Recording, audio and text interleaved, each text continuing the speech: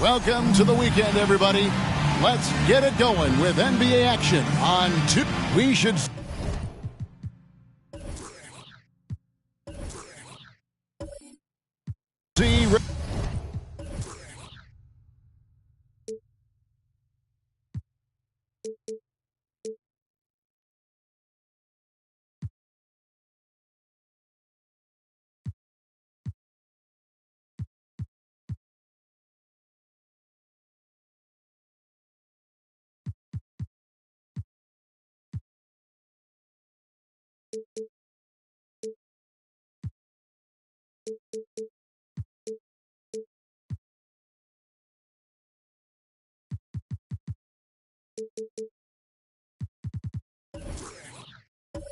A load of three-point shooting tonight. Both these teams can really shoot it from deep. How do you feel about the NBA's three-point revolution?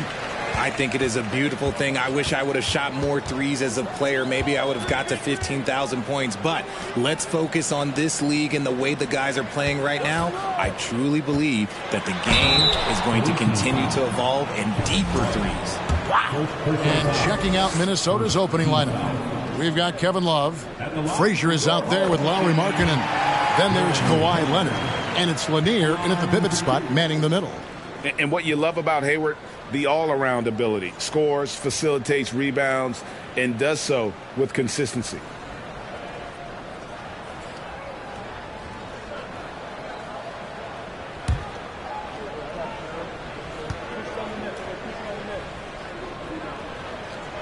Hayward hits them both. For a star like him, you get lots of opportunities at the line, and he's great at cashing them in. Frazier dishes to Love.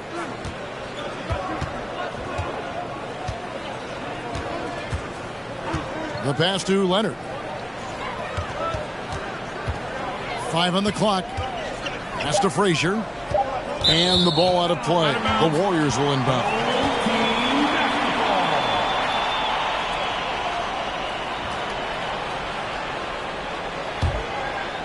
Here's Gilgeous-Alexander. Passes it to Malone. On the wing, Gilgeous-Alexander. And no good, his first shot of the night, missing. And so it's Frazier who'll bring it up for the Timberwolves. Last time they met was in Minnesota. And in terms of intensity, they kind of took the night off. Looked like they were just going through the motion. Yeah, you hate to be critical, but that's part of our job. You have to call it the way we see it. That night, they were flat. No good that time, and it's the Warriors taking it the other way. Well, I felt like they were never on the same page defensively in that one. Gave up way too many easy shots. Boy, they looked like they were asleep on that end of the floor. No one was talking. No one was paying attention. Yeah, it was rough. And Love gets it to go. There's not a lot that he can do, but stretch the floor is one of the things that Kevin Love is a specialist at. Here's Gilgeous-Alexander. The rebound by Kevin Love. Very dangerous to leave a guy like that open. Lucky break there for the D. Gilgeous-Alexander against Frazier. And it's Leonard missing. Warriors have gone 0 of 3 from the field to start the game. Anthony, the pass to Gilgeous-Alexander. Back to Anthony. And a great assist by Gilgeous-Alexander as that one goes in. And this is Gilgeous-Alexander's responsibility to find his guys when they're open. Frazier outside. And foul on the shot. He'll shoot 2 at the free throw line. Nice work to get it inside and draw the contact. The Timberwolves shooting their first free throws of the game. And typically a strength of theirs, 79% on the season.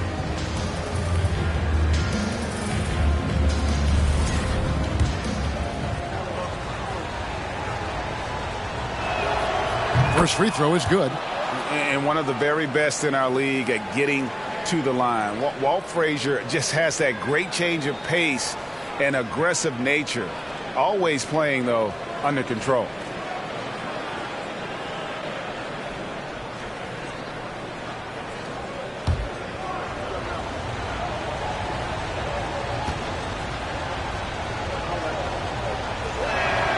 And Frazier drops them both. Here in the first, just under 2.5 minutes played so far. Gilgeous-Alexander against Frazier. Hayward on the wing. This one for 3. Sinks the three-pointer. Hayward's got 5. And that's a nice decision on Hayward's part. Good timing on the pass, and he doesn't want to waste an opportunity to bury the jumper. Frazier the pass to Love. Buries the long-range jumper. 6 points for him. And an eye for an eye. Both teams working to stretch the floor. This is today's NBA. Hey, we see this kind of exchange more often than not. Now here's Anthony. 14 points from him the last game against New Orleans. And he didn't just create offense for himself now. He did a tremendous job of setting up his teammates as well. Markkanen passes to Lanier. Pass to Frazier. Down to 5 on the shot clock. The Warriors pull it in. Outside, Gilgeous-Alexander.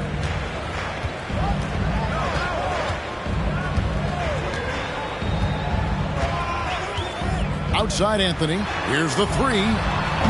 Gilmore tipped back in for 2. Yes, sometimes he comes off as maybe being laid back, but Gilmore is a fierce competitor in the post, and it comes out at his rebounding more than anywhere else. Frazier the pass to Leonard. And the 3 off target. And so it's Anthony bringing it up for the Warriors. The pass to Gilgeous-Alexander. The shot by Anthony, no good. No doubt it's been a bit of a struggle for him here in this quarter in terms of scoring. Love outside. 3-pointer. The Warriors pull it in. Gilmore's got 4 rebounds now tonight. And the foul called on Kawhi Leonard. That's his first foul. Second team foul. Substitution on the court.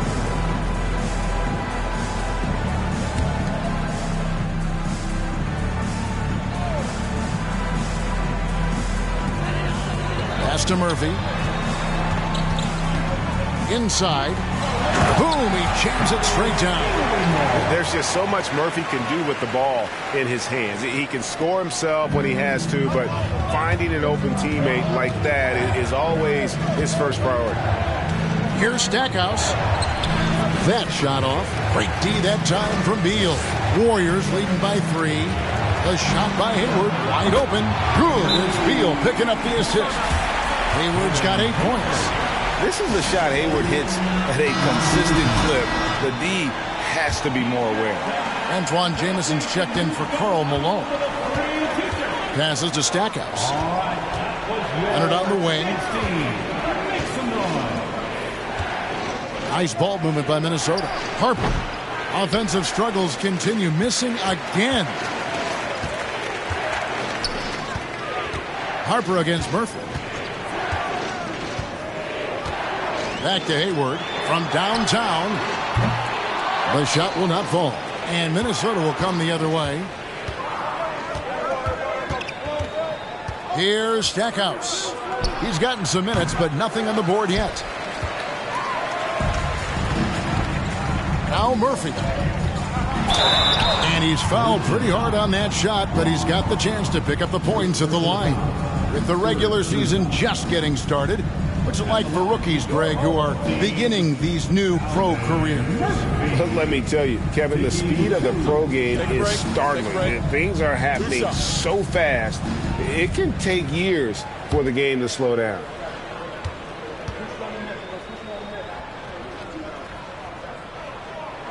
And the first one at the line is good.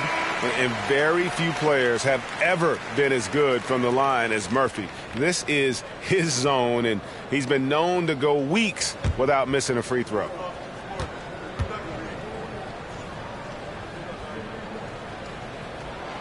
And so Murphy hits them both. Minnesota trails by 8. Guys are looking for a spark here. Yeah, a cold stretch offensively, for sure. Here's Stackhouse. Defended by Hayward. Pocket 6. Williams, a screen on Murphy. And that's out of bounds. Minnesota will retain possession. Right now, let's check out the teams with the best free throw percentage.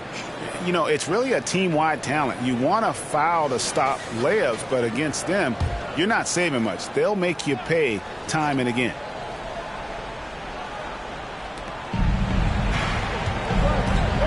Right side, Williams. And you can see they're struggling from the field. Misses, and the dry spell continues. Just doing the job on the backboard. There's 1:26 left to play in the first quarter. Hayward outside. From outside the arc. It's good from long range. Hayward's got 11 points.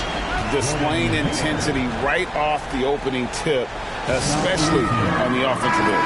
They came out swinging, really setting the tone on offense, and the opposition has not been able to respond. Marcus Camby, he's checked in for the Warriors. Here's Stackhouse. Defended by Hayward. Stackhouse, the pass to Petrie. Murphy against Harper. Williams, a screen on Murphy. Clock at 4. The Timberwolves again can't hit. That is not a guy you want to allow open looks from Rain. Lucky for the defense, he just couldn't get it to go. Nedelicki with the rebound. Minnesota trails by 11. The dish to Harper. 2 free throws coming up, and they call the shooting foul. Clearly a foul. He's getting his first free throw attempt of the night right now. At the line for the away team, Ron, taking 2 shots.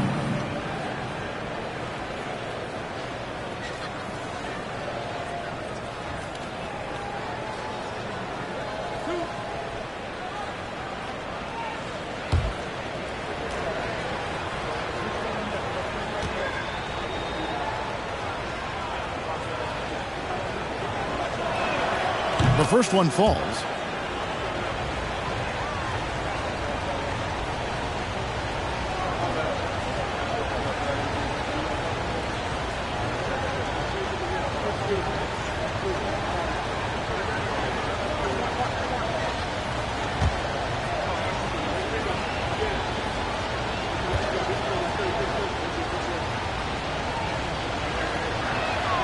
And Harper drops them both.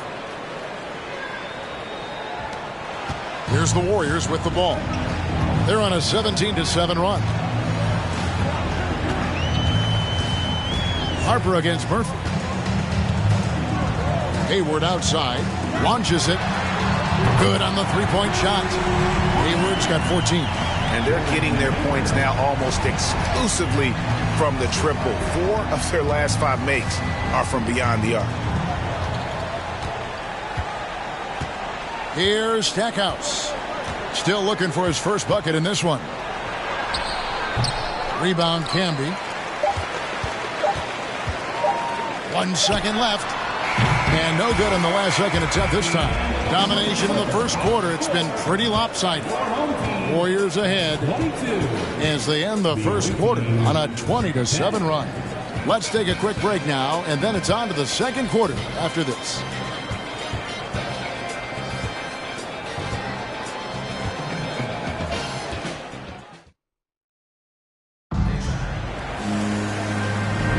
And glad to have you with us, folks. Second quarter of basketball. This game has not exactly been neck and neck, but plenty of time left in this one. And let's take a moment, guys, to get your take on the scoring so far for the Warriors. Minnesota trails by 12. Malone is out there with Hayward. Then there's Shea Gilgeous-Alexander. And it's Camby. And it's Anthony in at the 2. They get it back. Lanier. And he drops in the layup off the glass. Lanier's got his first basket. That's a blue-collar bucket right there. Grown man basket. Put in the work. Got a second chance to score. And for the Timberwolves, Frazier is out there with Lauri Markkanen. Then there's Kevin Love. Then there's Kawhi Leonard. And it's Lanier in at the 5 spot. Love outside. Outside, Markkanen.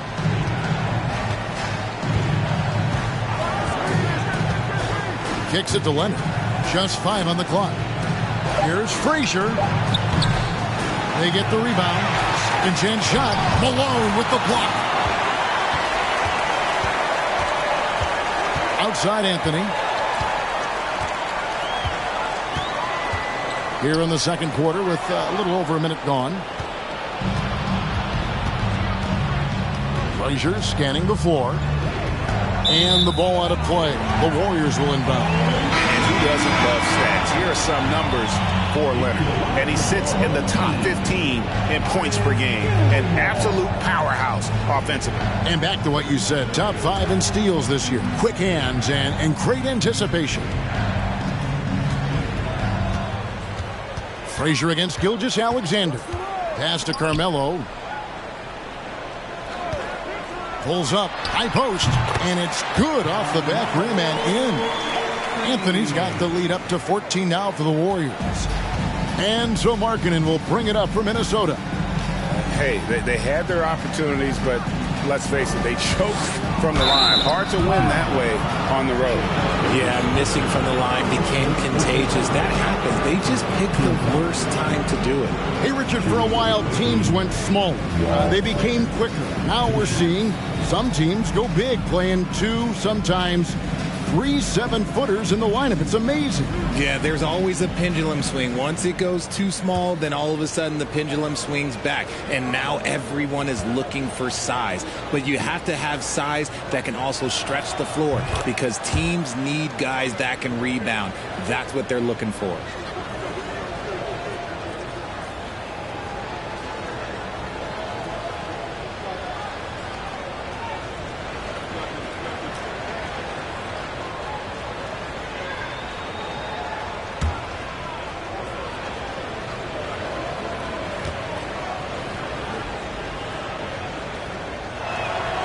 And Frazier drops them both.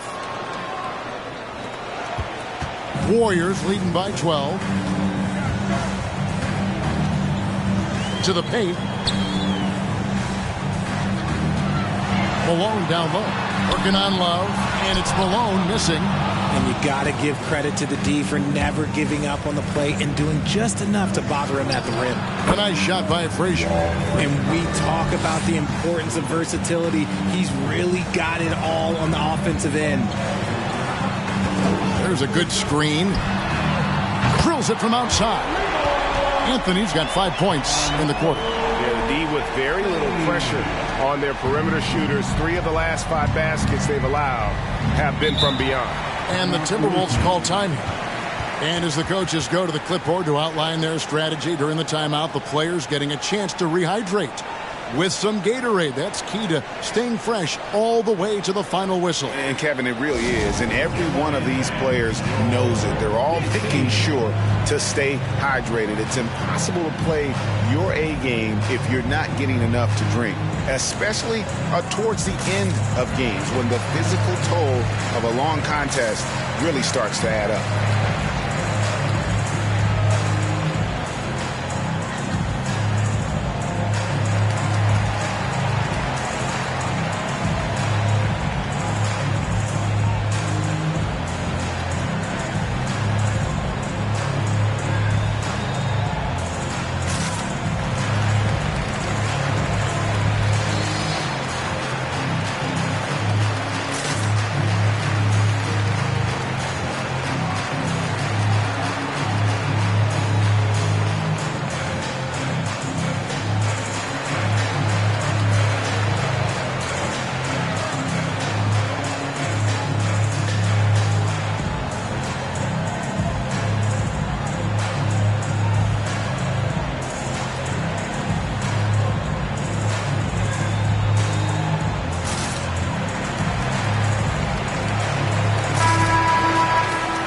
It's a big bonus when you get effective outside shooting from your big men like these guys over the past 10 games.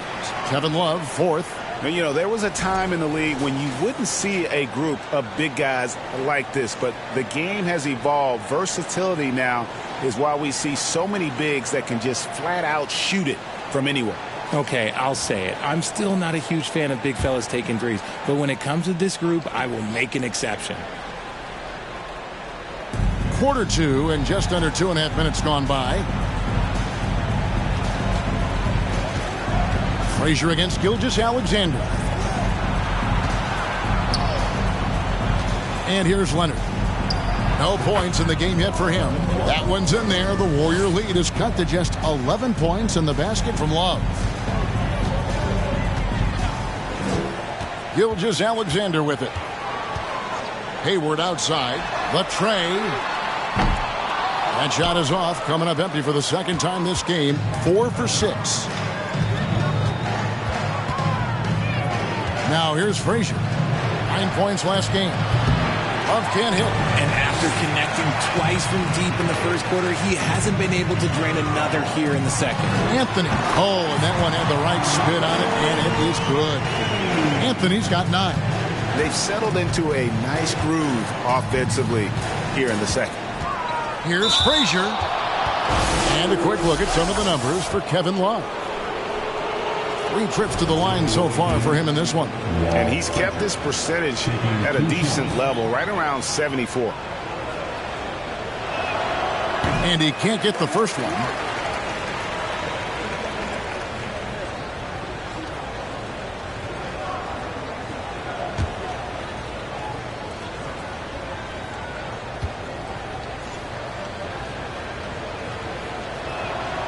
And he can't get the second one to drop either. Coming up empty that time. Hey, Richard, as soon as your playing career ended, you got right into this business, into broadcasting. When did you decide that this would be the next step? Well, the first time is when I thought I was going to be out the league, and so I started doing more and more work until I retired in 2018. So it started way before I retired. That laid the groundwork for you. Good job. And that's a block right there. He swats that ball away with some energy. And big defensive plays like that will help them stay in control of this one. Gilgeous-Alexander passes to Hayward.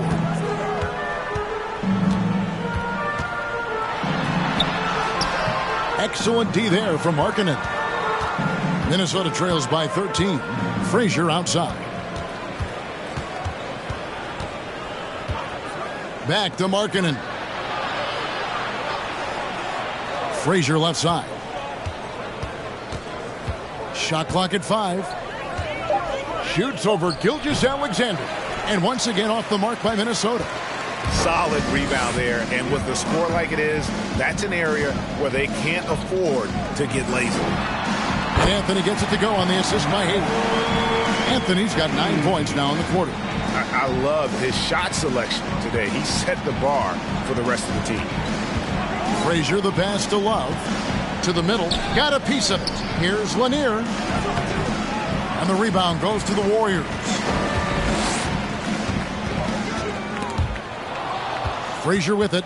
He's picked up by Gilgeous-Alexander.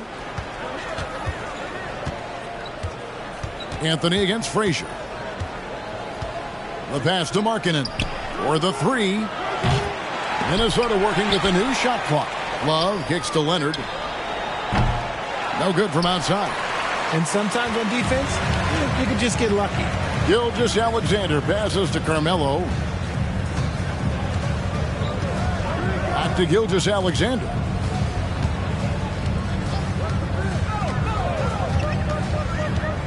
Five to shoot. And the call on the shot that sends him to the line. That one on Frazier. And this young man, a rising scorer who continues to improve. Gilgeous-Alexander may soon be the focal point of every opponent's scouting report.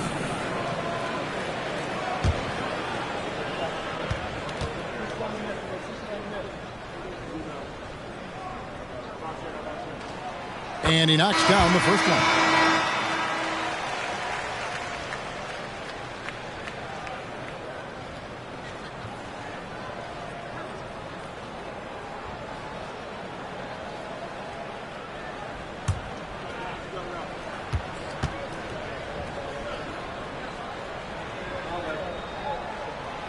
He hits one and misses one, each at the line.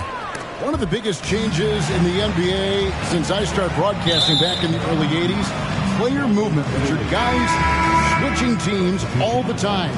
Is that a good thing or a bad thing for the NBA?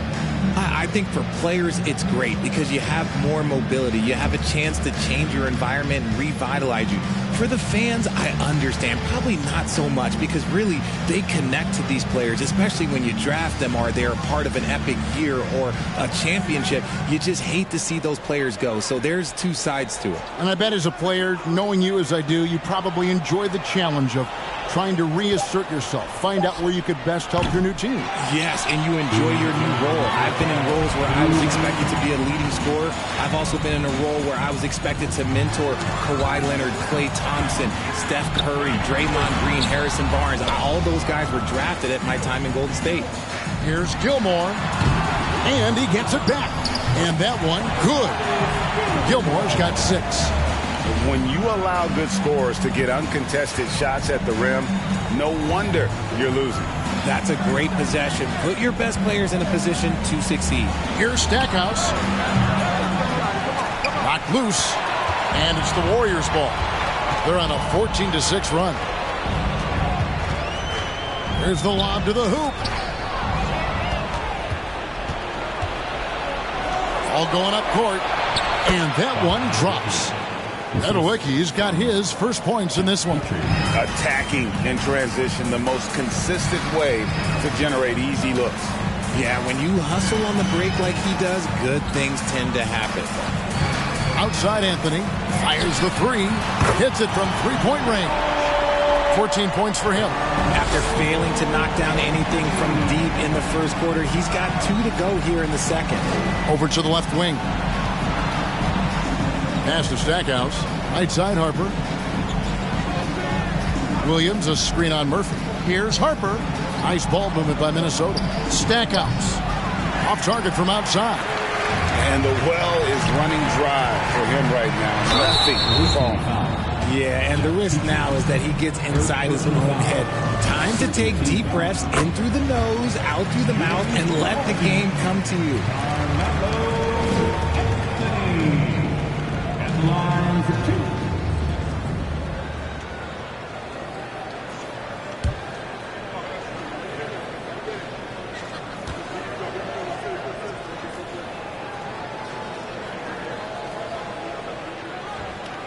And he can't hit the second. A lights-out scorer who possesses incredible confidence. Anthony is such a skilled and explosive player. 2 seconds separating the shot clock and game clock.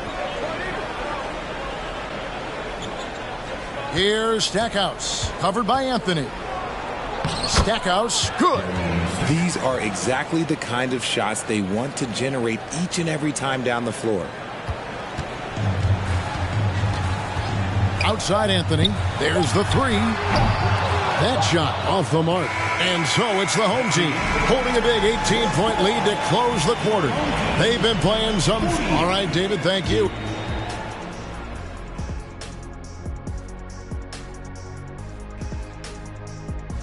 Well, looking at the Warriors, it's better. Now moving on to the game at hand, some challenges in this first half for Minnesota.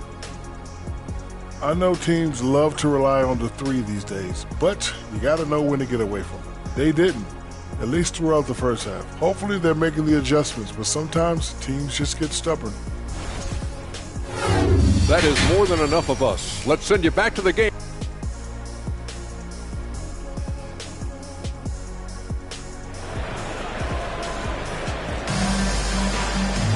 And with the second half upon us, we'll find out if this game becomes the route that it's threatening to be. You have to like what we're seeing from Carmelo Anthony. Man, he's been running wild on him through that first half. Absolute dynamite on offense. If they don't change their approach in the second half, let's just say his success will continue.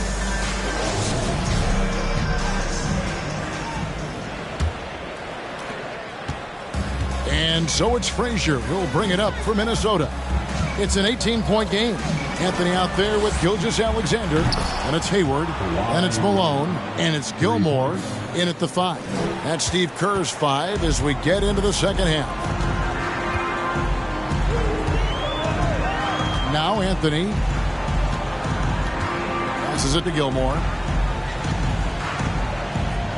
They set the pick. Back to Anthony. 6 to shoot. Leans from outside. And it's off the back rim. No good. He made that way more difficult than it had to be with that leaning jumper. As a result, he comes away empty. Markkanen passes to Lanier. Outside Leonard.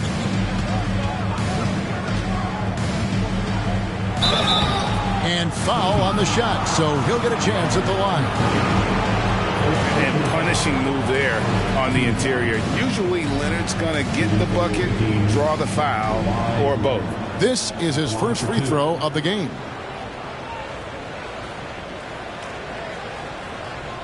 Take a break. Take a break. 2 shots.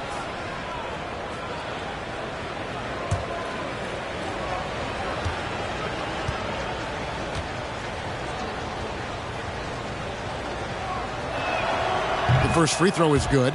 A superstar who really kind of keeps to himself. Leonard truly leads by example, and it's produced titles.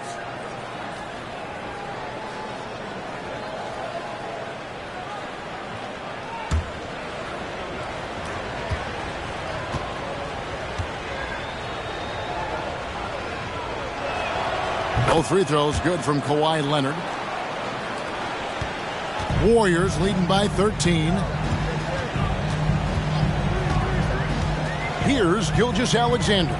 He's certainly been a consistent piece of their offense, averaging about 14.5 points a game. I'm shocked that didn't turn into 3 points. I mean, he makes you pay on those nearly every time. Leonard kicks to Frazier. Love outside. Good. Great play set up by Frazier. Frazier's got his 4th assist in this one. The adjustments they've made offensively, they're putting guys in a position now to succeed. But it took them a little while to get there. Just goes to show as long as you persevere, you'll figure your way out. Here's Minnesota. Good momentum, 8 straight points. Frazier the pass to Love. Now here's Leonard. Launches a 3. Malone with the rebound. 2 minutes into the second half of play now. Hayward kicks to Gilgeous-Alexander. To the inside. It's stolen by Frazier. Let's check in with our reporter, David Aldridge. Thanks, guys. Now we see more and more top prospects bypass college or even leave high school early to make six figures playing for G League Ignite.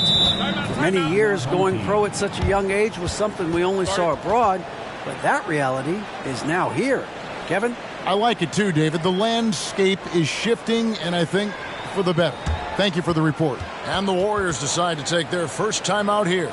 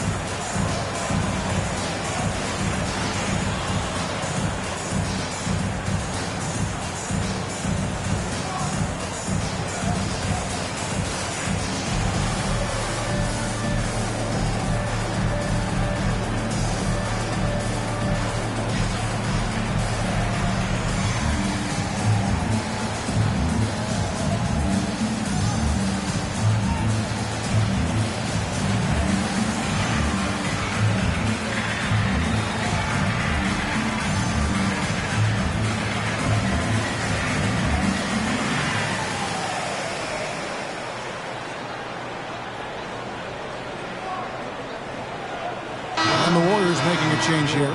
Hamby's checked in. And let's take a moment to show you the NBA's best rebounding teams over the last 10 games. What a show of strength in terms of rebounding. I mean, they've really controlled the glass here of late, playing with some extreme physicality.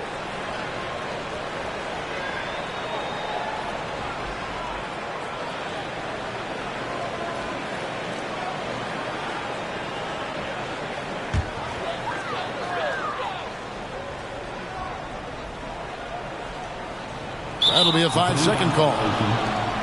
And a quick look at how the Minnesota Timberwolves schedule is shaping up on Saturday. You know, some might look ahead at the schedule and start marking off how many wins they'll wind up with, but I think that's a trap. You can't take any nights off in the NBA, and you've got to stay in the moment. Frazier, the pass to Love. A touch over 2.5 minutes of basketball played here in the third quarter. He is just really almost playing for the other team. The shooting has just been poor. Here's Anthony. Makes good on the step-back jumper. Anthony's got 17 now. Nothing better than a hustle play like that. It gets the whole team amped up, sets the example for everyone. Frazier, the pass to Love. Good, and it's Frazier who picks up the assist. Frazier's got 6 assists here tonight.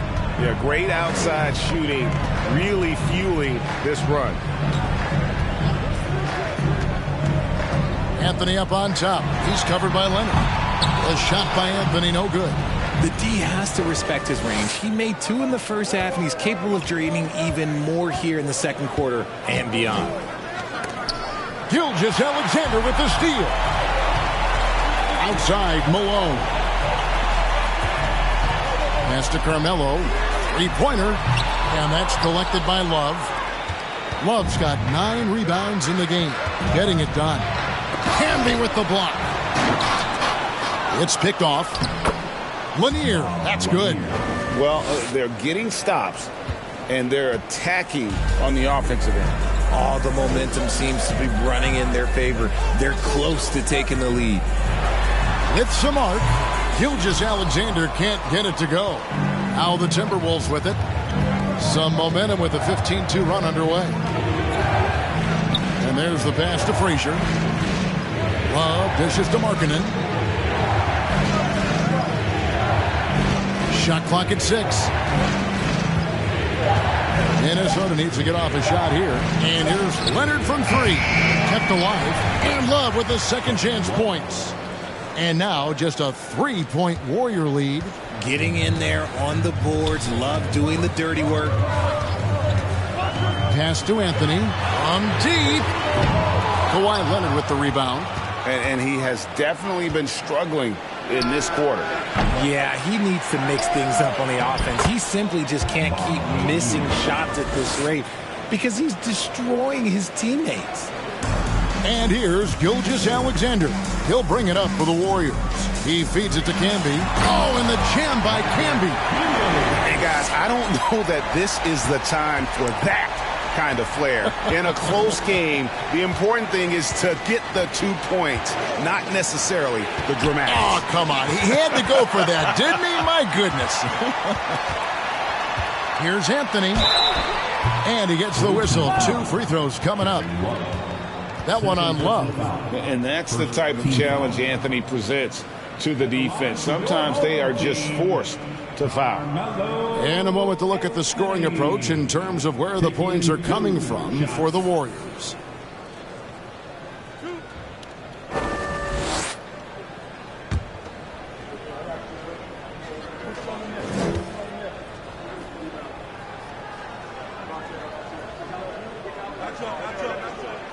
First one falls for him.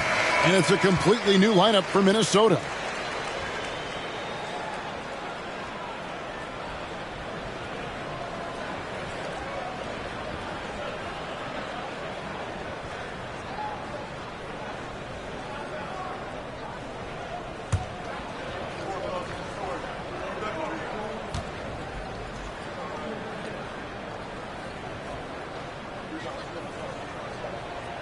And Anthony drops them both.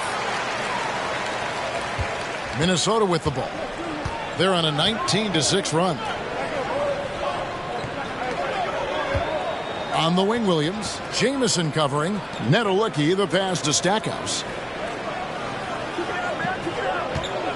Harper against Murphy. Just 5 to shoot. Here's Petrie. That falls. Nice feed that time from Harper. Petrie's got himself on the board with 3 there. When guys are moving the ball, sharing it, it makes the game so much more fun, both as a player and as a fan. The bucket is good. He'll have a chance for one more. That one is on Stackhouse. And this is proof that Anthony is just undeniable sometimes. Even the contact can't stop him from getting off that shot. He's gone 3 for 4 from the line.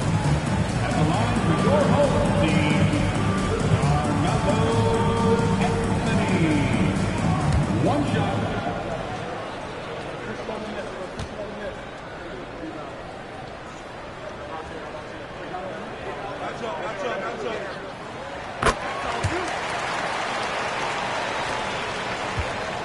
Minnesota trails by 5. Harper the pass to Petrie. Timberwolves passing it around.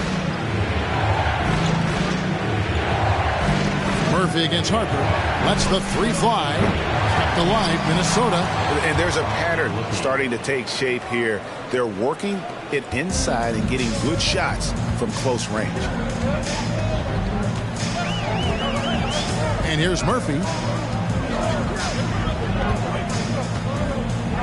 1:31 left here in the 3rd quarter.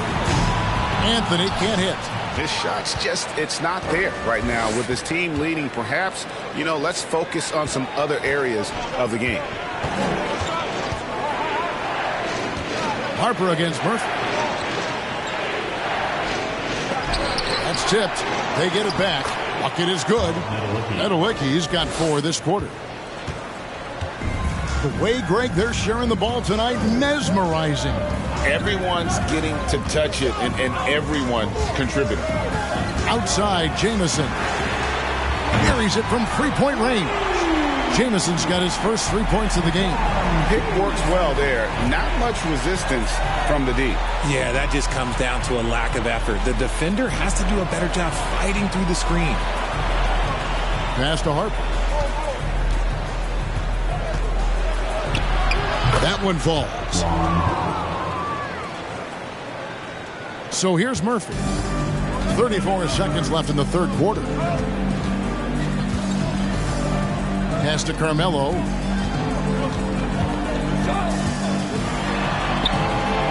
That one goes. Count it. Anthony's got 24. And this close into the cup, Anthony makes it look easy. Nice soft touch on that one. Now Stackhouse. He's averaging a bit over 5 points a game.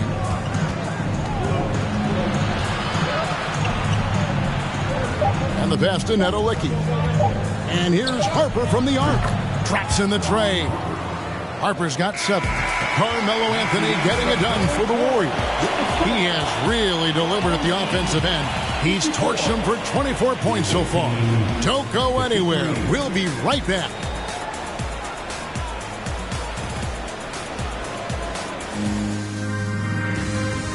And let's take this opportunity now to show you our State Farm assist of the game. And I'm glad this was the pick because I love this pass. Such a great dish. That's what I call court vision.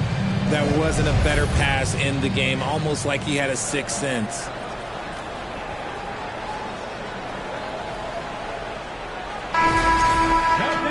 And with these teams locked in a very close contest, this fourth quarter promises to be a good one. On the court for Minnesota, we've got Kawhi Leonard. Lauri Markkanen is out there with Frazier. Then there's Kevin Love, and it's Lanier in at the 5 roaming the paint. It's stolen by Frazier. Leonard on the wing, covered by Anthony, and it's Leonard missing.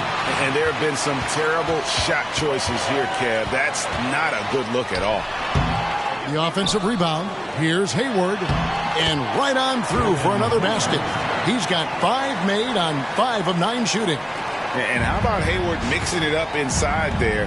Shows he can score on either side of the three-point line and really makes him more difficult to guard. Outside, Markkanen. Just 4 to shoot. Back to Frazier to tie it up. Offensive rebound.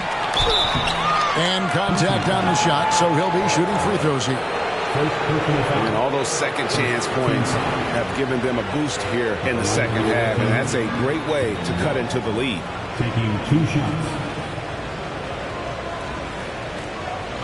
Take a break. Take a break. 2 shots.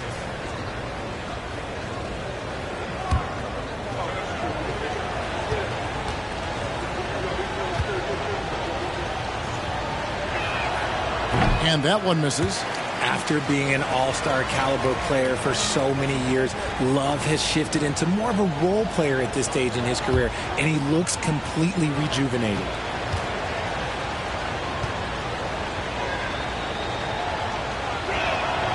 And he sinks the second. Yeah, being down 2 points instead of 1 thanks to the free throw miss makes getting a stop here absolutely critical. Here's Gilgeous-Alexander, and it's blocked. Taken away by Anthony.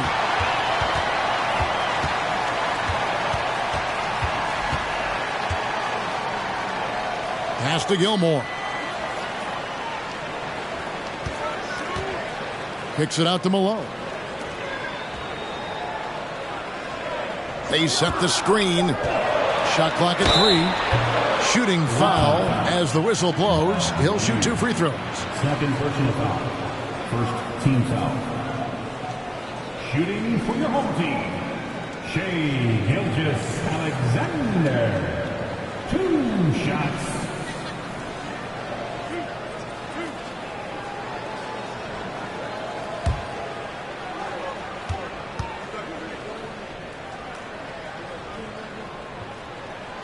And the first one drops. Impeccable from the line since halftime.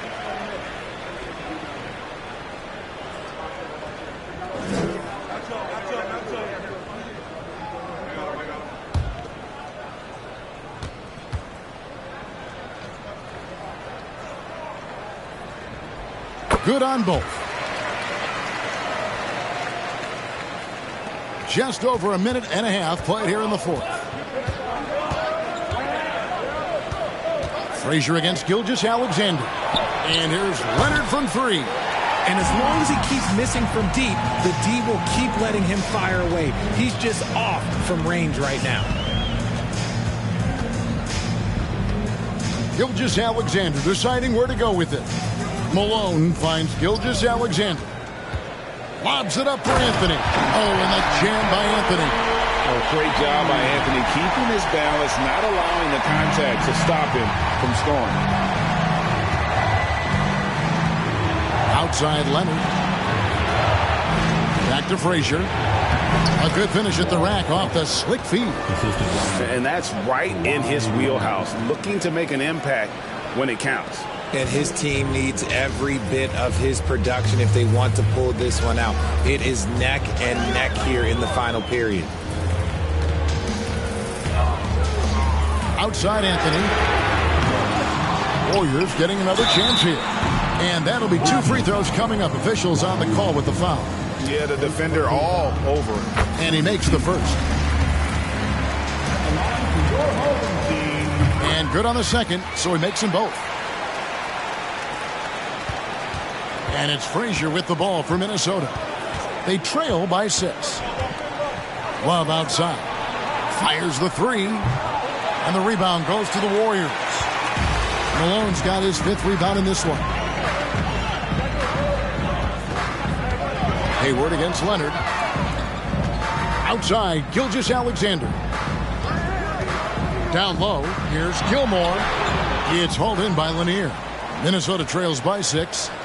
They've been looking out of sync offensively. Yeah, their offense has ground to a standstill.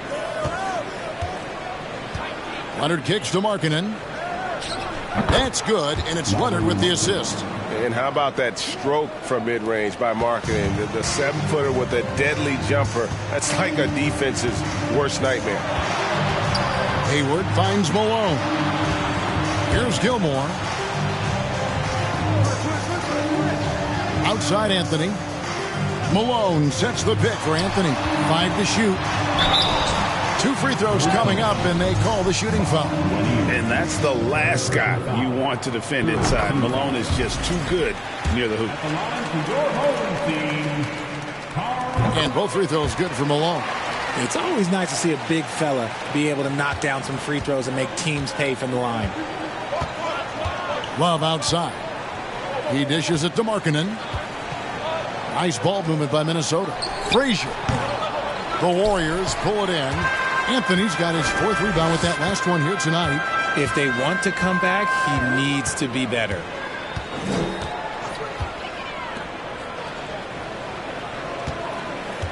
Takes a 3. A 3-pointer is right on target. Anthony's got 29. He was solid in the first half from deep. He's a guy who can get hot. Let's see how he does here in the second. And here's Love from the arc. Carmelo Anthony comes up with the rebound. Anthony's got his 5th rebound right now in the game. Passes it to Gilgeous-Alexander. Back to Anthony.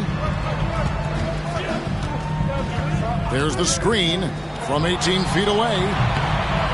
Love grabs the board. Love's got rebound number 13 with that last one. Gilgeous-Alexander against Frazier. Outside, Markkanen. Frazier against Gilgeous-Alexander. 3-pointer, Markkanen. The shot, no good. The Warriors go the other way with it. They led the game at 1 point by 20. Anthony can't hit. Minnesota trails by 9. Leonard kicks to Frazier. Here's Love. Shooting foul as the whistle blows. He'll shoot 2 free throws. That one's on Anthony. Such a skilled guy to guard. Love a difficult matchup for anybody. Both free throws good from Kevin Love. Warriors leading by 7. Gilgeous-Alexander with it.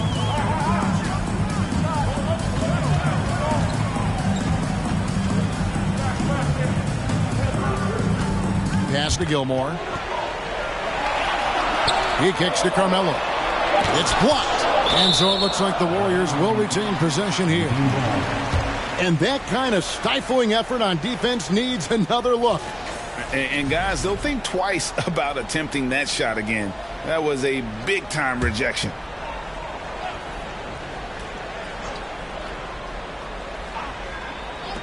Three-pointer, Hayward. That one doesn't go. It's his 5th miss and 10 shots from the floor.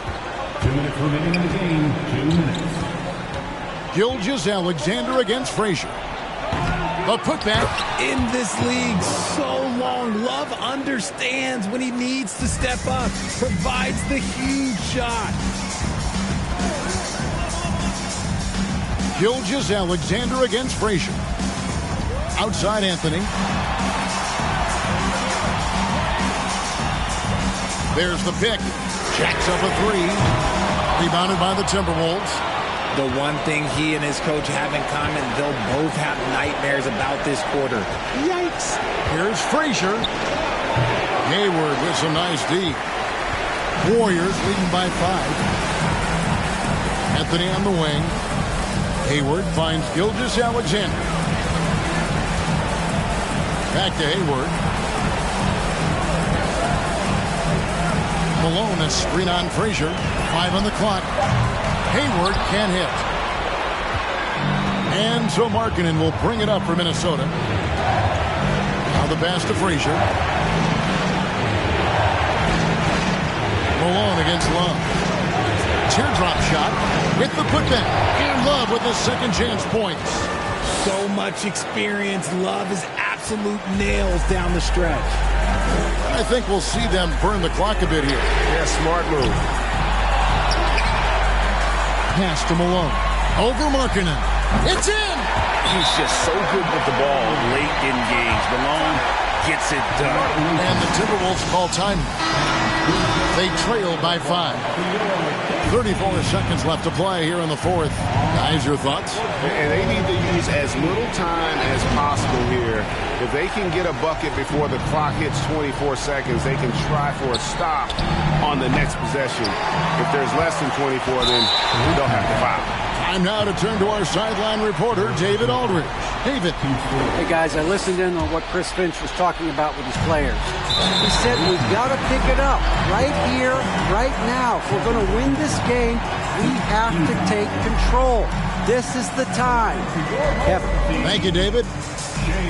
Gilgeous-Alexander. 2 shots.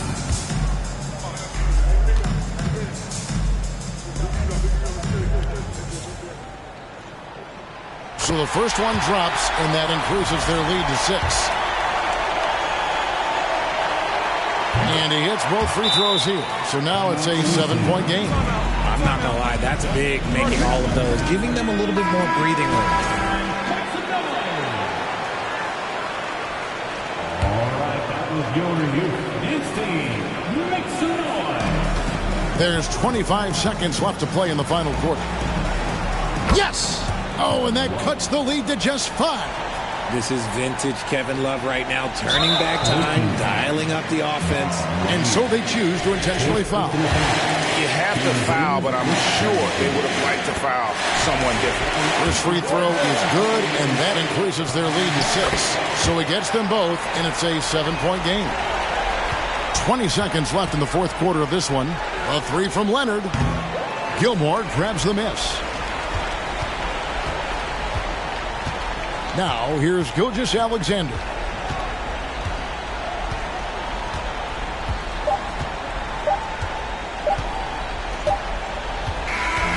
So we see the Warriors get the win here. It was a fantastic ball game, and they did a great job making sure it didn't get away from them late.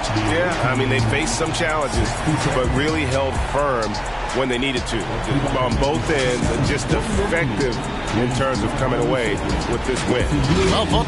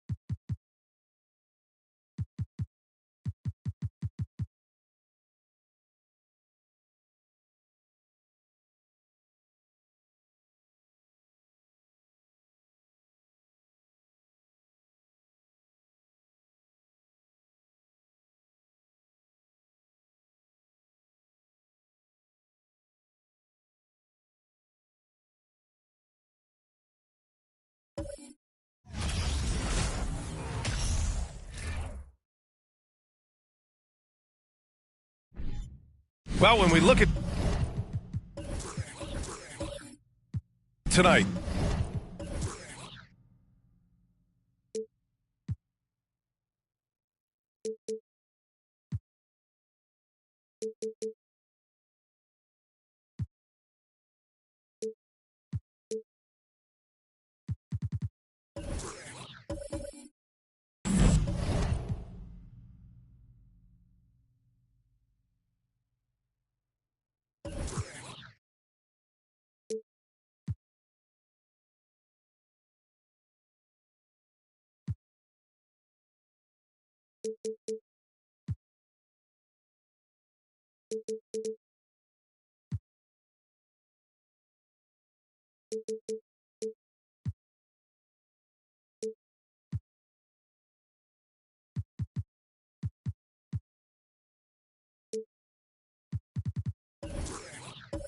this could come down to the backcourts, Grant. They're both very talented. Yeah, B.A., you know I love great guard play.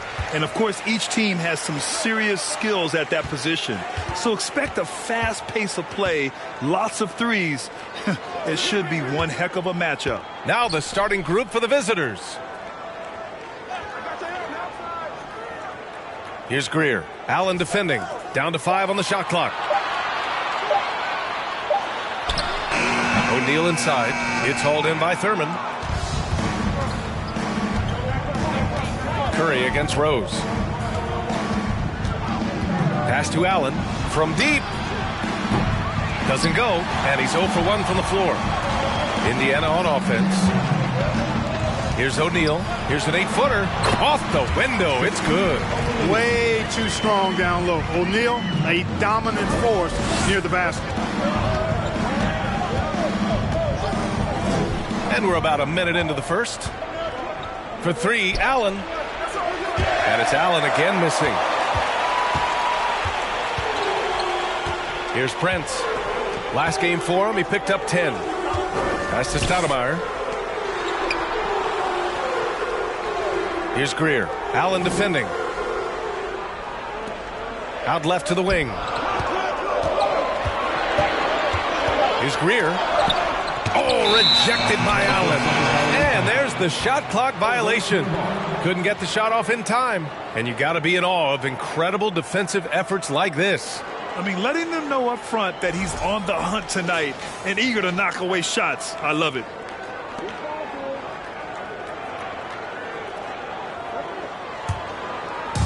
First minute and a half of basketball played here in this one. Curry against Rose. Pass to James. Here's West. James outside. So it'll be 2 free throws. He was fouled in the act of shooting. So physically powerful. A tough task to defend LeBron inside. James, 2 shots.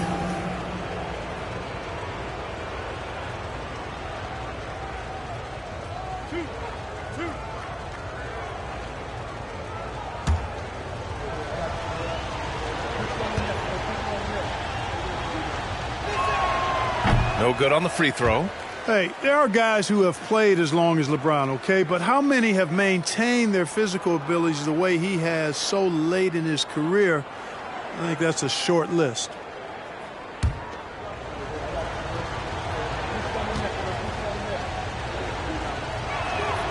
And the second free throw is good. The Pacers have gone 1 for 3 so far. Pass to Prince. First quarter, just about 2 minutes in.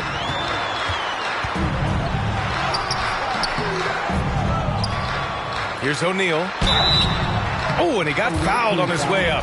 He'll head to the line to shoot 2. You know, he's no stranger to contact and getting fouled. O'Neal is such an imposing player. As a defender, sometimes all you can do is foul the big fella.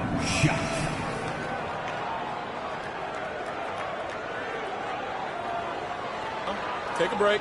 Take a break. 2 shots.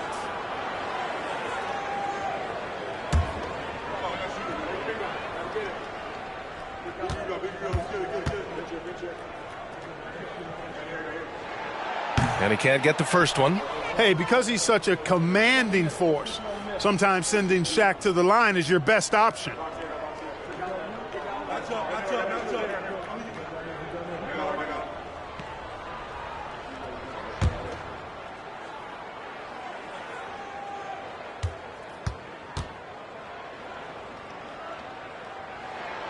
Good on the second one.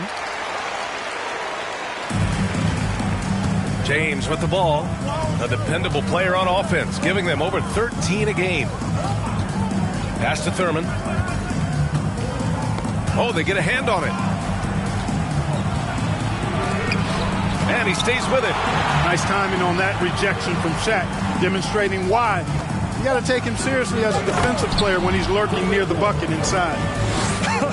I tell you, a little extra pressure on D when you're up against a point guard who can elevate.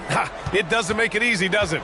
And, you know, guys, showing how dynamic a weapon he is for this offense, they feed off of that energy and ability to make plays. It gets them going. He's consistent from out there, especially when you give him that kind of room. Pass to James. O'Neal pulls it in.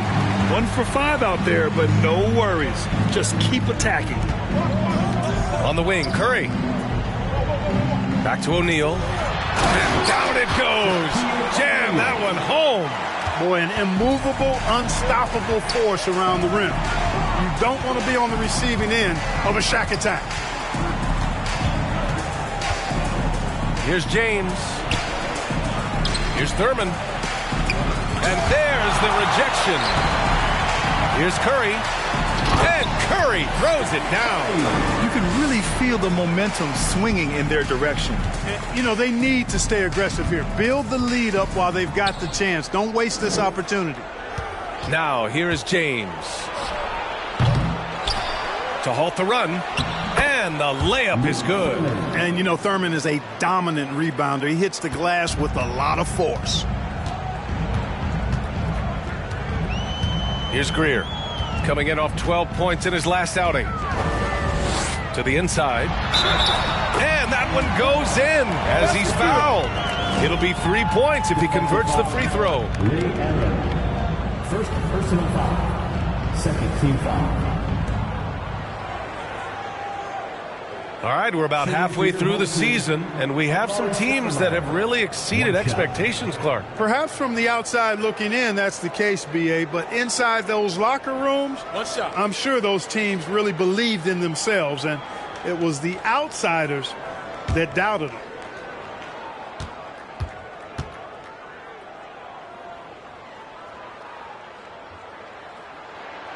Excellent piece to have offensively. Stoudemire has that toughness you look for in the score. Curry against Rose. Pass to West. Three-pointer. And as it goes out of bounds, San Antonio will keep possession. Okay, a chance to look at some numbers for Stephen Curry.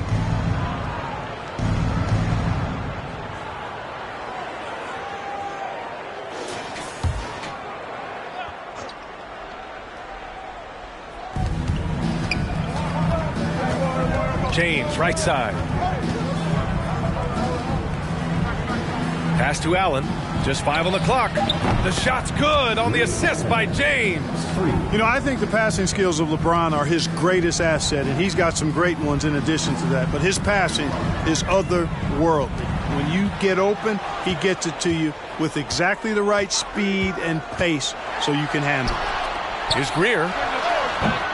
Off target from three-point range. The Spurs shooting has not been great early, just 27%. Here's Allen. He got a piece of it, and he gets it back. No good that time. So Indiana will take it the other way.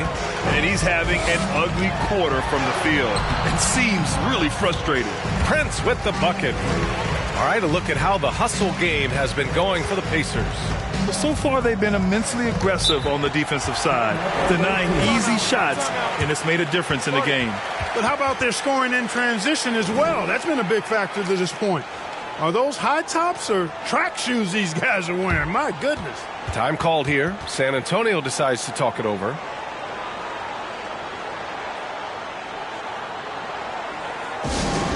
right, that was your team.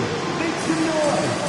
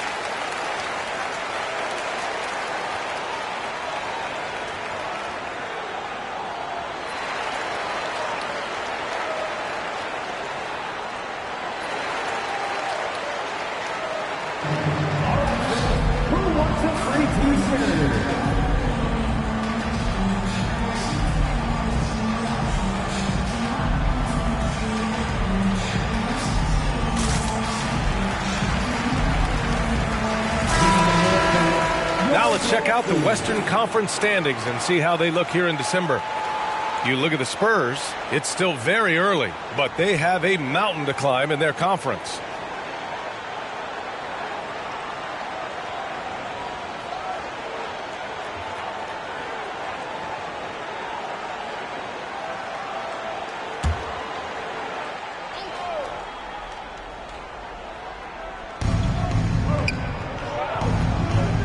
Walker against Curry. Pass to Hawkins. And here is Green.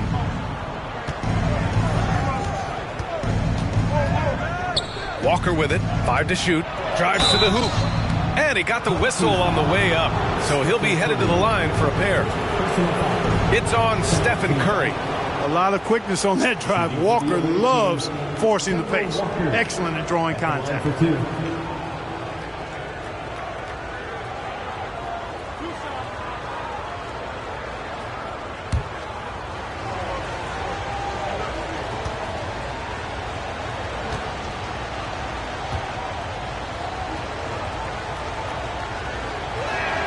Free throw good, Walker. Hey, and that explosiveness of Walker is sometimes just mesmerizing. A quick-footed guard with a superb shooting stroke to match.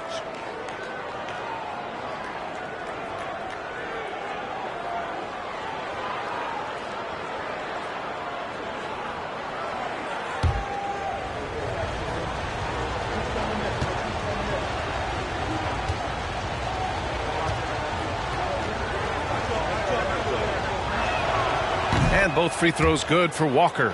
He's making the most of every trip to the line, providing for his team. Jackson outside. Pass to Halliburton. The three is up.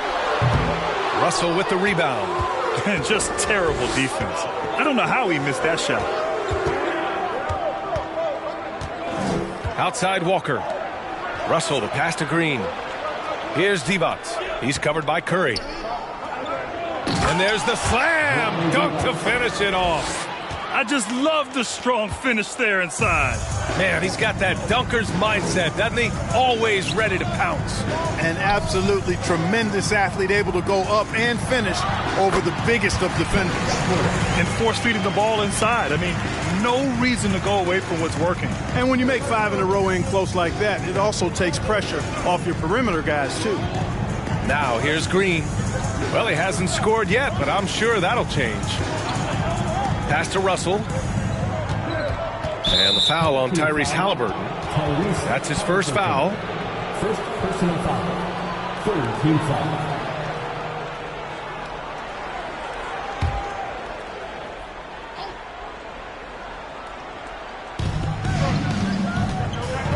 And he drives in. Hawkins. Sweet little floater. How about that wonderful floater he has, showing off an exquisite touch. Halliburton, the pass to Curry. Jackson with a screen on Walker. Here's Curry, and he'll draw the foul. He'll head to the line for 2. You never really get tired of watching Curry do his thing. The stroke on his shot is such a thing of beauty, and when he's dialed in, his offensive performances are just tremendous. Shooting 2.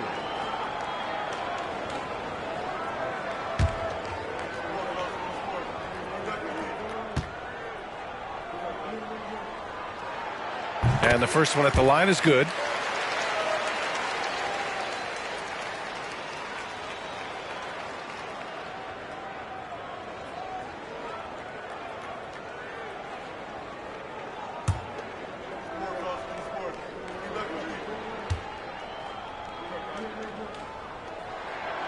And that one goes in. 2 from the line that time.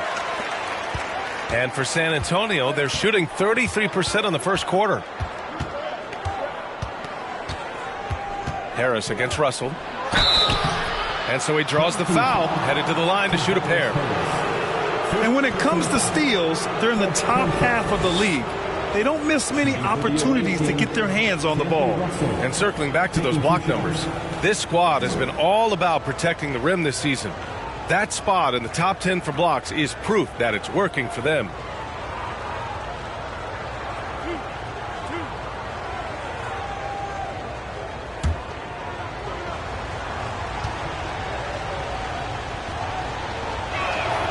First free throw is good.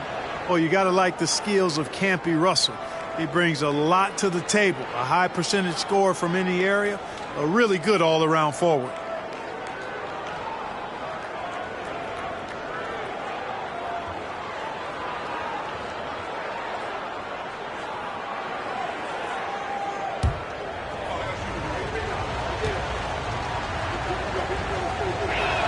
That one's no good.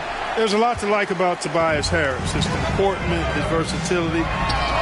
He's adaptable. I think that stands out as well. I mean, he's had to play a lot of roles on different teams, and he's done them all at a high level. Here's Hawkins. There's 38 seconds left in the first quarter here. 6 on the shot clock. Walker for 3. Can't hit that one. So Indiana will take it the other way. I actually thought their execution at times was excellent, but they failed to come through in those important moments. And, you know, it's never easy trying to win away from home. They were close, but just needed a little more push at the end. Green against Halliburton. And it's Green missing. From deep three-point range, that misses. Would have counted had it gone. And we've reached the end of the first quarter. The Pacers, they lead by 4. Stay with us now as we get set to bring you quarter number 2 after this.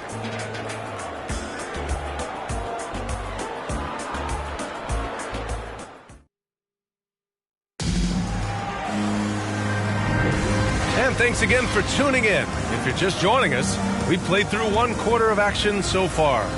And from what we've seen here from the home team, what's your take so far? It's simple. The main takeaway from the first quarter is they're winning this game with defense. Yeah, I agree. I mean, you look at the energy, the effort, defensively, they put it all out there in that opening quarter. Here's James. So, on the floor for San Antonio. Pass to Rose.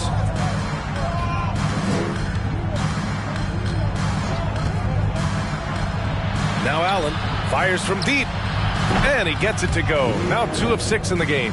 Just a nanosecond from touching the ball, Ray Allen, ready to fire. Now here's Curry. In his last outing, he had 11 points. O'Neal inside. Pass to Prince from behind the arc. They get it back. Controls the rebound and the putback.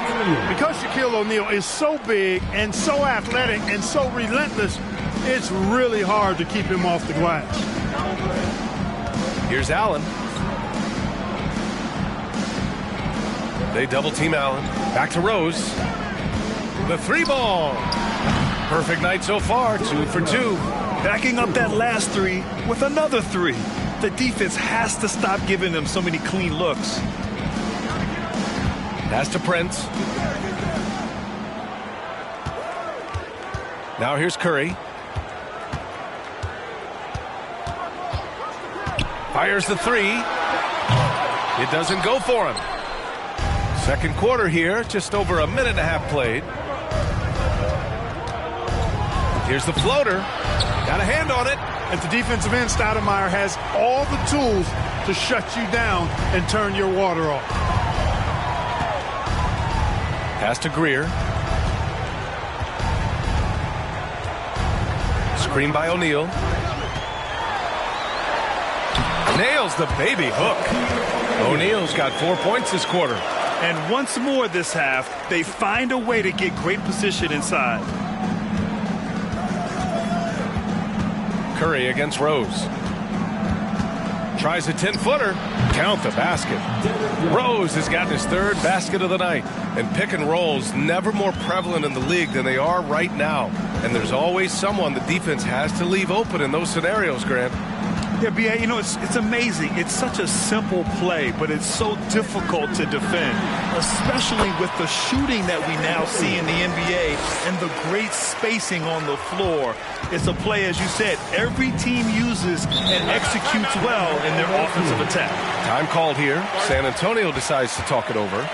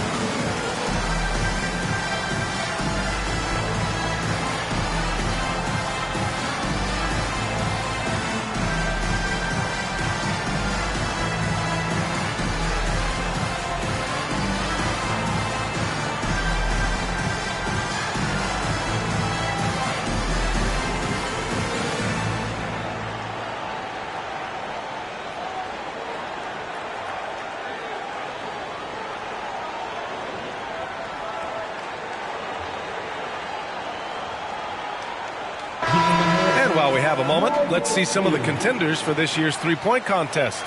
Some of the players who have a shot to make the final cut. Hey, not a bad list of shooters at all.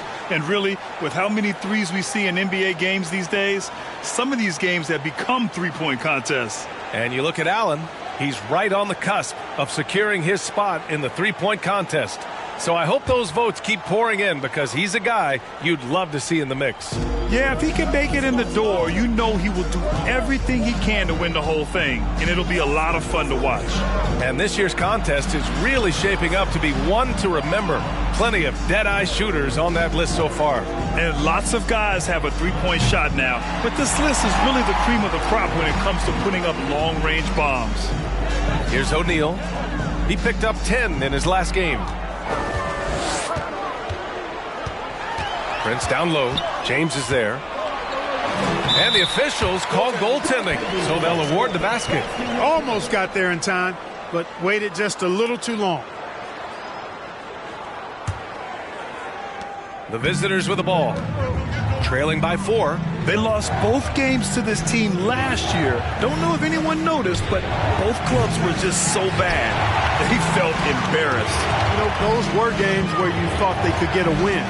But now they need to forget about it. It's in the past. Let it go. And they got to focus on the present and try to make a better run of it this time. Now here's Curry. He has 6. 6 to shoot.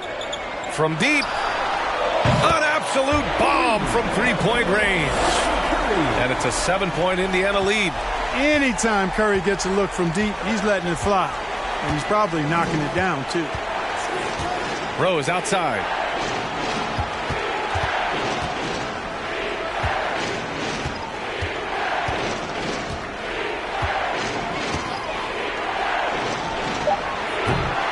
Oh, and just miss after miss right now.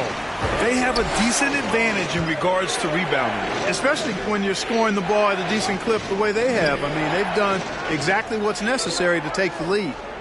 Here's O'Neal. He's got 11. The 3 from Curry. Can't get it to fall. Now 3 for 5 in this one. For San Antonio, they've gone 3 for 7 here in the second quarter. James, right side. Here's Thurman. Tipped. Here's O'Neal. Checking the numbers. He's averaging close to 15 a game. Offensive rebound. The shot by Stoudemire, no good. Everything right except the finish. Have to keep focused all the way through the play. From deep, Rose gets the 3 to fall. Rose has got 8 here in this quarter. You've got to take Rose seriously from there now. I mean, he's capable of doing some major damage from distance. Here's Prince. Check by James. Pass to Stoudemire. Oh, there's the alley. Well, the defense tries to slow Shaq down inside, but emphasis on tries because O'Neal just too strong. Time called here. San Antonio decides to talk it over.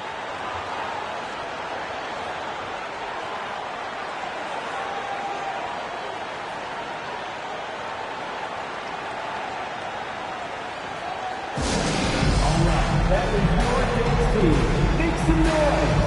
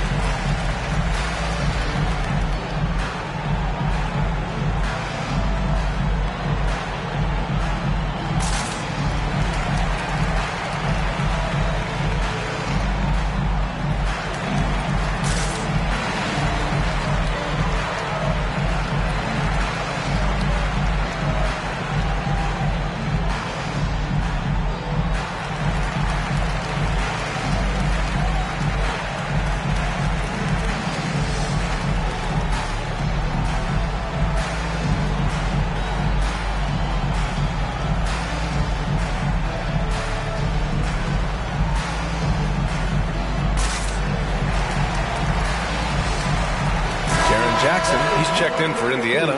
Halliburton comes in for Curry.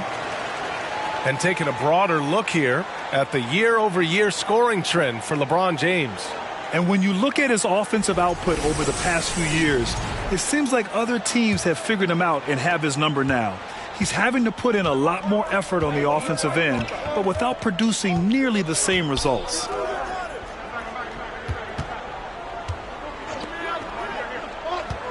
The kick out to Walker. Back to Allen. Pass to West. Russell with the ball. It's deflected, and they turn it over. Shot clock violation as the buzzer sounds. On Sunday, they'll be matching up against Donovan Mitchell. Then on Wednesday, they'll be matching up with Jimmy Butler. One way you could look at this difficult stretch against some of the best in the league, it's a tremendous chance to prove to the league just how good your team is. It could provide a huge statement. Pass to Jackson. Halliburton on the wing.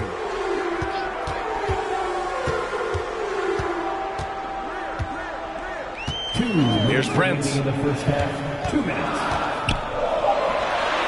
Halliburton on the wing. From outside the arc. Rebounded by West.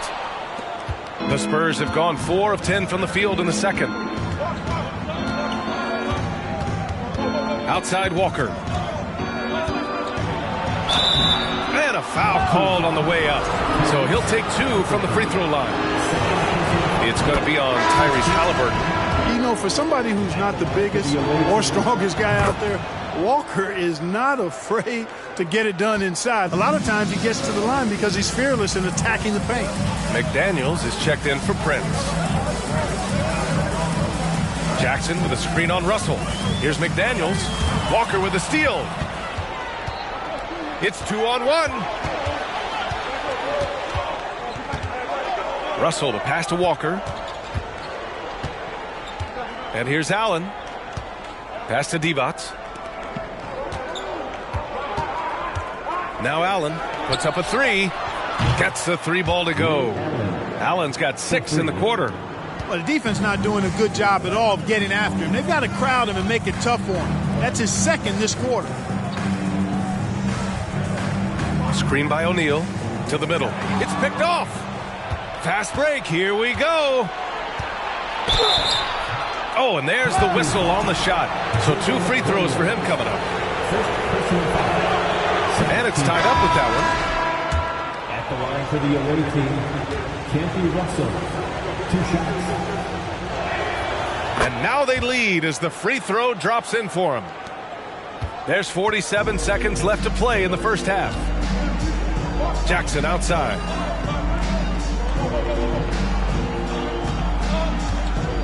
From the arc. Doesn't go for him. San Antonio goes the other way with it. Here's Green. And no good. McDaniels with some nice D for Indiana. They've gotten 6 shots to fall out of 13 attempts here in the second. Jackson the screen. McDaniels passes to Jackson. Halliburton on the wing. Walker covering. And the basket by Halliburton.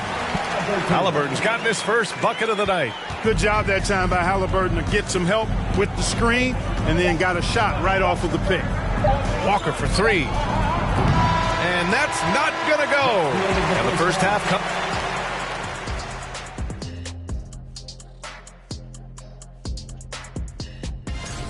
Man, this is just beautiful basketball. Poetry in motion. I mean. And let's shift focus over to.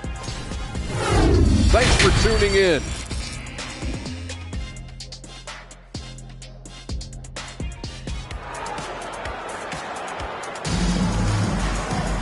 And after a fairly even first couple of quarters, this second half could turn out to be a great one as both teams trying to gain an edge.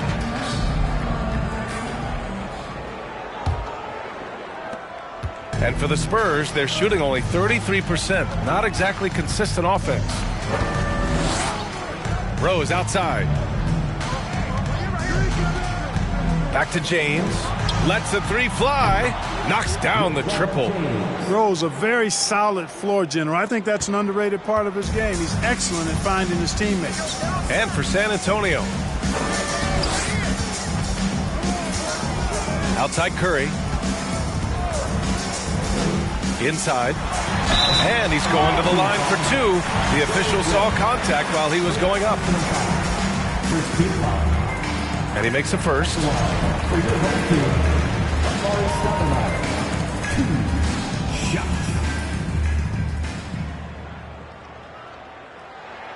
That one falls, so he hits both of them.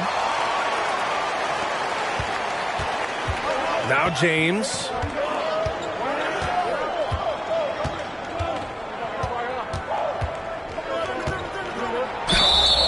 And he was fouled while in the act of shooting, so he'll take 2 free throws.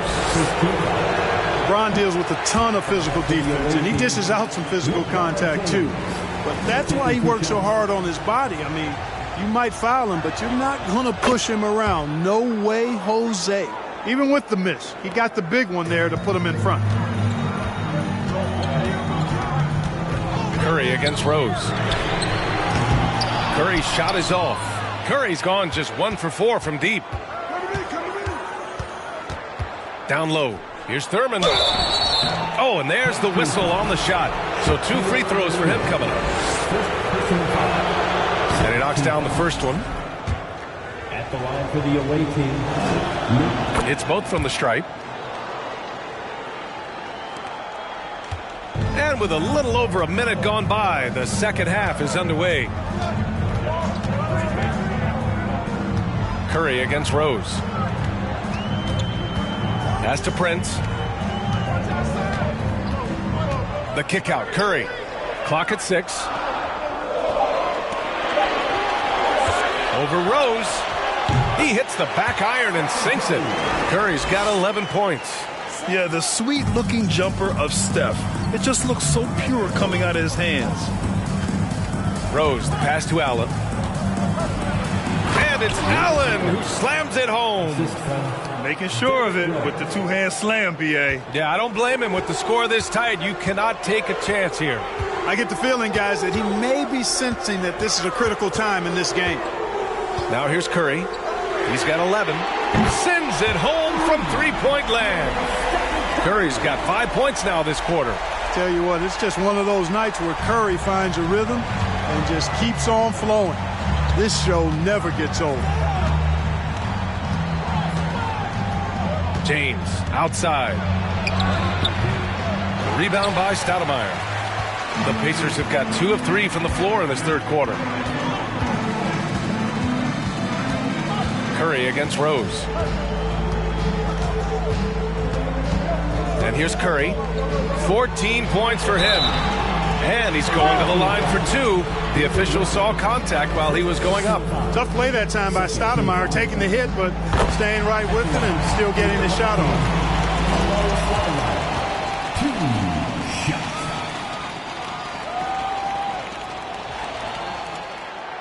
So he picks up just 1 from the line that time. Well, the Spurs shooting 36% for the game. Not great. Rose with it. He's got 10. There's James on the wing. And they'll get another chance. No good there. Indiana shooting a nice 50% for the game. Pass to Curry. And he lobs it up to the rim. And an emphatic jam on the lob. You've got to keep a body on O'Neal. I know it's easier said than done. Or, if you don't, he's going to eat you alive on the lob. Time called here. San Antonio decides to talk it over. Yeah, hoping to tap into something that'll get them clicking. Yeah, and, you know, that's going to be the focus of this timeout. They need to come up with a spark to get the offense going. Tobias Harris checked in for O'Neal. Make some noise, fans. Now here's Rose. Doing some damage on the offensive end, putting up a little over 14 points a game. And there is a whistle. That goes on Tobias Harris. That's foul number 2 for him.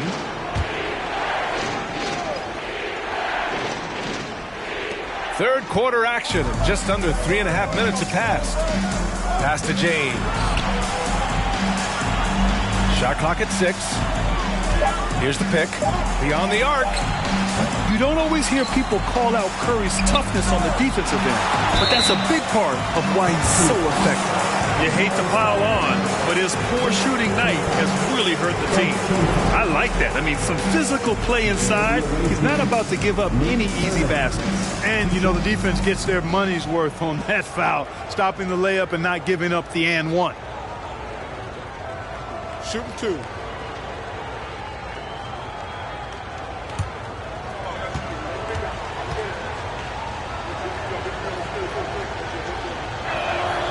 And he drops the first.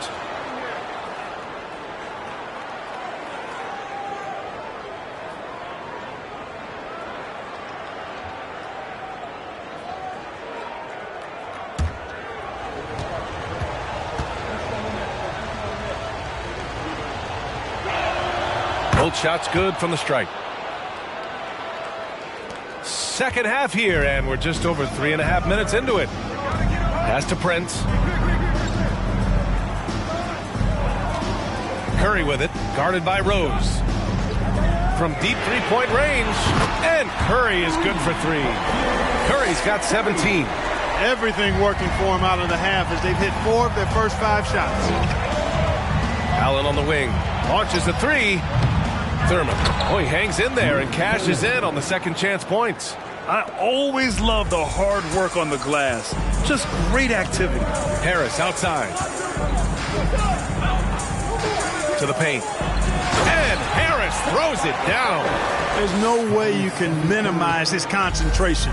Excellent focus in finding a way to score that time by Harris. Curry against Rose. Pass to Thurman. No good on the shot. So Indiana will take it the other way. Outside Curry. Here's Greer. Here's Prince. 5 points in the game. 6 to shoot. And a deep 3 from Curry. The long distance 3 is buried. And now it's a 7-point Indiana lead. And the defense is really allowing them too much room on the perimeter. Pass to West. No good. A bit long that time. Wide open, and still, surprisingly, he wasn't able to cash in. Greer, no good. And he probably thought he was going to bury that one. James passes to Rose. For 3, Allen. That one falls. Nice feed that time from Rose. Rose has got his 4th assist in this one. For Indiana, they've gotten 6 of 8 shots to go and looking good since the break. Down low. It's stolen by James. Oh, swiped away. Curry with it. Picked up by James. To the middle. Prince. Up and in on the layup. Prince has got 7 points in the game. We've seen that more than once today.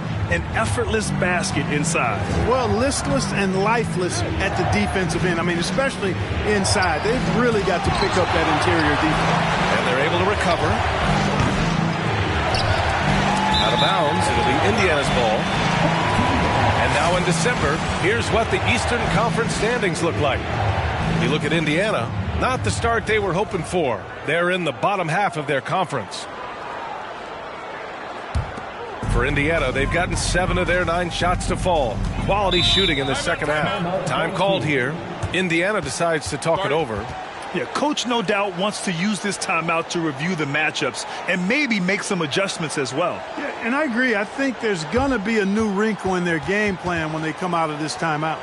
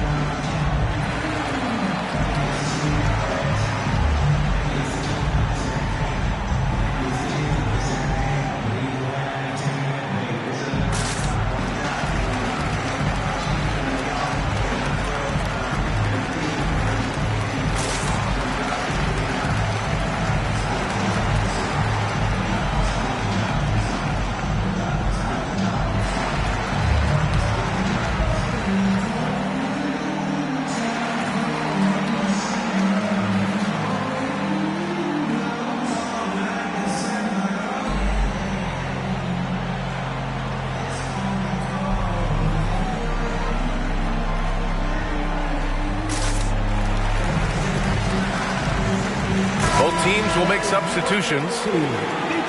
Let's go to the leaderboard and see which teams have been leading in assists this season. San Antonio in second. The passing on this team is very strong. They really move the ball, and you can see it in the assist numbers.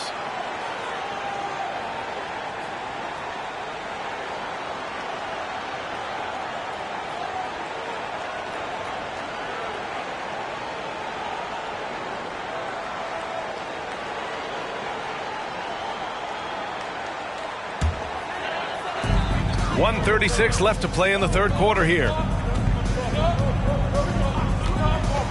McDaniels against Russell. And he drops in the layup off the glass.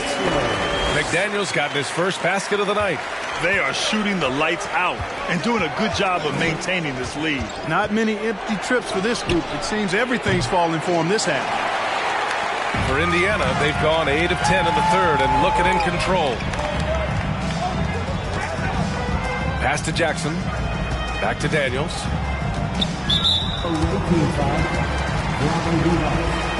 And it's time to take another look at that powerful block. Reads the play well there and gets himself in the air at just the right time. Terrific denial.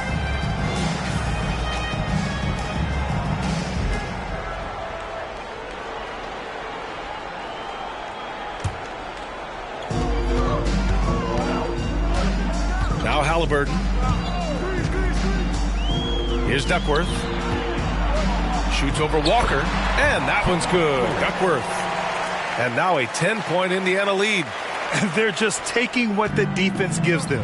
And right now, that's the interior. Well, once they recognized the advantage they had inside, it made a lot of sense just to continue to attack that area. Well, Indiana's shooting has been great this game, 58%. Pass to Greer. 30 seconds left to play in the third. No debate there. He got hammered. Blatant contact. Straightforward call. Simple. The first free throw is good. At the line for your home team, Al Greer. Good on both. Here's Walker. They've been having major problems offensively. Definitely in a bit of a dry spell. Can they get it? So it'll be 2 free throws. He was fouled in the act of shooting. It's going to be on Tyrese Halliburton. Well, you got to be careful and also aggressive when you defend Walker. He's good at using his speed and playmaking to draw the foul. 17 seconds left to play in the third quarter. Up top, Curry. Walker covering. We know Curry has tremendous vision, and he uses it to tee up his teammates for easy shots. For 3, Allen. He can't hit that time. Stephen Curry getting it done for Indiana, hitting 3 trays in the quarter. And it's time now to bring you our State Farm assist of the game. Yeah, just shredding the defense with that feed. Zero chance to stop that. Yeah, that's just a brilliant read of the defense. I mean, it was also excellent anticipation of the movement of his teammates before the pass. Just great harmony on all sides. And we reach the fourth quarter in a game that may already be out of hand. He had more than enough room to hit that. Just couldn't make it happen. And for the Spurs, they've got Derrick Rose. Draymond Green is out there with LeBron James. And it's Allen in a shooting guard. As the deep shots continue to fall, you can sense the frustration growing among these defenders. Yeah, and they either have been unwilling or unable to take that shot away. Here's Prince. Pass to Curry. Back to Prince. Clock at 6. And that one's good. Greer. And the Pacers lead by 12. And when it comes to the 3, they've been really dialed in here in the second half. Yeah, you got that right. I mean, you got it real right. They are lighting it up from beyond the arc this half. For 3, Allen. Rebound by Stoudemire. At this point, I'm not sure if it's the play calling or the player himself. It's going to be on LeBron James. That's his first foul of the game. First personal foul. First team foul. Checking in for the away team, Nate Thurman.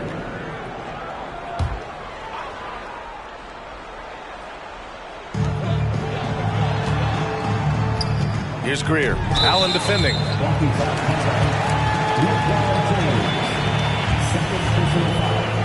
Second team foul.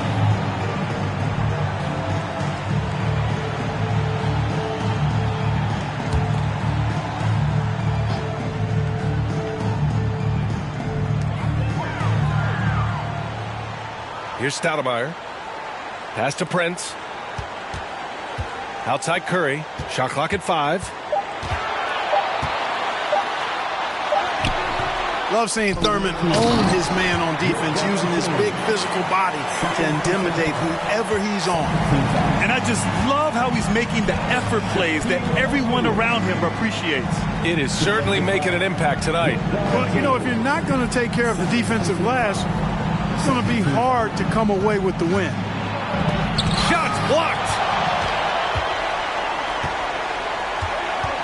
Last quarter of play, about 2 minutes in now. Pass to Greer.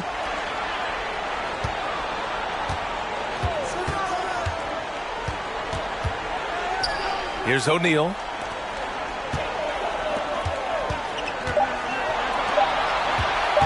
Jacks up a 3. They get it back. Great positioning on the putback. And the Pacers lead by 16. Looks like we're starting to see a pattern here. Not afraid to get in the paint and get wet.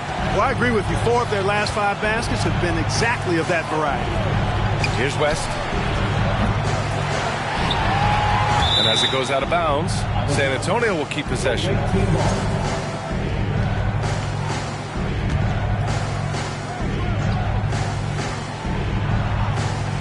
A little over 2.5 minutes have passed here in the fourth. James outside to end the run, and slam dunk by James. James throwing it down with that power dunk. You know, the defense can't allow him to get what he wants inside because that's easy pickings for LeBron. Here's Greer. Outside Curry. Three-pointer. Oh, that's his 8th make of the game. He's only missed 4 so far. Now you have to extend that defense. I mean, you really have to stay connected to him at all times. Yeah, especially with the score being what it is. I mean, you got to tighten it up on D. Now here's Allen. James outside. And he got the whistle on the way up. So he'll be headed to the line for a pair. The officials were right on top of that one. Clearly a foul. I mean, didn't give him any choice but to blow the whistle. I mean, you got to play without fouling. That's also good. So he hits both free throws. Here's Curry. Well, if you're just tuning in, welcome. We've played about 3.5 minutes into the fourth quarter here. It's the fire he's playing with that has him leading the team in rebounds. And I tell you what, guys, nobody's been more physical in this game than he has. He has been a glass eater. Here's Greer. Outside Curry. Pass to Prince. Here's O'Neal.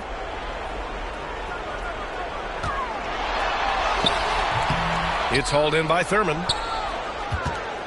The Spurs have gotten only 2 of 6 attempts to drop in the fourth. And slam dunk by James.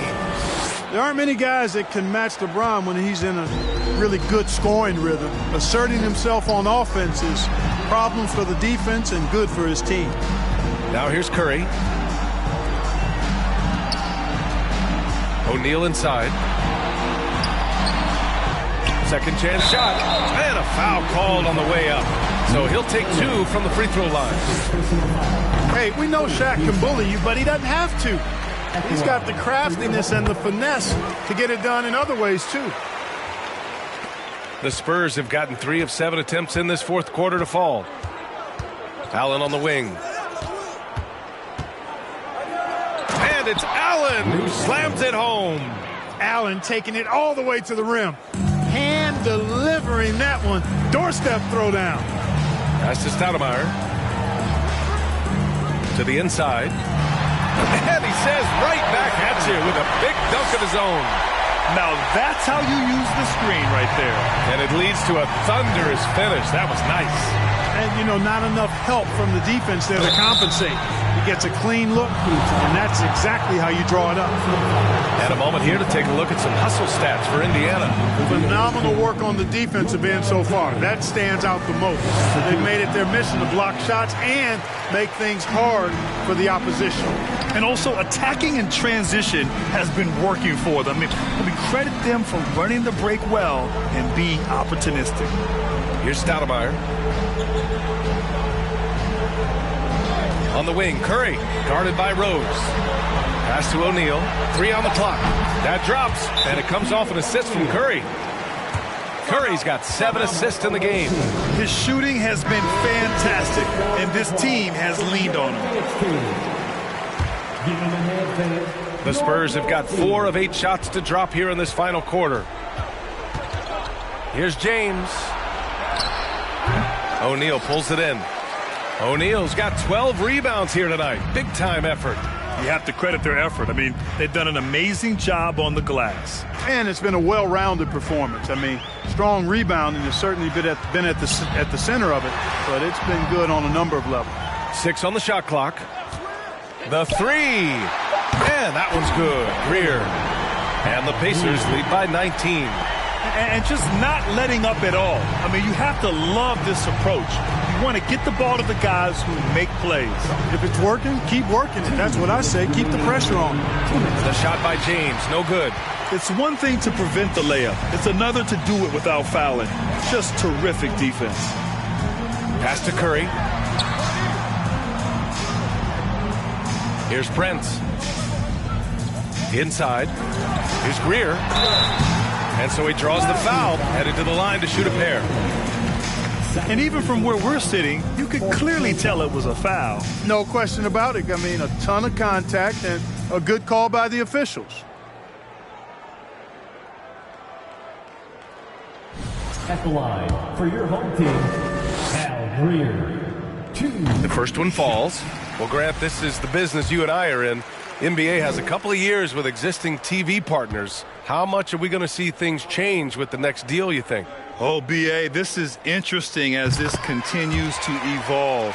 I think as people's viewing habits have changed in the last 10 to 15 years, I think live sports and the NBA game is still something fans love to see in real time.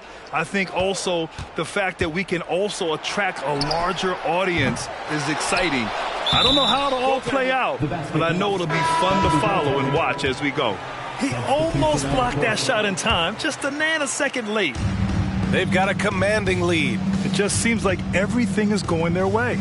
And, this will be a big victory for them. They came out and executed their game plan, and what a huge win for the Pacers.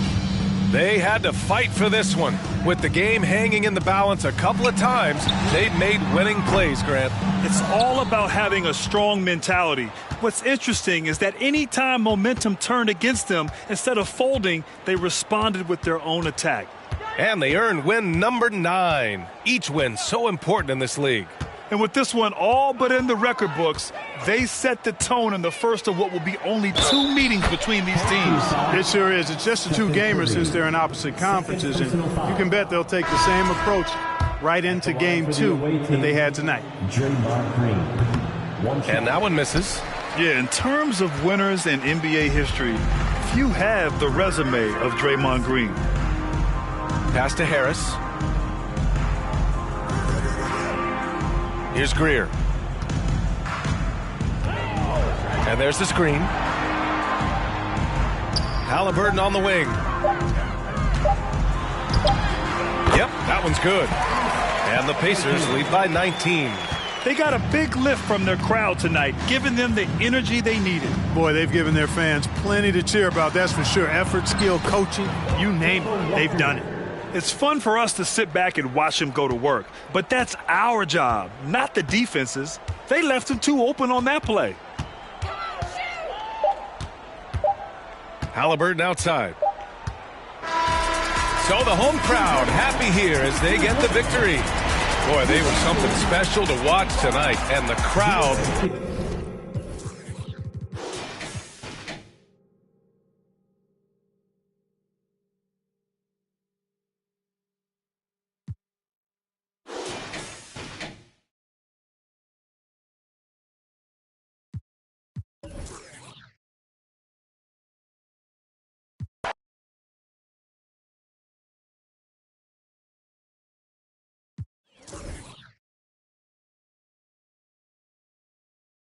Nice.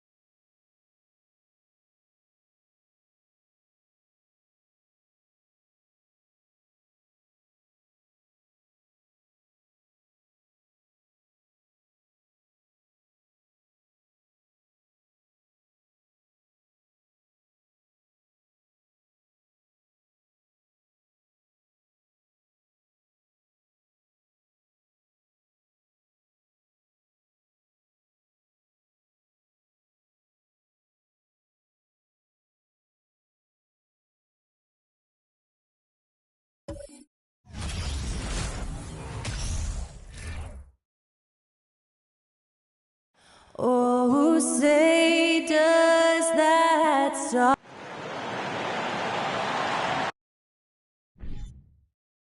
Well, we expect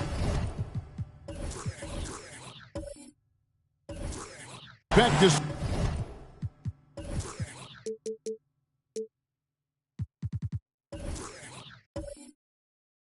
See sparks flying down in the paint tonight. Greg, a couple of very talented centers matching up head-to-head in this one.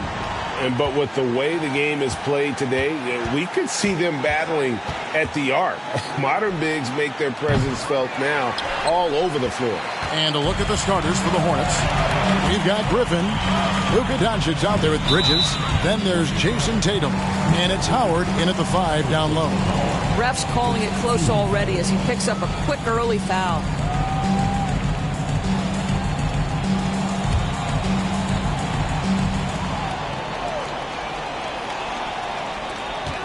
Pass to Miller. Malone sets the pick for Thompson. And foul on the shot. He'll shoot 2 at the free throw line. First personal foul. Mikal Bridges picks one up. Malone against Tatum. Howard, the pass to Griffin. And the slam by Blake Griffin. Well, it might be over a decade in the league, but Blake still has some hops. And about a minute gone here in the first quarter. Johnson with a screen on Bridges. It's Thompson off the drive, and Thompson throws it down. And Kevin, lots of standing around and watching by the defense that time. And he makes them pay, doesn't he, Greg, out with that emphatic slam. You know, but at this level, almost any guy can throw it down on you if you leave him wide open. Now, here's Bridges. 9 points last game out. And on an open look like that, he's very gifted at making the weak coverage pay. Johnson surveying the floor. Miller outside. Lets it go from deep. That one's no good. 0 of 1 to begin the game. Hornets have gone 1 of 3 from the field to start this one so far. Doncic dishes to Tatum. From outside, off the mark. Not quite enough defense. That time around, just lucky he was off. Johnson kicks to Miller. Johnson with a screen on Tatum. There's Miller with the 3. Boy, just 1 for 4. A little brisky right now. Miller against Bridges. Doncic outside.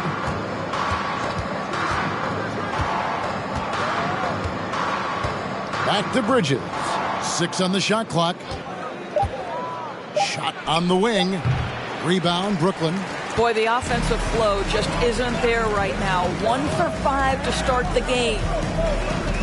Miller outside. Johnson with a screen on Griffin. And here's Miller outside. And there's the call on Howard.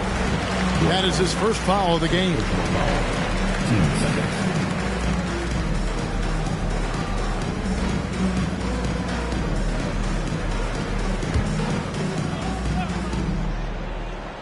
First quarter of basketball, just over 2.5 minutes play.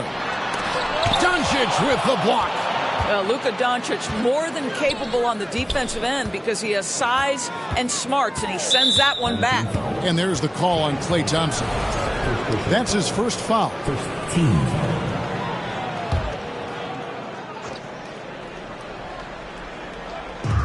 Griffin finds Howard.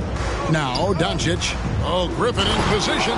Throws down the alley-oop slam. Boy, you get a sense of the power and athleticism, speed off his feet by Blake on that one. And you watch the way Doncic runs this offense. He's become a master at the pick and roll. Incredible to see someone run it to perfection. And again, no good by Brooklyn. And this quarter, he has clearly been off the mark. And contact on the shot, so he'll be shooting free throws here. And with Doncic in the pick and roll game, he's so good at such a young age. It's amazing how well he reads the defense, but he can also freeze the defender or create confusion with that hesitation. He has all the tricks to run it. Let's see the stat sheet here for Moses Malone.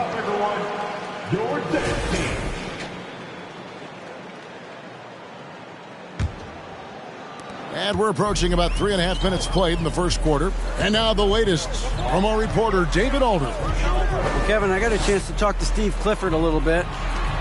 One point he made to his players was, they're going to try to attack us where we live. Right at home, in the paint, at the rim. We have to be ready to contest shots, play physical, and match their intensity. Guys, we will all find out together how this plays out. Thank you, David. Doncic against Johnson. And it's Doncic missing. And so Miller will bring it up for Brooklyn. I tell you, they were drawing a lot of iron from the perimeter. Couldn't get the threes to go down, and really the story of the game. What was most disturbing to me was they didn't have a backup plan, right? The threes aren't falling. What do you do next? And those second chance points really become almost like bonus points when you can get them. Bridges sets the screen for Doncic. And once again, off the mark by Charlotte. And for the Nets, they're shooting a mere 25% from the floor in this first quarter. Griffin with the steal.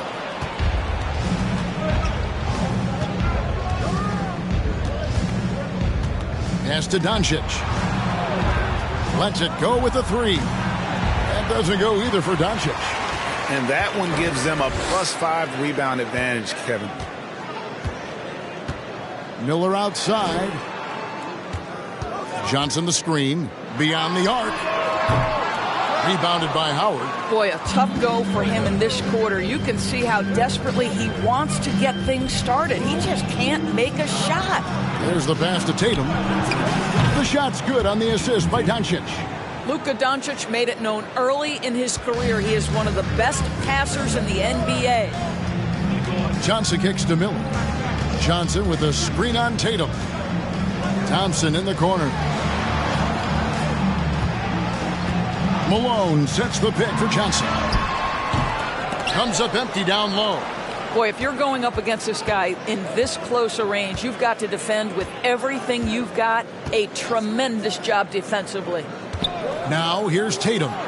Against Cleveland, he was really on his game. Griffin a screen on Miller. No one near Doncic as he lets it fly. That's not going to do it either. He's 0 for 5. Brooklyn trails by 3. Thompson in the post. Defended by Bridges.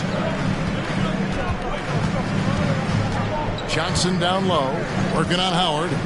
Down to 5 on the shot clock. And plenty of contact on the shot. So 2 free throws coming up. At this point of the year, right before the playoffs doors, is anyone really playing at 100%? And is anyone really healthy? Kevin, it's an interesting question because the 82-game season is a real grind. And inevitably, there's bumps and bruises, sometimes more serious injuries. The key is, can teams find the appropriate balance between being rested and being ready? And some coaches will tell you they'd rather be rested than ready. So a whole new group on the floor now for Charlotte. Francis' shot is off. Here's Westphal, covered by Smith. And he gets the whistle. 2 free throws coming up. And we've got some time for a look at the 2K leaderboard now. And some point guards who've been very adept at putting the ball in the basket since the All-Star break. Derek Harper's checked in for Brooklyn. And they now lead as the free throw drops for him. And at the line, it's all about consistency with him. His routine, his stroke, it never wavers. Here's Francis. He's guarded by Harper. And the call will be against LaMarcus Aldridge. That is his first foul of the game.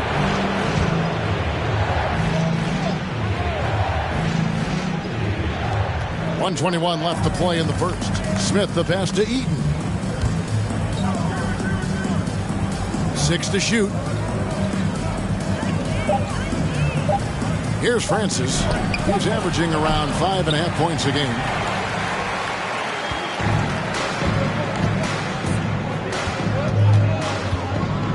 Person against Ingram. Now here's Harper. The outside leaner. And a kind roll that time off the rim as that one falls. You know, he didn't need the leaner with the defense playing off him, but it was sure in his rhythm. Kicks to Ingram. Here's the screen. Charlotte again missing. Not sure what the D was doing there. Clearly a breakdown. You can ill afford to give a guy like him that good a look. Harper with a screen on Ingram. Here's Person. Good for the basket. Starting off 1 for 1 with that shot. Well, that's one way he can finish, but far from the only way he gets it done. He's got all kinds of tricks up his sleeve. Ingram. And just miss after miss right now. And on the glass so far, it hadn't even been close. Ingram against Person. Aldridge with a screen on Ingram. And that would have counted, but his shot was off the mark this time. And that does it for the first quarter.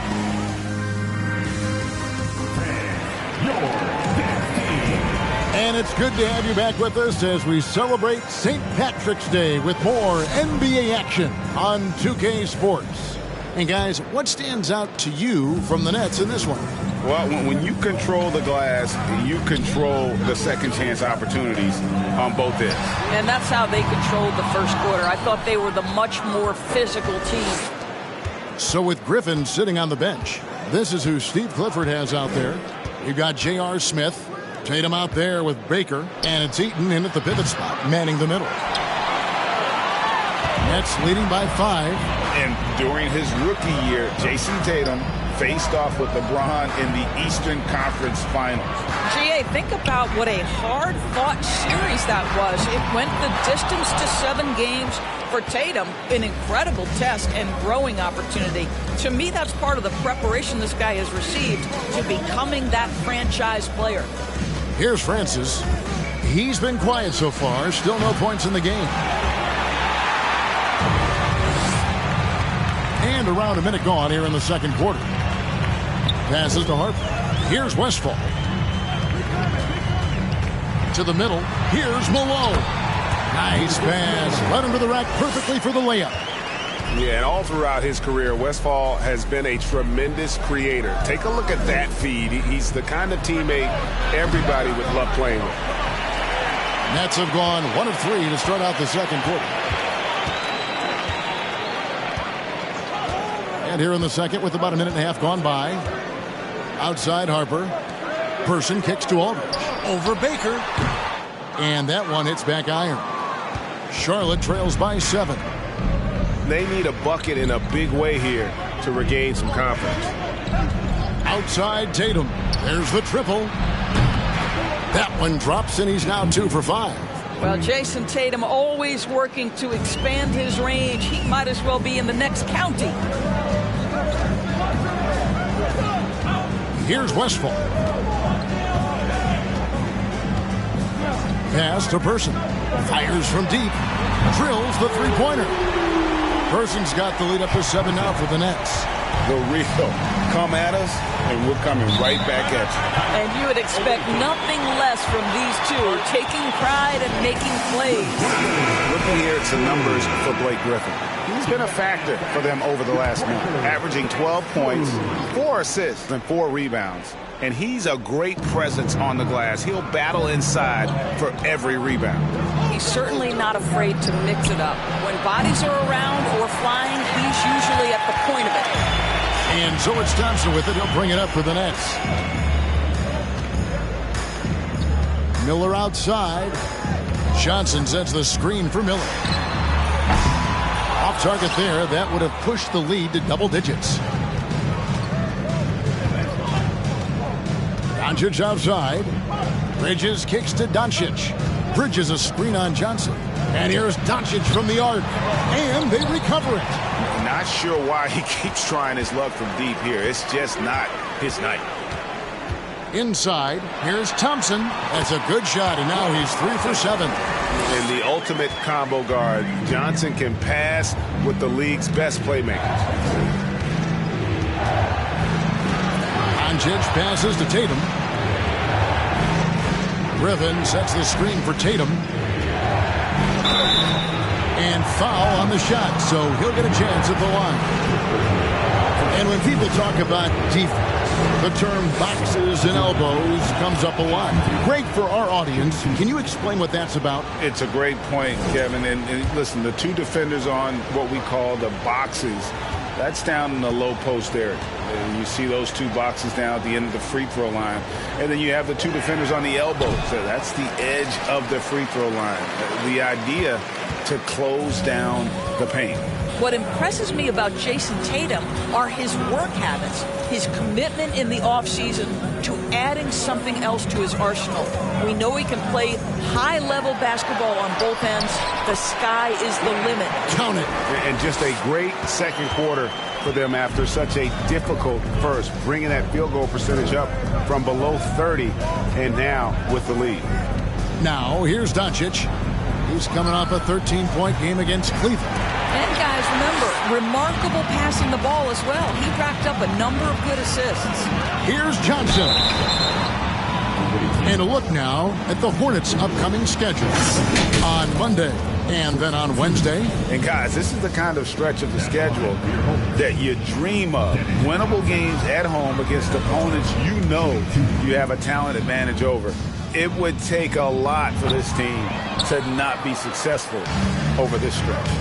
And really, as solid as he's been at the line, I had already chalked those points up. Goes to show you, though, don't take anything for granted. And it's out of bounds.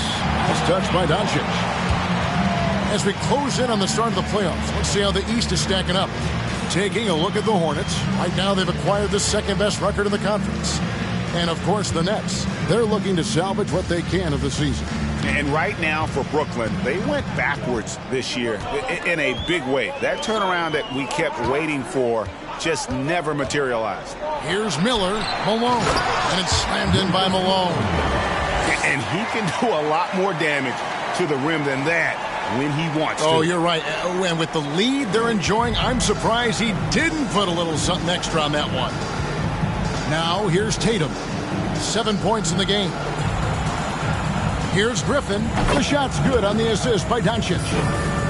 Doncic has got 3 assists now in this one. You just get a sense how comfortable Blake Griffin is when he is near the cup. Makes it look effortless. Here's Thompson.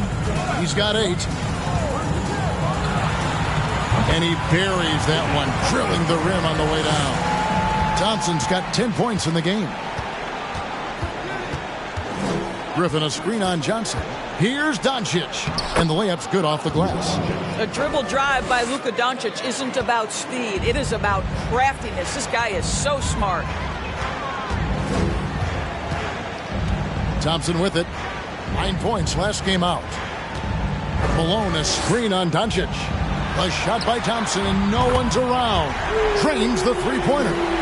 Thompson's got the lead up to 13 now for Brooklyn.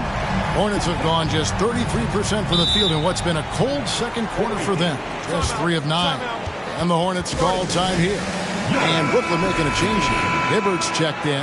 And a switch here also for Charlotte. Ingram, he's checked in for Jason Tatum. So it's the Hornets now.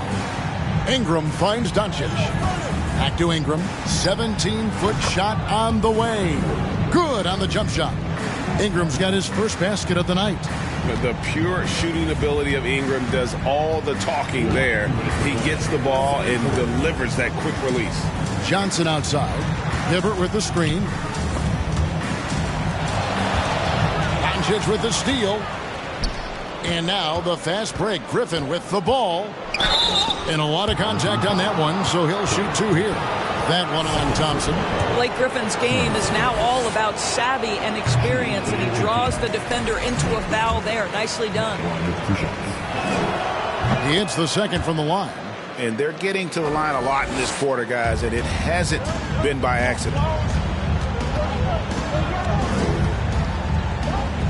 1:39 left to play here in the second quarter. Thompson for 3. And again, Brooklyn with the triple. Well, it looks like he has put that rough first quarter in the rear view. He's starting to cook here in the second. Doncic feeling it out. For 3, Bridges. Charlotte no good that time either.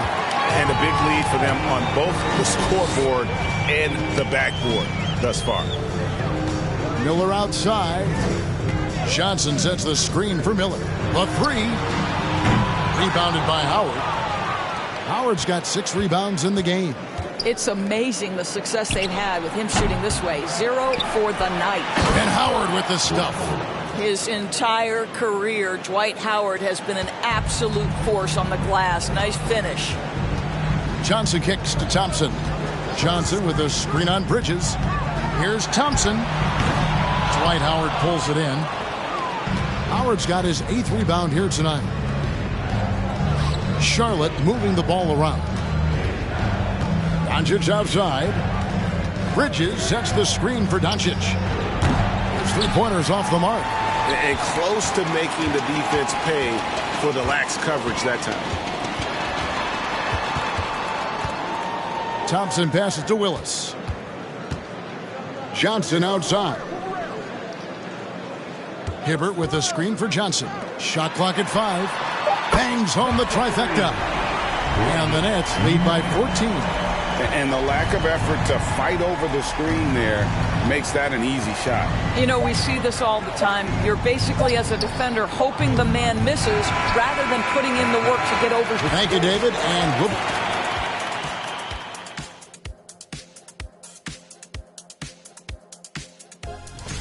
And one of the main reasons they're down right now is because of their rebounding problems. Okay, time to discuss the first half of this one. Specifically, which guys are leading the charge for their teams? A couple of guys locking horns tonight. Neither one of them backing down as you would expect. And that'll do it for half.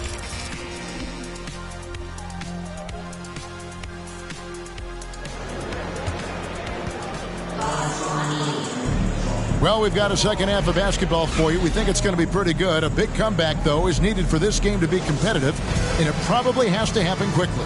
Klay Thompson has been sensational.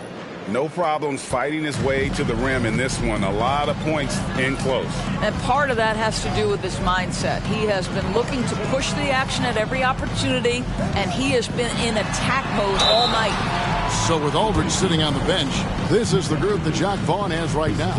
Thompson is out there with Johnson. Then there's Moses Malone. Then there's Kevin Willis, and it's Miller in at the 3 spot.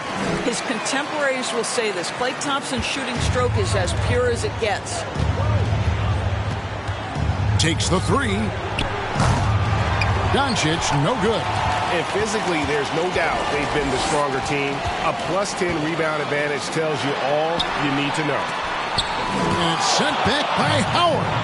There's a reason Dwight Howard has so many all-defensive teams to his credit. Good night with the block. Doncic, no good. I'll tell you, no matter what he does, he can't find his rhythm, and you get the sense he's starting to press a little bit. Here's Johnson, and out of bounds as the Hornets gain possession. Now a chance to check out the top NBA block leaders. Second is Dwight Howard. There aren't going to be many nights when you don't see him affect the game with his shot blocking ability. Charlotte trails by 16. Guys, they're looking for a way to score here. Yeah, they've had a tough time taking the lid off. And Howard with the stuff. That's about communication between teammates. Dwight Howard, high flying as ever. Here's Johnson. And oh boy, a lot of contact there, but he gets the call and will shoot 2. And let's take a moment here to see some of the numbers for Luka Doncic. He's putting up about 16 points a game, 8 assists, and 4 rebounds. And with his great passing, he's been a catalyst for their offense, often seeing plays even before they materialize. There's no doubt about that. Great anticipation, excellent peripheral vision. His talents are really shining through. And both free throws good for Johnson. And, you know, for a guy who sat on the bench his senior year of high school and was barely noticed by college recruiters, boy, DJ's proved a lot of people wrong. Here's Doncic. And the call on the shot sends him to the line. It goes on Moses Malone. The Hornets have gone 4 of 6 so far from the line, missing a couple.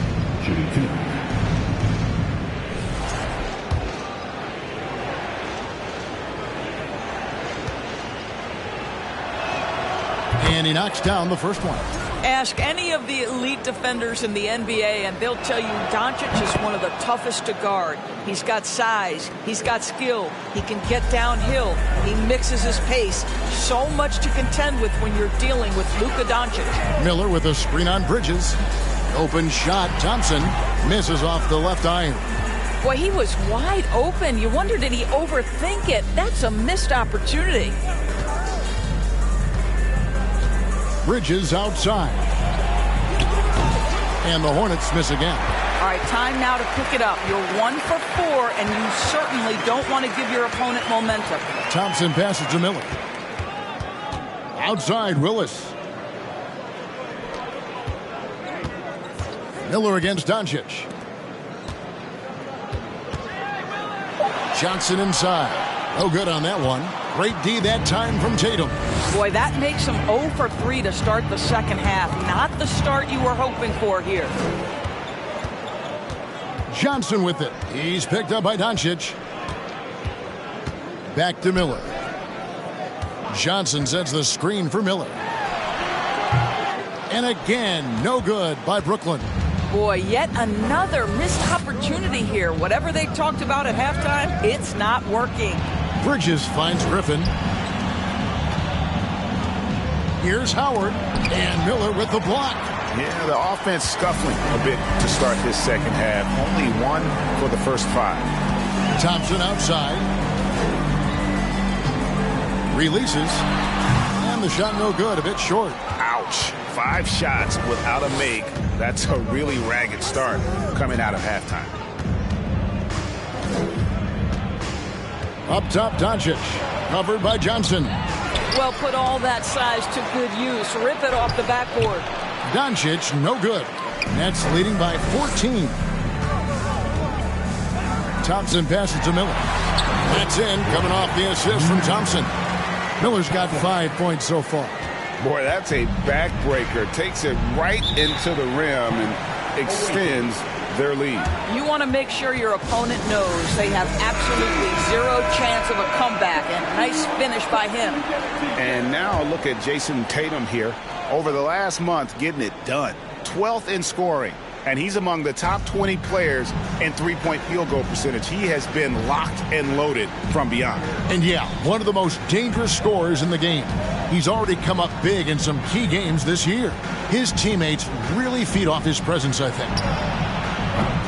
Francis' shot is off. And the well is running dry for him right now. Nothing falling. And this is where you hope that he can find something easy so he can see the ball go through the net. Harper, no good. That's not the type of opportunity he fails to convert very often. Smith scanning the floor. To the inside. Here's Eaton. A rebound by the Nets. Malone's got rebound number 12 here already in the game. Roy Hibbert's checked in for Moses Malone.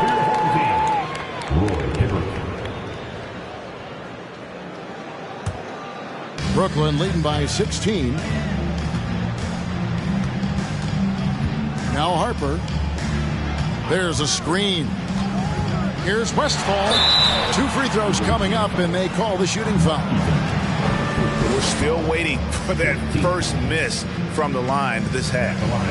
And some stats here, guys. The scoring breakdown for Brooklyn. Guys, the D hasn't had an answer for the three-point shooting, which is why they continue to just fire away from deep. They've also done a heck of a job at the free throw line tonight. Good aggression has led to a number of easy chances and points at the line.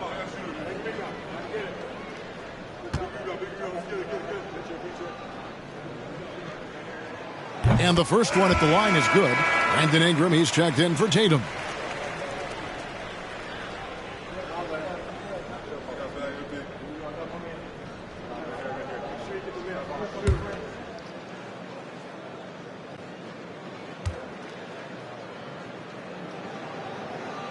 He hits both from the stripe.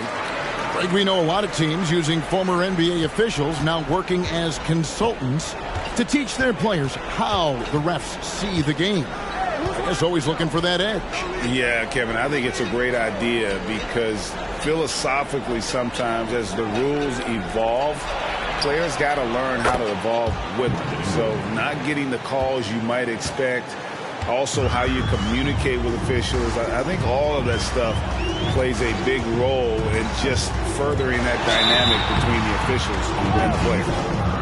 And let's see the leading three-point teams in the NBA.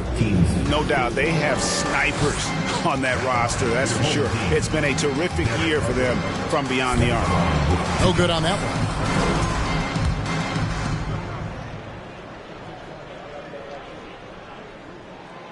And he's good on the second. Yeah, and their free throw shooting has really improved here in the second half. And so here's Charlotte. It's a 16-point game. Ingram outside.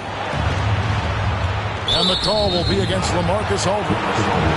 That's foul number 2 for him. And we have to take another glance at that powerful rejection. And boy, did he get up quick to reject that shot. That's as fundamental as defense gets.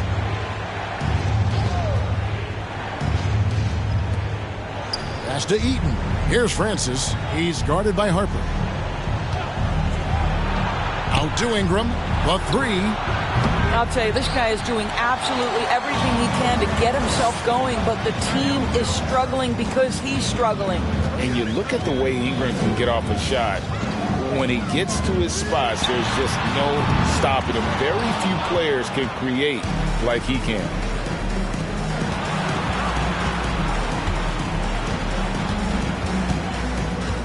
Now the pass to Smith. Back to Ingram. Smith with a screen on person. Out to Smith. Shoots the three. Rebounded by the Nets. A creator indeed. And the name you always hear, Greg, with Ingram as a comparison, Kevin Durant. And that's about as fair a comp as you'll find. Ingram is special with how he can rise up over defenders with that shot. Makes him a lethal weapon late in the game. Restful.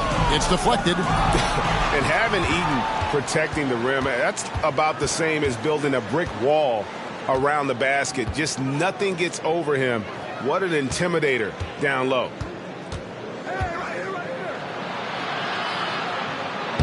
Lays it up off the glass. And that's what the pump fake's there for. Get your man off his feet and drive right around it. Brooklyn leading by 14.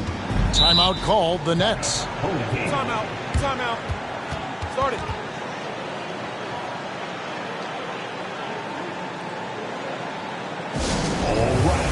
Both teams deciding to change it up.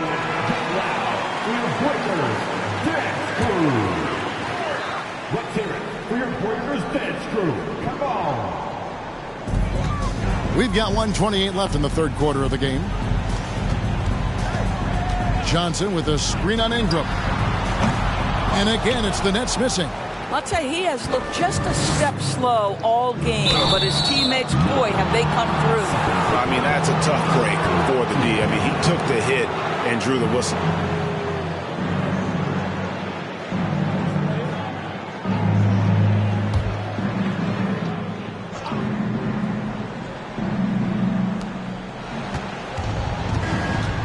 And here is Doncic.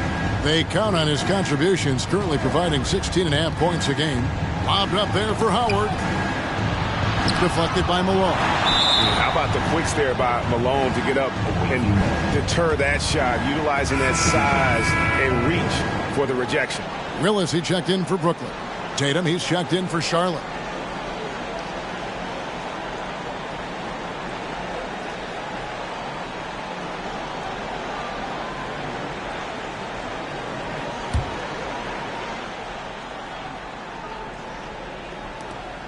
And 1:01 left in the third quarter. Just 3 to shoot. Here's Doncic. That one a little long. I'll tell you, it's been a struggle for him in this period, and they're struggling as a result. Passes it to Thompson. Johnson outside. Thompson sets the pick for Johnson. Back to Thompson. A 3-ball. That's in there. Johnson with the assist. Johnson's got 4 assists in the game. His absolute best. Klay Thompson, rise and fire on the catch. Good night defense. Doncic right side. He kicks to Bridges. He dishes it to Howard. And foul on the shot. He'll shoot 2 at the free throw line. It goes on Moses Malone. Well, because of his frame, Dwight Howard is so problematic for the defense. Gets to the foul line. Take a break. Take a break. 2 shots.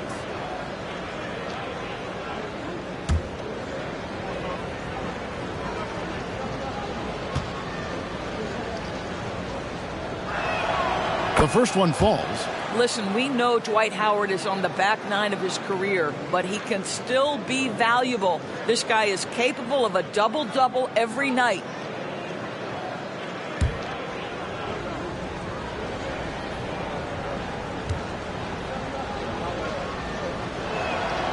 Off on that one, so he goes 1 for 2 at the line. And so it's Johnson who brings the ball up for Brooklyn.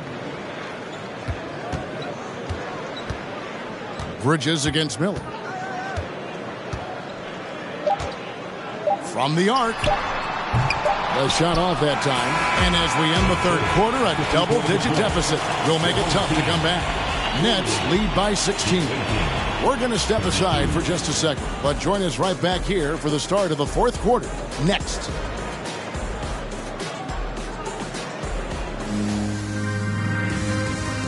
And a worthy candidate tonight as we take a look at our State Farm assist of the game.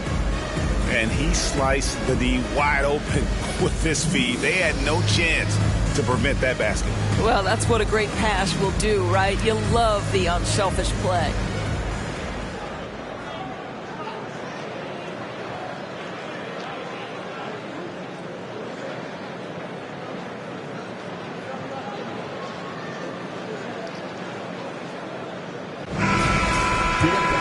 And with the fourth quarter upon us, time is running out for this game to become competitive.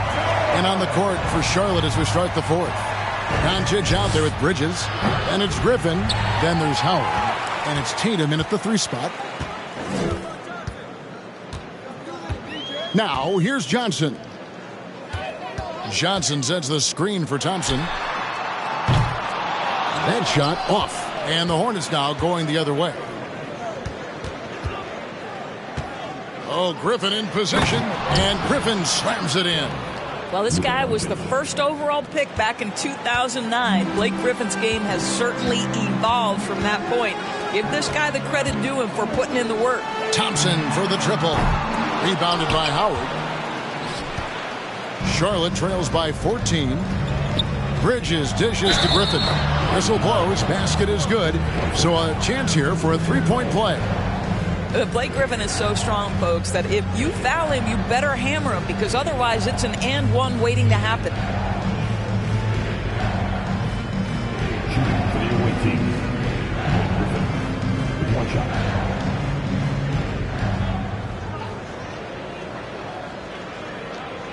One shot.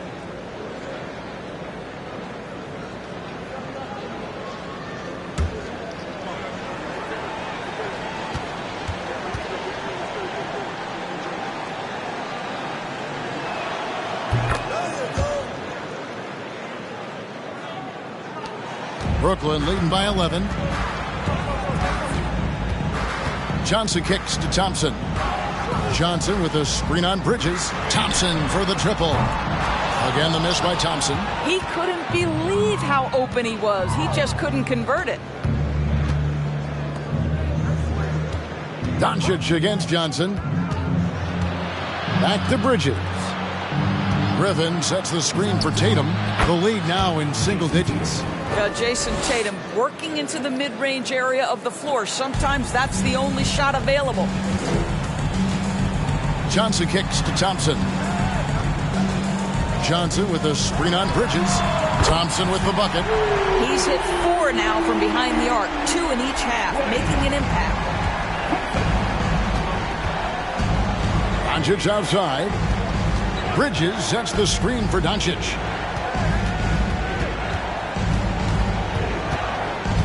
Tatum on the wing. From deep 3-point range. And they get it back. And when you are as good a shooter as he is, you have to have the confidence to take that shot. It might not always fall. And for most guys, I think you only want to take that shot if you've hit a few in a row. That is absolutely a heat check. Willis with a screen on Tatum. Again, the miss by Thompson. Charlotte trails by 12. For those just joining us, fourth quarter here. We're just over 2.5 minutes into it. Here's Doncic. They get it again. The kick out to Tatum. Howard setting the pick for Tatum over Miller. Here's Howard. Oh, and the dunk by Howard. Boy, guys, the powerful physical frame of Dwight Howard, so problematic for a defense. Now a timeout call by Brooklyn. Adjustments are a part of the game, and the coach sees something he doesn't like here. Well, this is a chess match. Looking ahead a few moves and trying to execute toward that.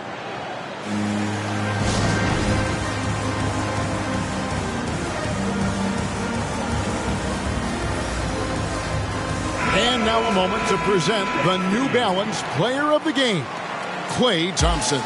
He deserves a lot of credit, but the D they played on him deserves a little bit of the blame as well. Even when he got hot, they didn't do enough, I don't think, to try and cool him off. And they've been passive when they've needed to be aggressive. And boy, did he make them pay. And this is exactly what a star player is supposed to do. Coming off a loss, he made sure they weren't going to make it 2 in a row. And with an update from the sidelines, let's check in with David Aldridge. Well, I was able to listen in on what the Nets head coach was going over with his team. He said nobody thought we'd be in this position right now, and we are. He said he was proud of his guys, but he also said, now go finish this thing off and get this win. Kevin? Okay, David, thanks. One heck of a crossover there. And the Nets lead by 15. And those are the kinds of plays that are just killing them right now. They could use a big shot here to get this offense going. Too many empty possessions. Right now, they need a basket. This guy's so effective from downtown. Jason Tatum knows he has the green light. He's so comfortable from range.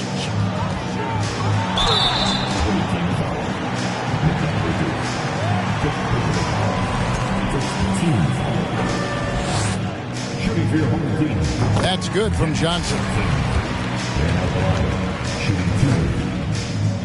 That one falls, so he hits both of them. Here's Doncic.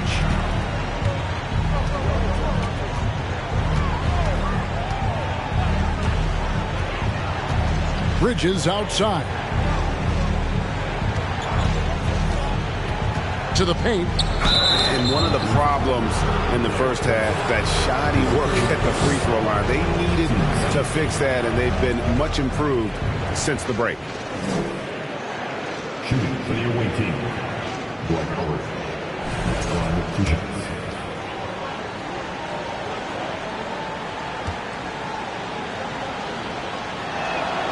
First free throw is good.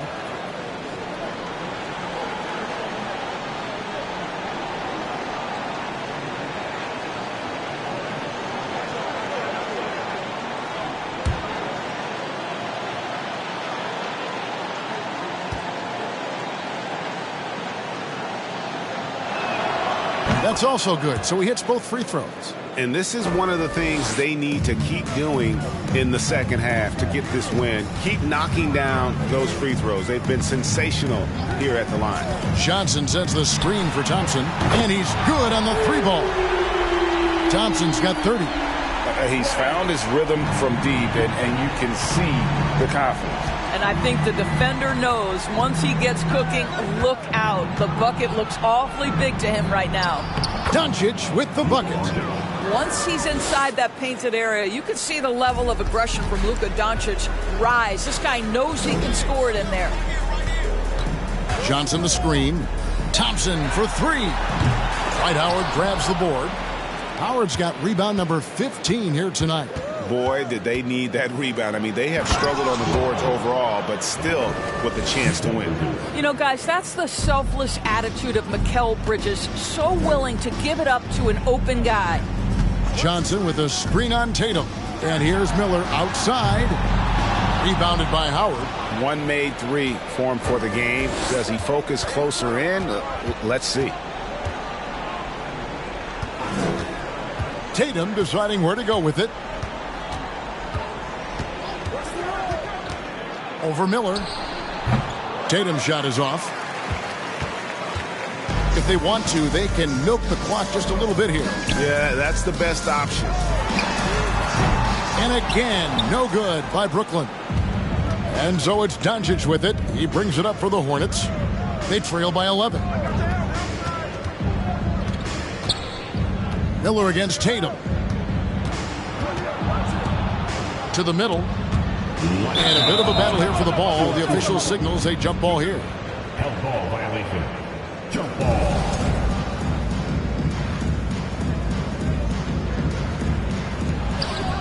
Griffin passes to Tatum. 3 on the clock. Over Miller. Here's Howard. Good on the shot, and that shaves the lead to single digits. Howard's got 8 here in the quarter. This is a lethal combination of size and skill. Dwight Howard doing work. Now a timeout called by Brooklyn. They're in front by 9. 1:51 left in the game.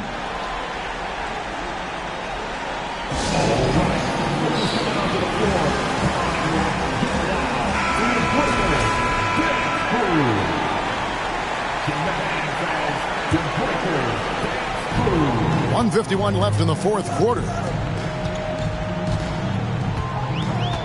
Here is Miller.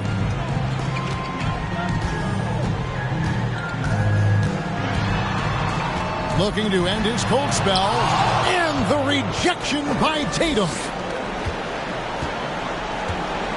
Over in the corner, Doncic. Outside, Tatum. Griffin sets the screen for Tatum. Left side, Griffin.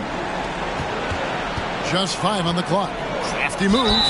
And contact on the shot, so he'll be shooting free throws here. It goes on Moses Malone. You can see Luka Doncic has the body, the handle, the footwork, and the savvy to draw fouls. That is nicely done. Shoot 2.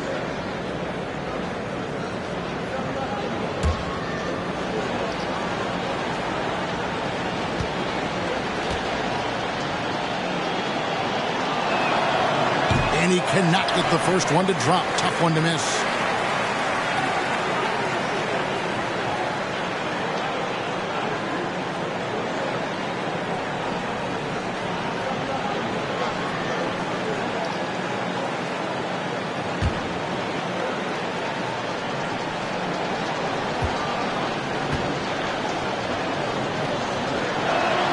And he does get the second one. And that brings them within 8. You know, he doesn't shrink the lead as much as he should have. That hurts a bit. Johnson kicks to Thompson. Johnson with a screen on Bridges. Thompson with it. He's picked up by Doncic. Kicks it out to Johnson. And it's Miller in the corner. Another miss, and they've really hit a rough patch here. Well, the Hornets shooting only 32% from the field. Plenty of signs of struggle by this offense today. Charlotte moving it around. Here's Howard. Rebounded by the Nets.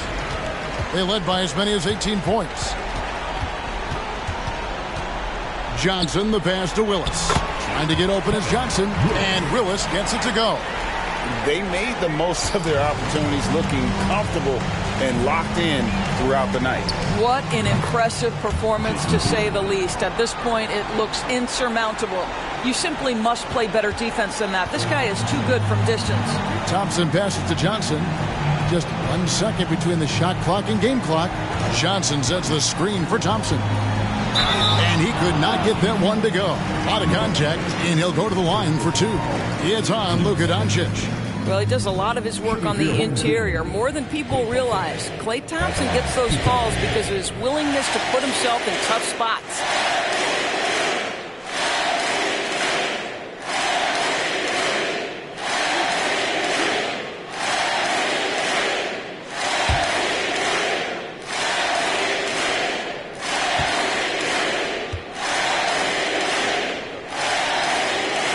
It's the first that stretches their lead to 8.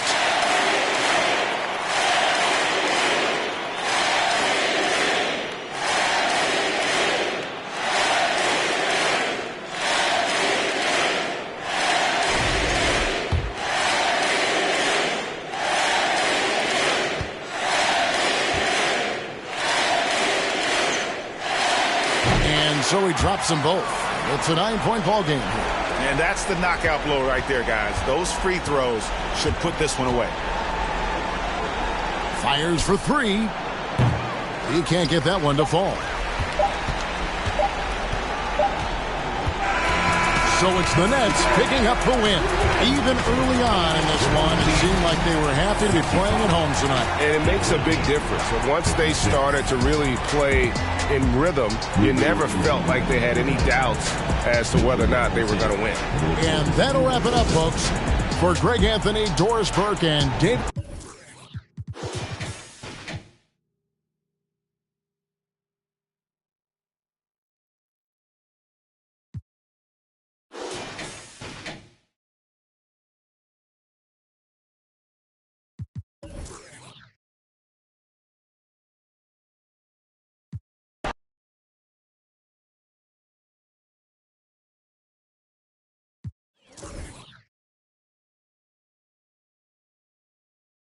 Searching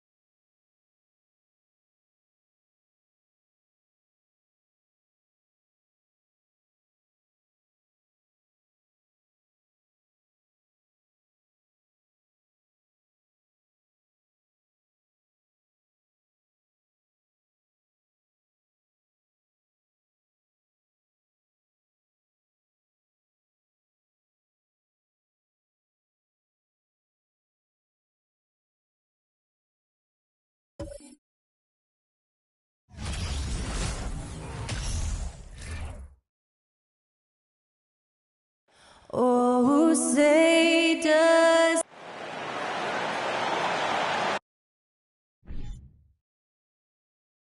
Well, we're more than a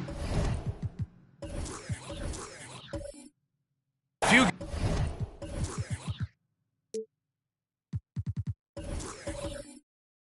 games in.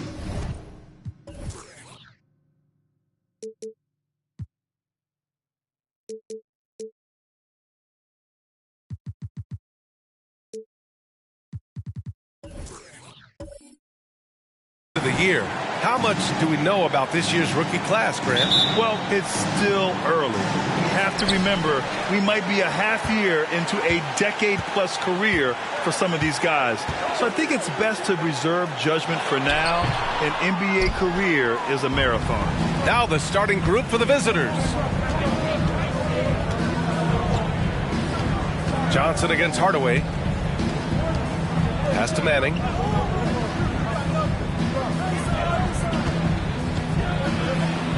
Just 5 to shoot. Back to Johnson. Up and over Hardaway. And off target. He starts the game 0 for 1. Here's Irving. Did you see that? I saw it. Wow. And he saw it. Filthy. I mean, just the arena is stunned. He's got a deep bag of tricks to dig into.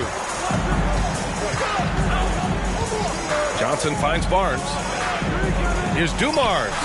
That one a tad offline, but it drops in for him. You can't teach court awareness. Barnes understands when his guys are uncovered. Outside Irving. Pass to Bull. And good. Coming on the assist by Irving. Rock solid screen right there. The defender got completely lost. Hey, if you're not going to fight over, you're essentially giving the shooter the look he wants. Now here's Johnson. Here's Dumars.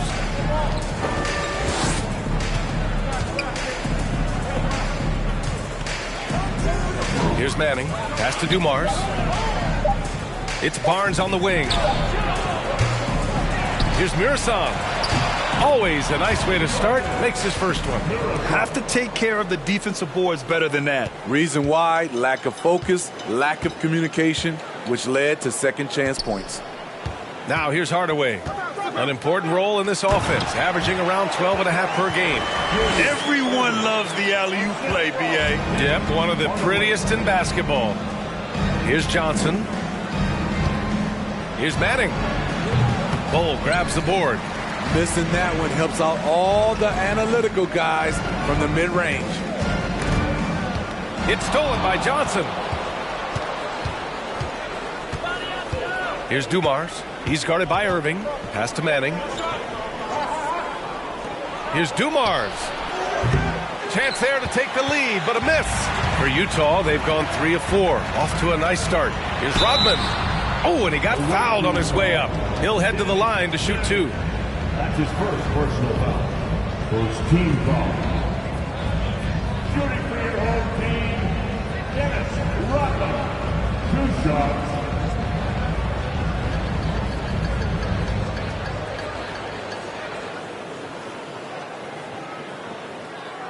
Shooting 2.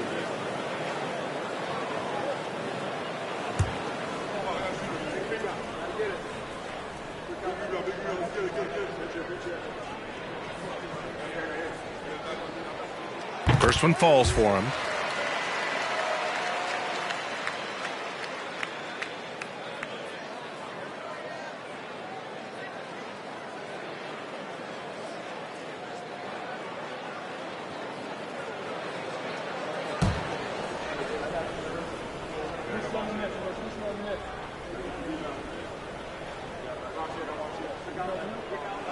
And he makes the first, but misses the second.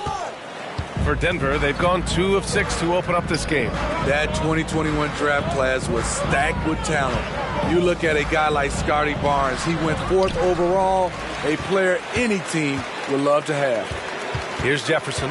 Checking the numbers. He's averaging close to 15 a game. Pass to Irving.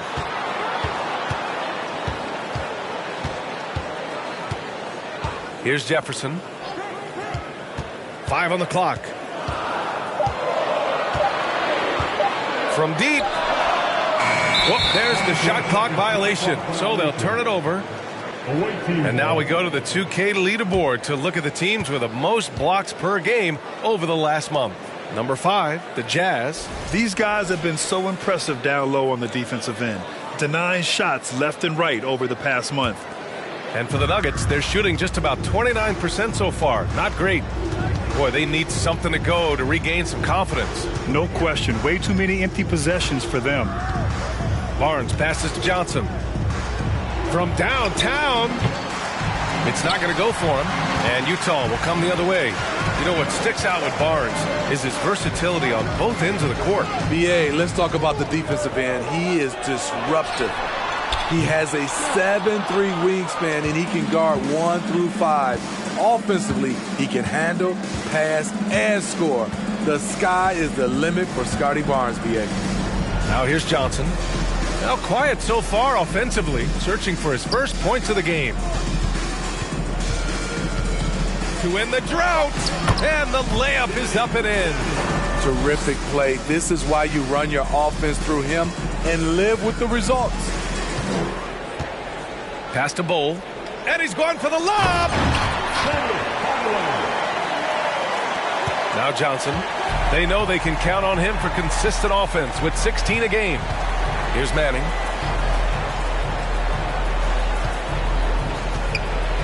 Back to Johnson.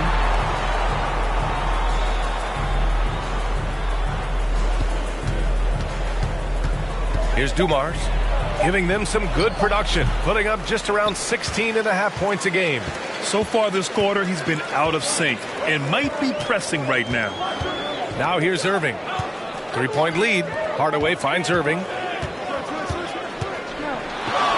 Back to Hardaway. Takes a 3. And that one makes him 2 for 2. He's in his rhythm. An outstanding first quarter from the field. Now a timeout called by Denver. And at the offensive end, they were lights out in that game. They found all sorts of ways to punish the D. You know, I love what the coaches did tonight. They pushed the right buttons time and time again.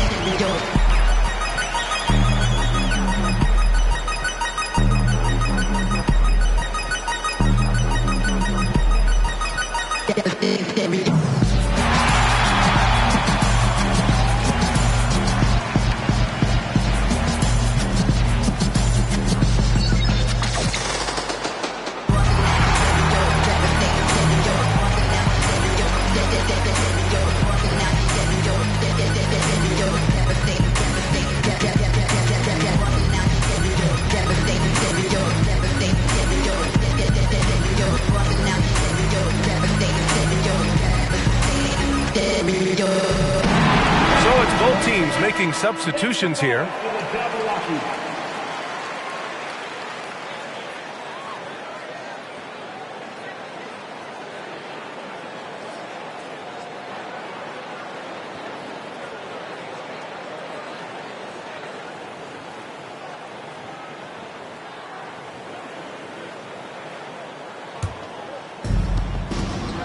Pass to Stojakovic.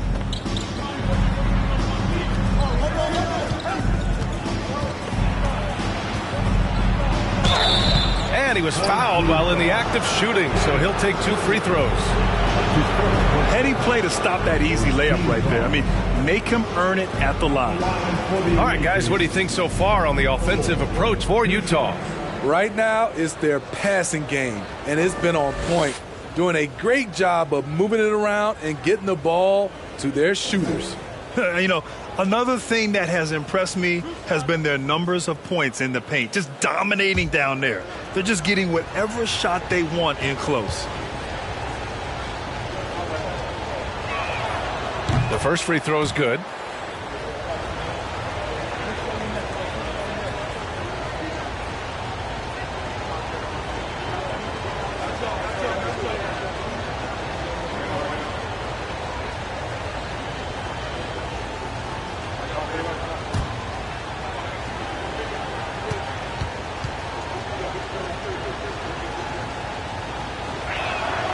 And that's good as he hits both shots.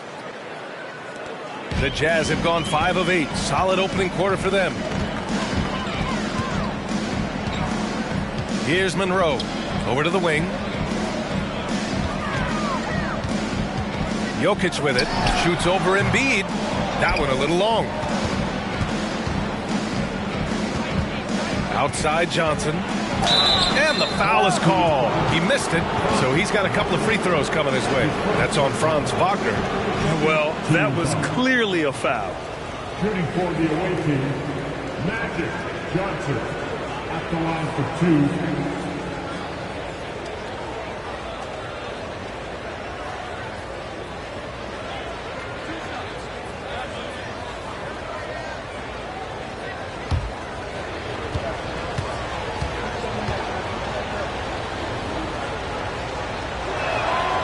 Free throw dropped for Johnson.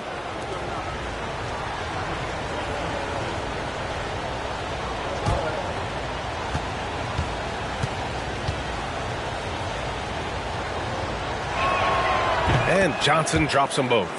We've seen him put a lot of pressure on the defense and then cash in at the line. Here's Monroe. Wagner outside. The 3 is up. Can't get it to go. Missed his first one. It's so hard to keep the defense honest when you miss wide open looks like that.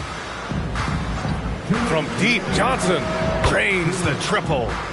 Johnson's got 5. Easy look when the defender isn't fighting over the screen. Reason why it takes extra energy to do it. You have to trust your defensive rotations, but it's worth it. Here's Monroe.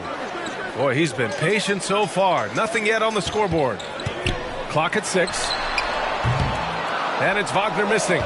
Missed opportunity. It's a makeable shot for him. He just can't get it to go. Outside Johnson. Fires for 3. Nikola Jokic grabs the miss. The defense got lucky there. That's one you expect him to drain.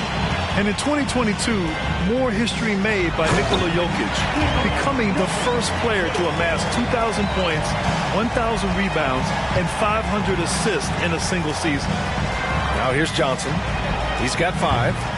Stojakovic, no good. Here's Cummings. Here's Goodrich. Oh, plenty of contact on that shot. Officials call the foul, and he'll take 2 free throws now.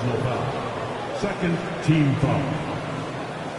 At the line for your home team, Gail Goodrich, taking 2 shots. Shooting 2.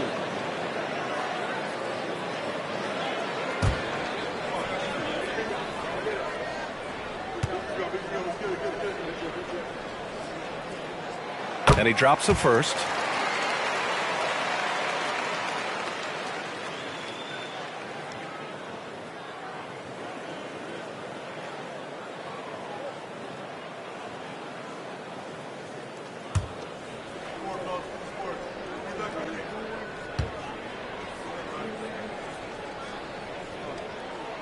And he makes both free throws.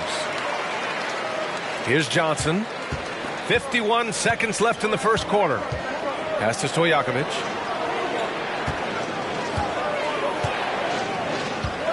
Screen by Embiid. Johnson with it, and Jokic picks him up defensively. Count that bucket. And they may have talked about shot selection coming into this. The Jazz have got half their attempts to go. 6 of 12. Here's Goodrich. Doesn't go that time. Now Denver takes it the other way. Shot and game clock separated by 5. Oh, and Johnson slams it in. Woo-hoo, just great work cashing in on the fast break. Great job of reading the floor, got to the rim, and made a play. Here's Monroe. Still getting warmed up offensively. No buckets yet in the game from him. Pass to Jokic. Shoots over Embiid. The jumper from the wing off target. And at the end of one, a closely contested game so far. The Nuggets up by 1. And we'll get things started in the second quarter when we return.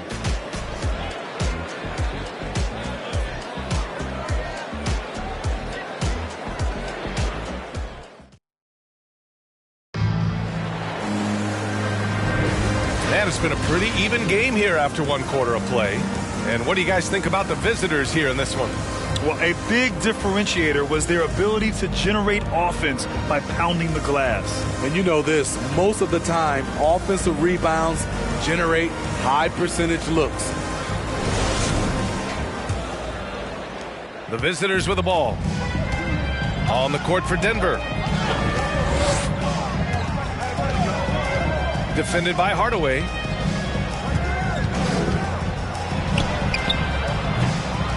Second chance effort. Mirasan misses. He is so good attacking the rim. It's rare to see him denied like that. Outside Irving. Here's Rodman. And you can count it. He'll go to the line with a chance at a 3-point play. You know, Grant, sometimes with certain flagrant fouls, you'll hear people say it was a dirty play, but not a dirty player.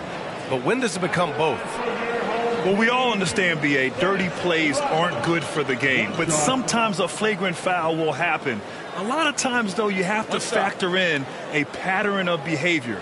I really believe players who have a history of being called for a lot of flagrant fouls plays a big role in how it's perceived.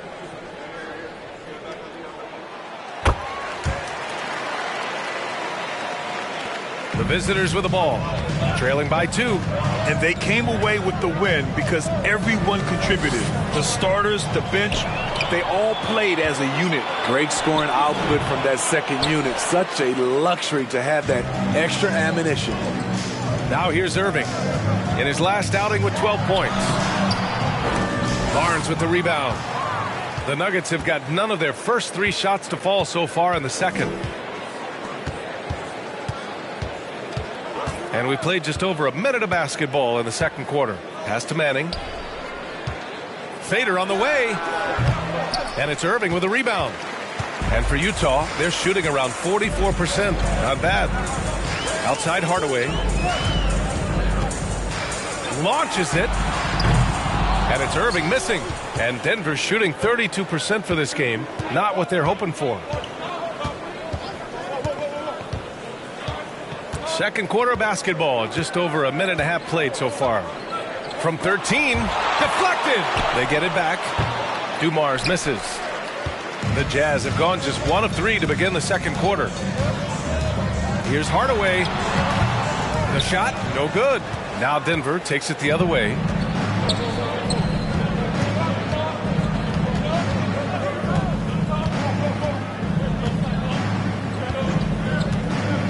Shoots from the line. Here's Manning. And it's rejected. Now here's Hardaway. 5 points in the game. Outside Irving. Let's go with a 3. Drills it from deep. Irving's got 7 points in the game. Woo! He got a clean look, and he makes the defense pay for disrespecting him. Defended by Hardaway. Pass to Manning. Here's Dumars. Kicks it out to Barnes. 4 on the clock. Their offense stone cold. Another miss there. For Utah, they've gotten 2 of 5 shots to fall this second quarter. And Irving powers it home. Slams it down with 2 hands. Man, they're really getting aggressive now. Here's Dumars. That shot missing. And Utah will come the other way. It's never easy to win games when you're missing free throws. They had to be better. Especially on the road. Each miss fired up that crowd even more. Here's Rodman.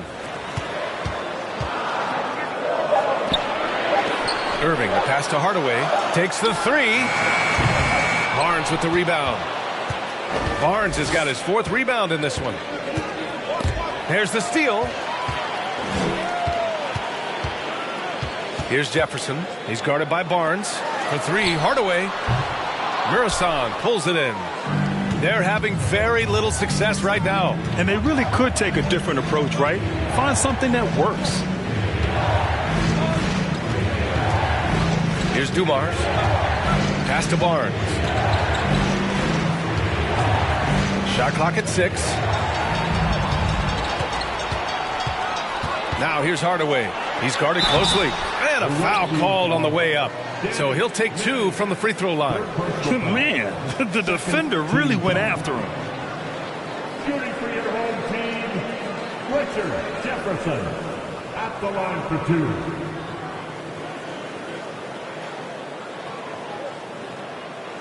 Shooting 2.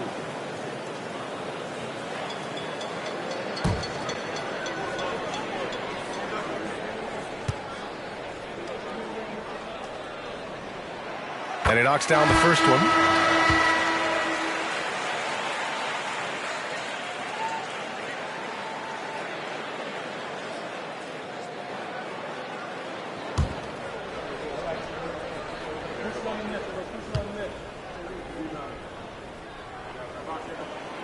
And so he hits both. Yeah, just knocking down every free throw. I mean, I love to see this kind of efficiency. Now a timeout called by Denver. Yeah, hoping to tap into something that'll get them clicking. Yeah, these guys need to work together as a team, as a unit. Try and carve out some easy buckets.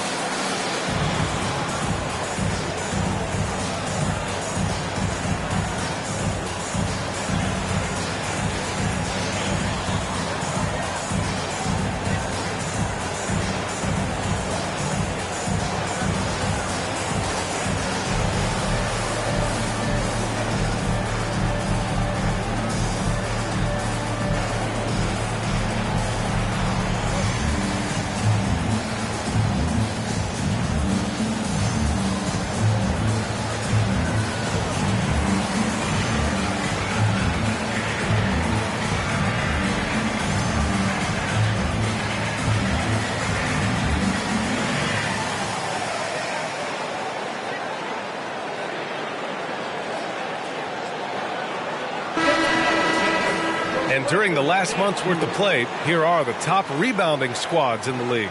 The fourth spot held by Utah. Denver in fifth. And both of these teams have been great at rebounding the ball over the last month, making sure they're doing whatever they can to get the boards off the miss.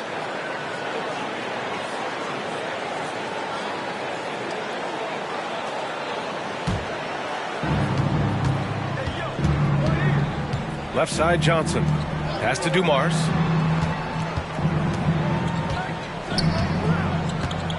Here's Randolph.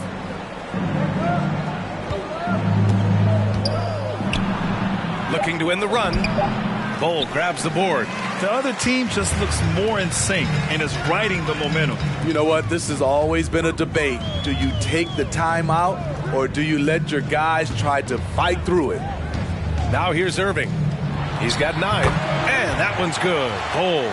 This is who you want leading that play. A sure passer with great awareness. And let's swing it over to the sideline and hear from Allie. Well, guys, the NBA markets itself behind its star players, but Commissioner Adam Silver understands what makes the game tick. He said, quote, "This is a team sport. In order to truly win championships and compete at the highest level, all the players have to come together." So true, Allie. Thank you. You know, over the years, Zach Randolph has proven to be the perfect leader. He commands respect, and he gets it from his teammates.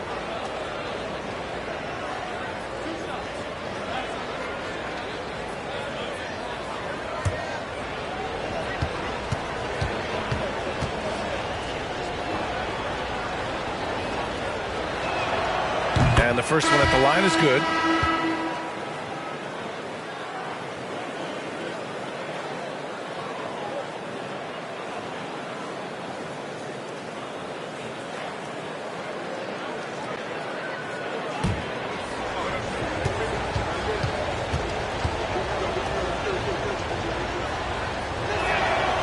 Both good from the line that time. Well, Smitty, instant replay is here to stay. A big part of the game. How has it impacted the NBA, you think? Well, I think fans and players love that you get it right during crunch time. The one thing I think that can help is the speed up replay. That's what everybody is complaining about. Here's Monroe. Looking for his first basket, still in this one. On target from range. Rock solid screen right there. The defender got completely lost. Hey, if you're not going to fight over, you're essentially giving the shooter the look he wants. Screen by Embiid. He's off on that one. And Utah will come the other way. Here's Monroe.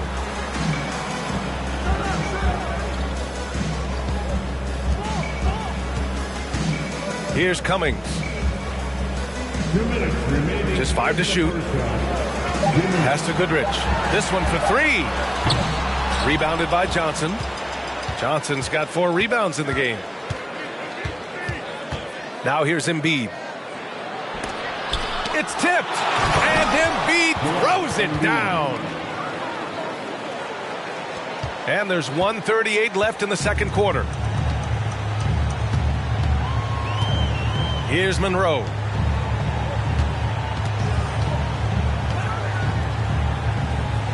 It's Jokic, high post. 6 to shoot.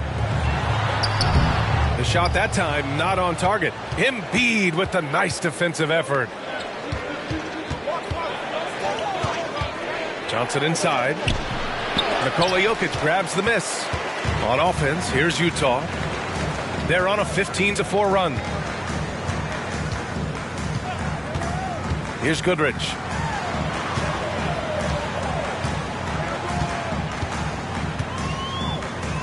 To the left wing. From about 19. The rebound by Embiid. Embiid's got 4 rebounds now. There's 39 seconds left in the second quarter. Ooh, a little luck that time as it drops. Embiid's gotten 4 this quarter. And for a guy over 7 feet, Embiid's jump shot is ridiculously smooth. So unfair for the D. Pass to Goodrich. Lets it fly. And he's now 1 for 4 after that one. And this is what you want to do when you've got a big lead. You must stay aggressive. I'm impressed with their intensity tonight. They came in focused and they've executed. And he was dominant in their last outing. And the same thing here tonight. He is in a terrific groove right now. Here's the thing. He's a guy who will go on hot streaks for you over a number of games.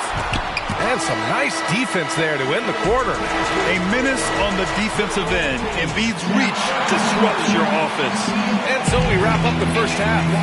The Utah Jazz, they're up by 8. And we'll see you back here after the break. Third quarter action in just a bit.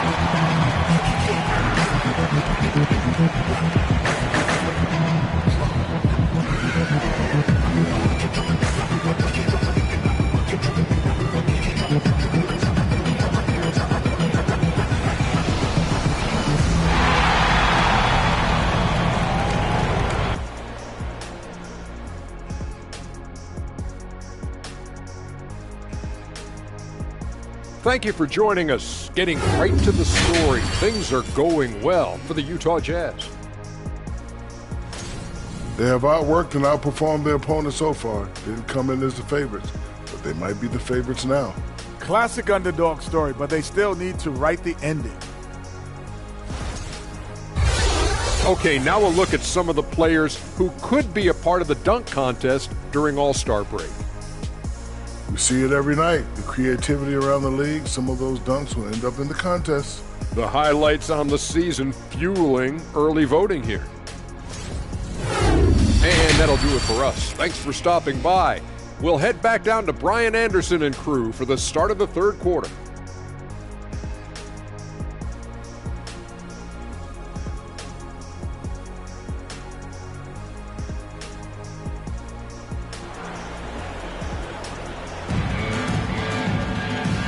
And we've got third quarter basketball here. 2 quarters in the books.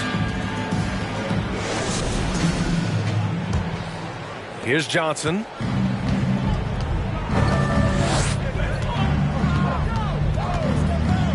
Pass to Barnes. Here's Dumars. Rodman with a rebound. It can be a little disheartening when you do everything right and come away with nothing. And for Denver, it's good.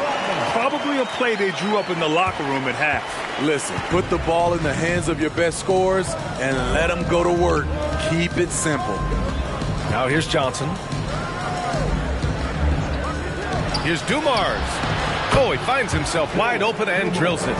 What a pass from Barnes right there. A swingman who knows how to move the rock. And here's Hardaway. Pass to Jefferson.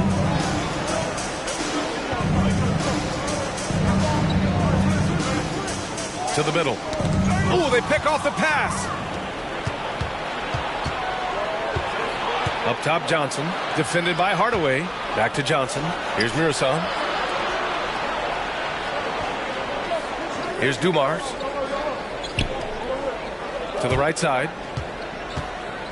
Here's Manning. 4 on the clock. And that one's long. And for the Jazz, they're shooting just 42% so far in the game. Outside Hardaway. Pass to Rodman. Now here's Irving. Here's Jefferson. Fires the 3. The rebound by Manning. Here's Dumars. Outside Johnson. And here's Barnes. Here's Dumars. Here's Murasan. Can't cash it in from close range. Shaky start to the half. Going 1 for 4. Still trying to find that groove. Back to Irving. And Irving powers it home. Putting consistent pressure on this defense. Just the threat of him out there makes this offense work. Hardaway against Johnson. Got a hand on it. His first personal foul. First team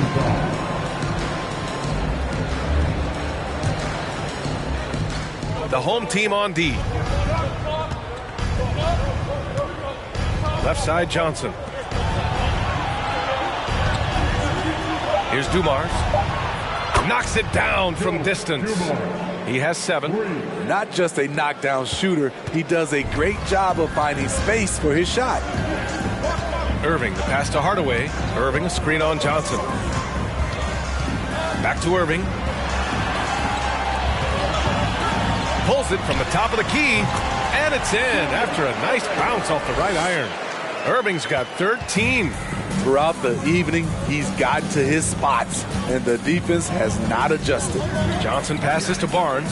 Here's Dumars. That one's good, and it's Barnes with the assist.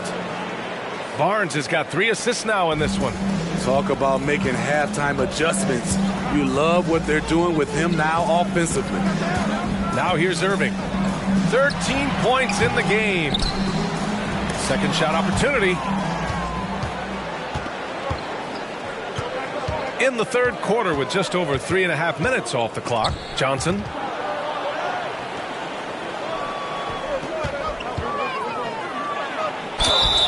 So it'll be 2 free throws. He was fouled in the act of shooting.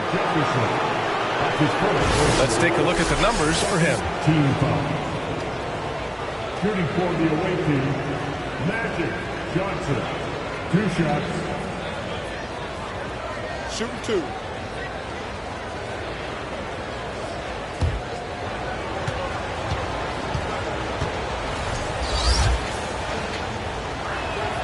The free throw drops for Johnson.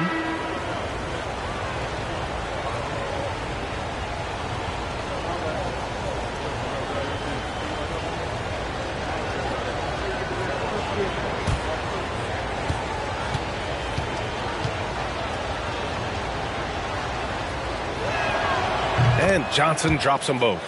Because he knows he makes a living at the line, he invites contact and sometimes even initiates it.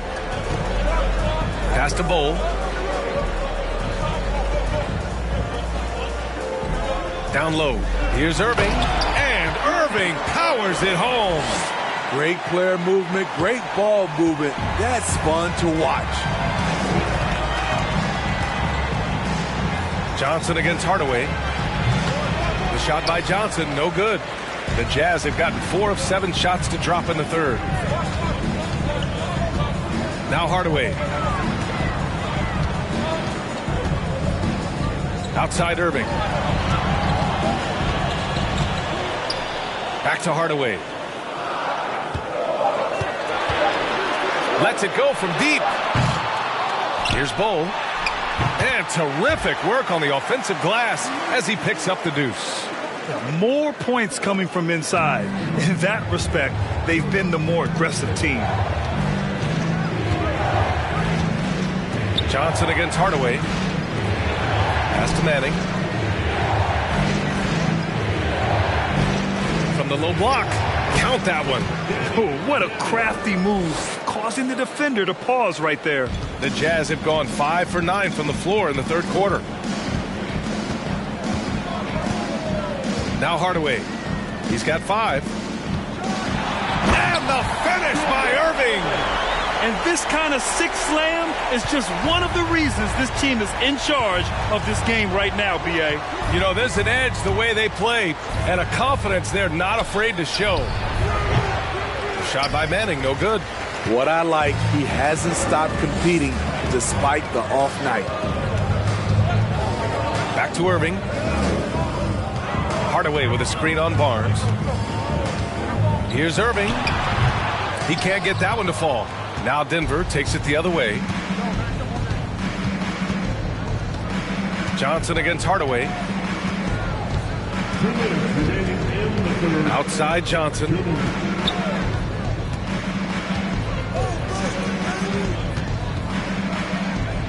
Pass to Dumars. Counted from distance. 12 points for him. I don't know what Coach told him at halftime, but he is shooting the lights out right now. Here's Jefferson. To the inside. Here's Irving. And Irving powers it home. Nice one-handed jam. Simple and effective, B.A. Hey, with the lead, I'm surprised he didn't come up with something a little more creative. Now here's Barnes. Well, he hasn't put up any points yet in this one. Smith inside. Hardaway against Johnson. There's the triple, and they recover it. And there's the shot clock violation. Couldn't get the shot off in time.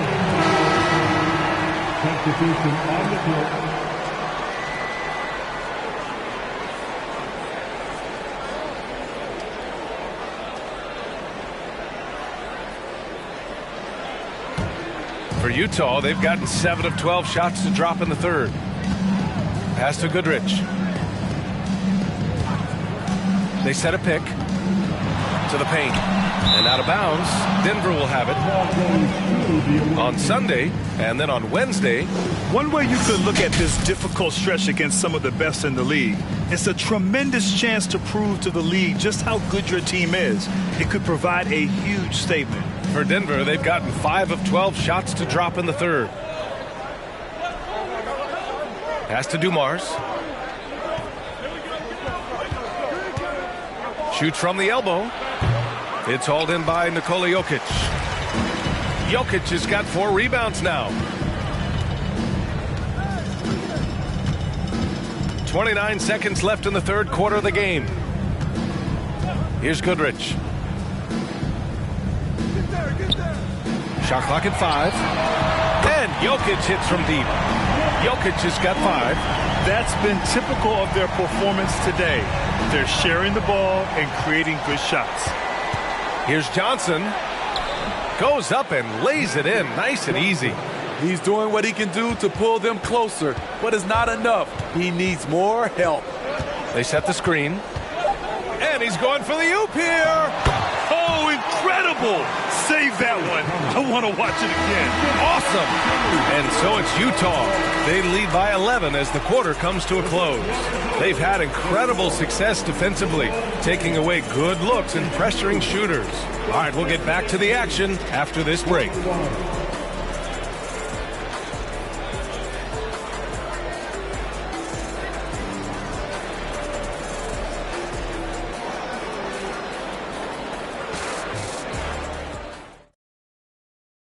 And while we have a chance, let's go to our State Farm assist of the game. You have to love his unselfishness and ability to make those around him better. So many good point guards in this league. So much responsibility comes with that position. That was a smart play.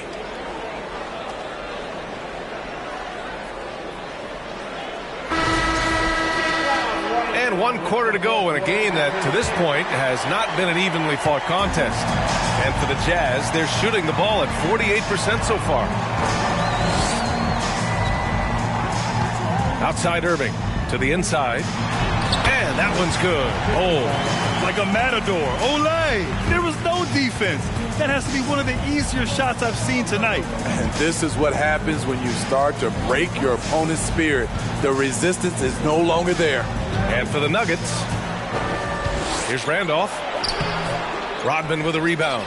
This is the shot you want right at the rim. He just couldn't deliver. Johnson against Hardaway.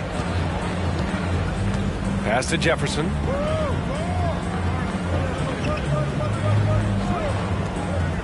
Down low. Here's Irving. Everyone in the building saw the obvious contact. That's his first personal foul. First team foul.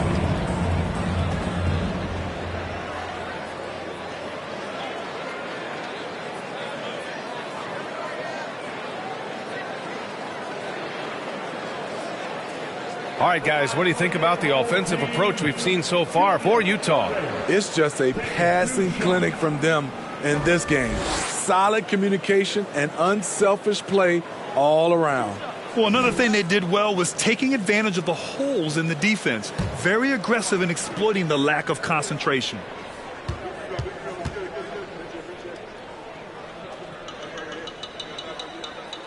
That free throw good from Irving.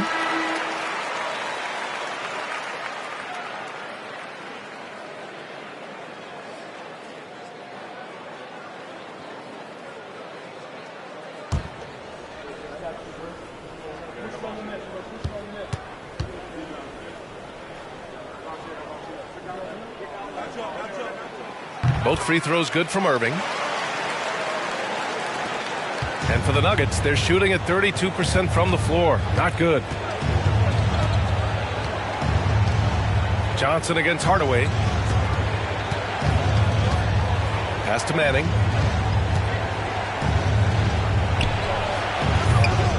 And he's off from 17. They've done a great job of moving the ball tonight. Yeah, B.A., keeping everybody involved keeps everyone engaged. I'll tell you what, it's good to be his age. Yeah, I don't have memories like that at my age, though. Things just don't seem to be clicking for them offensively. Yeah, they really need to find a way to get back on track. Tries to break his ice. Tipped. And they'll keep possession. Outside Irving. High arcing shot. They retain possession. Pass to Rodman.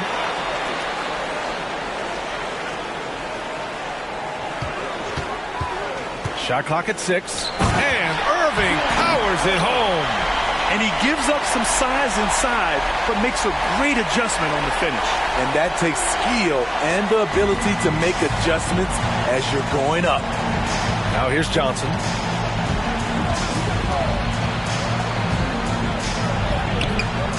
Ooh, he can't stop the run as that misses.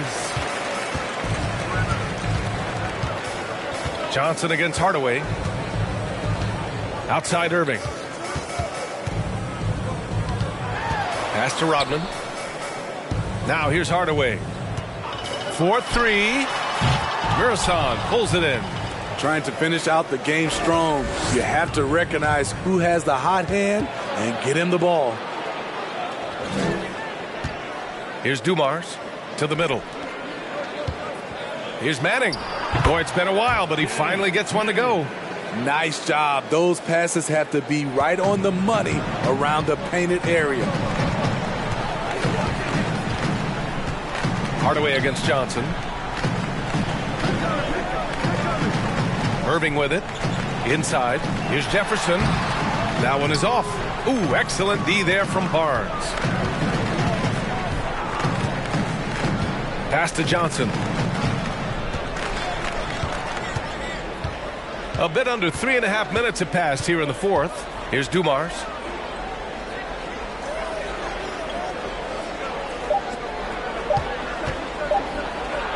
And rejected. And they force the shot clock violation. Great D. It's time to take a glance again at that superb block. Yeah, just some terrific effort there. And you know the whole team will get an energy boost off a block like that one.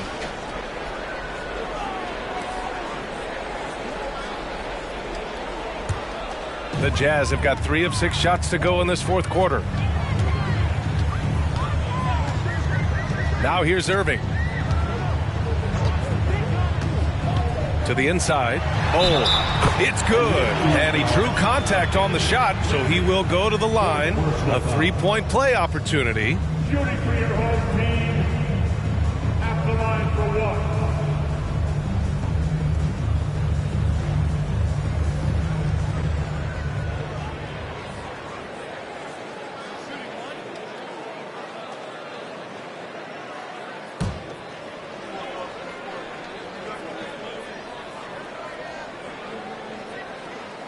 And the rise of the internet has helped give players their own voice. But now with podcasts and other streams, Grant, they're also able to monetize their voice. Yeah, players understand the value of their voice and also how to monetize that. Speaking directly to their fans, to their customers, using these different platforms. You know, I think broadcasters need it. I think you and I need to have a podcast, BA. For sure. I know we can't afford to. That might be true.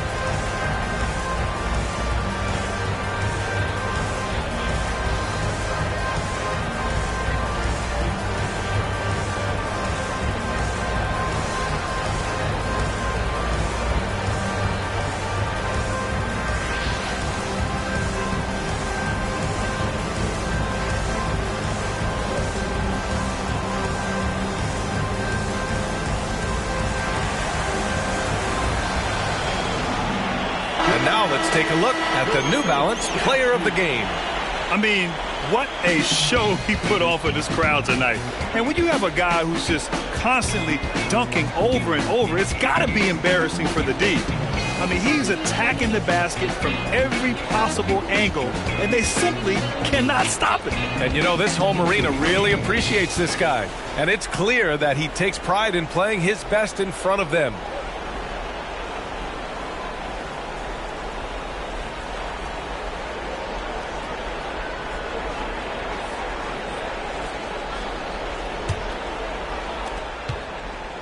The Nuggets have got 1 out of 6 shots to fall in this final quarter. Not ideal. Up top, Johnson, defended by Hardaway. And in this era, we see some stars asking out, saying we don't have enough to win. Smithy, that's not the old school approach, is it? It's not, BA, but what I would tell you now was totally different than the past. It's the length of contract. You have players now and teams have the option after 1, 2, or 3 years, so it definitely will be a lot of movement. Shooting 2.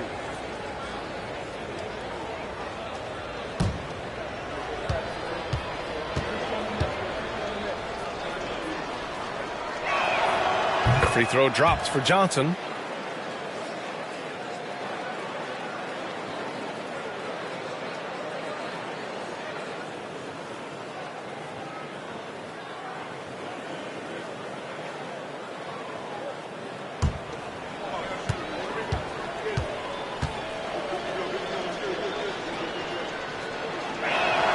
And Johnson drops them both. The Jazz have gone 4 of 7 from the field in the fourth quarter. Now here's Irving. He's closely guarded. Down low. Here's Bull. Boom! He jams it straight down. The longer this game goes on, the hotter he gets. And here's Johnson. Pass to Manning. To the paint. Here's Barnes. Oh, and a vicious dunk by Barnes. What an athlete. Barnes flushes that one home. Left side, Irving. Here's Bull. To the middle. Here's Hardaway. 6 on the shot clock. For 3. Jefferson can't hit. And this is exactly who you want taking that shot. He just missed it. Pass to Johnson. Here's Manning. Back to Johnson. Hook shot on the way. And he gets the bucket. Johnson's gotten 4 this quarter. This is why the hook shot was invented, to score with the defender glued to you. Outside Irving. Pass to Bull.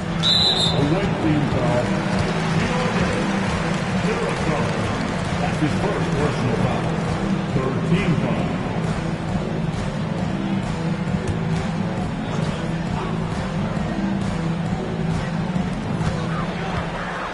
And here's Hardaway.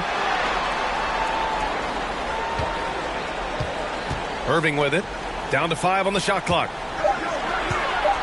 The three. Barnes with the rebound. Barnes has got 5 rebounds in the game. Pass to Johnson. Back to Barnes. Here's Dumars. From deep. That's it. Coming off an assist from Barnes. Barnes has got his 4th assist with that last one. This is the shot you want to get him. An open look from range. And Utah calls time here. They're leading by 13. We've got 1:55 left in the 4th quarter here.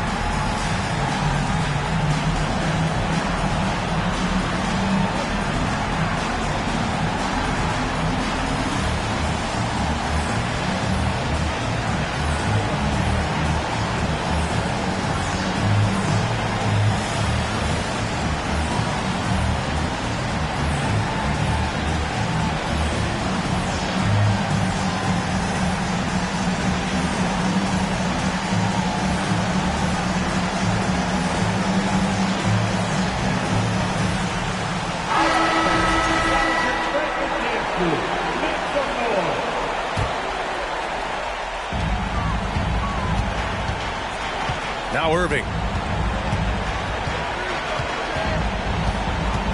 There's 1:47 left in the game. And he's going to the line for 2. The official saw contact while he was going up. Man, good whistle there. At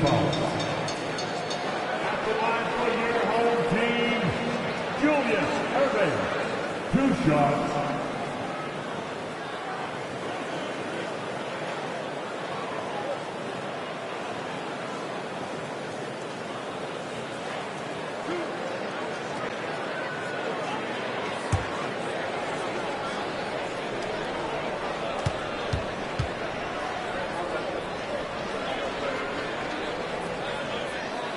The first one falls.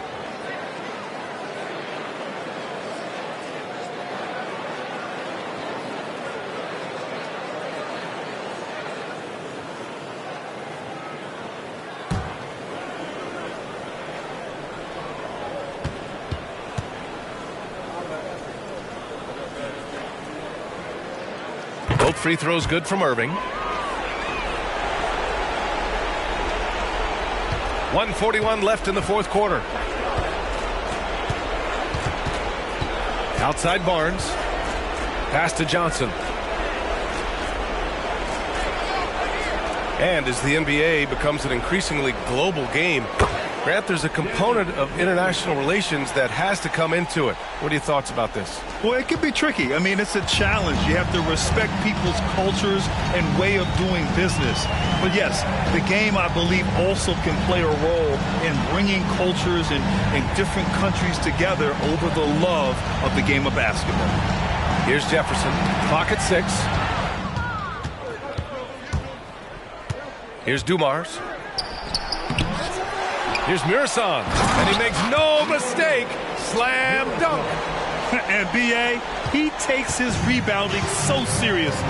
This dude is such a grinder. His teammates appreciate the effort. Just goes all out on the glass. You know, this is one of his specialties, keeping plays alive, creating second chance opportunities. So both teams making some changes here. That free throw good from Irving. And so he makes both from the line.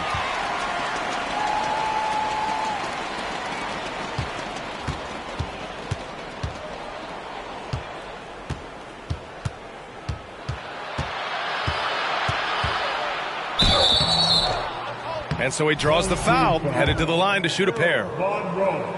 That's his first. That free throw, no good. Second team foul. At the line for the... So he comes up empty, missing both.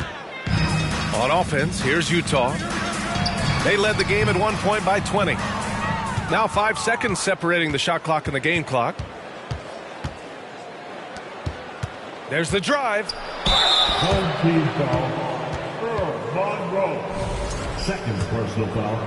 Third team foul. First free throw is good. The line for the away team. Don O. He's perfect from the line this time.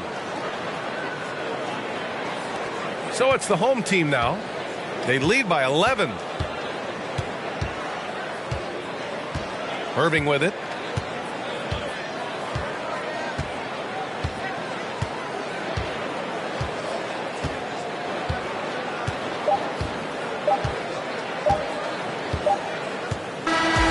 So the home crowd happy here as they get the victory. This one was a fun one to watch. They were clearly in the driver's seat down the stretch. They really were, B.A. They played with great intensity on both ends of the floor, and they didn't allow their mistakes to get the better of them. Thank you for joining us. That'll do it for now. For Steve Smith, Grant Hill, and Allie LaForce, I'm Brian Anderson. Thank you for watching this 2K Sports coverage of the NBA.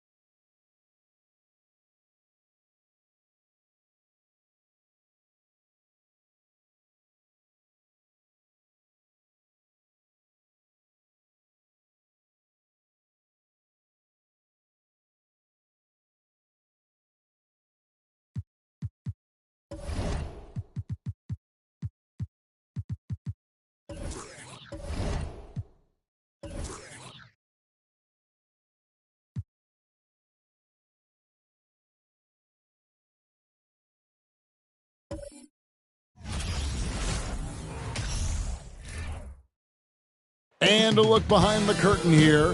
Final preparations for the challenge ahead.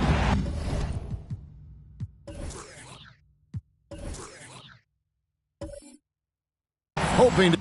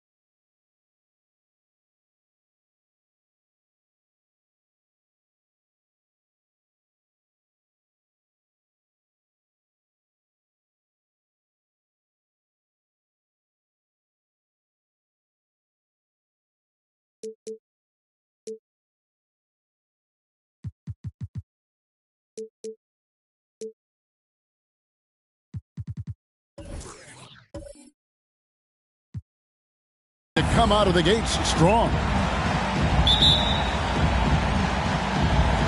So the Timberwolves win the tip. So with Davis sitting on the bench, here's the group that Steve Kerr has on the floor. They've got Malone, Gilgeous-Alexander out there with Anthony, and it's Hayward, and it's Gilmore in at the pivot spot, manning the middle. Now here's Leonard, shot clock at 5. Love with the screen on Gilgeous-Alexander.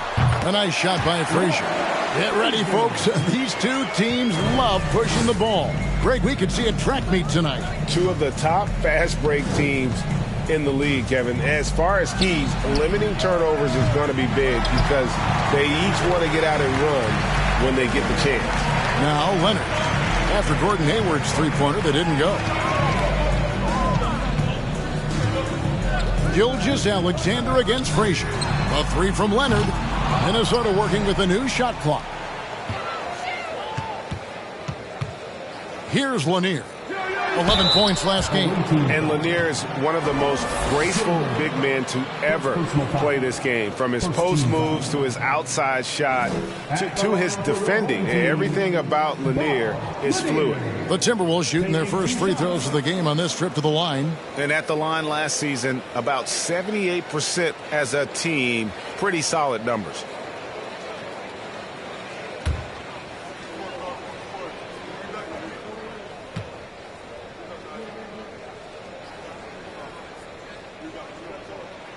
First one falls for him.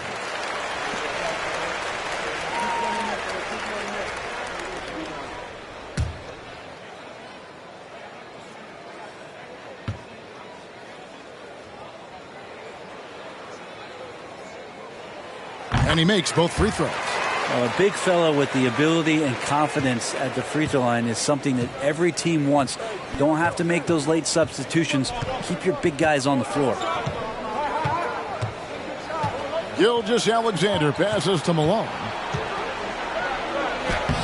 And no good that time. Timberwolves go the other way with it. They're getting their first look of the season at the Warriors in this one. And this, the first of 3 games these two teams will play against one another this season. A lot of defenders choose to just back up off of him when he's in that tight, try to avoid the and one, and this time they're not backing off. Now here's Gilgeous-Alexander.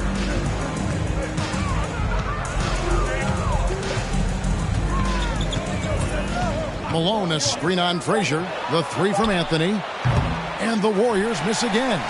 And I thought that was going to drive. It looked good from here. Frazier, the pass to Love. There's the dish to Markkanen.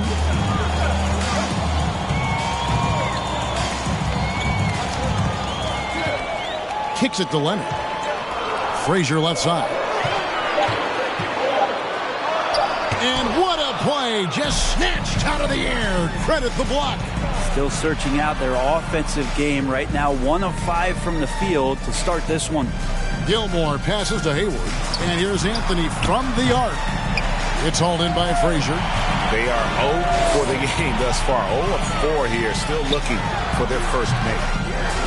Kicks it out to Love. And good. Got the friendly bounce off the right side of the rim. Love is awesome at reading the defense. When they're not up on him, he's going to let it rip. Pass to Anthony.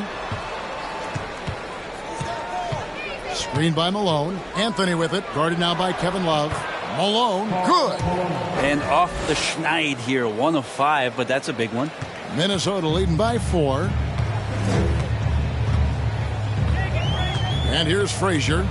The pass to Love. From past the arc. Misses that one. He's made 1 and missed 2 this game so far. And here's Gilgeous-Alexander. He'll bring it up for the Warriors. They defeated Charlotte in their last game. Yeah, I think they prepared to face more defensive pressure. And that one didn't happen. And, boy, they just rolled. It took just a little bit of time, but once they figured out the D on that night, man, their offense was rolling. Here's Markkanen. The Warriors making the shot. Pass to Leonard. Frazier against Gilgeous-Alexander. It's a pick by Love. Here's Frazier. Warriors with the rebound. And right from the start, Kevin, they've been pounding the glass. Most of those 50-50 balls also going their way. Give him a little credit. Take some guts to keep shooting if you're struggling this bad. It's getting a little bit ugly right now. Now here's Frazier, following the miss by Carmelo Anthony. Outside Leonard for three. Now in the scoring column with that bucket. 1 for 2 this game. He has the touch to do some damage from three-point distance. Now Gilgeous-Alexander. He's still scoreless so far in this one. Anthony's shot is off. If he's going to keep shooting, they've got to run some plays for him. Screens, pick and rolls, anything they can do to get him started.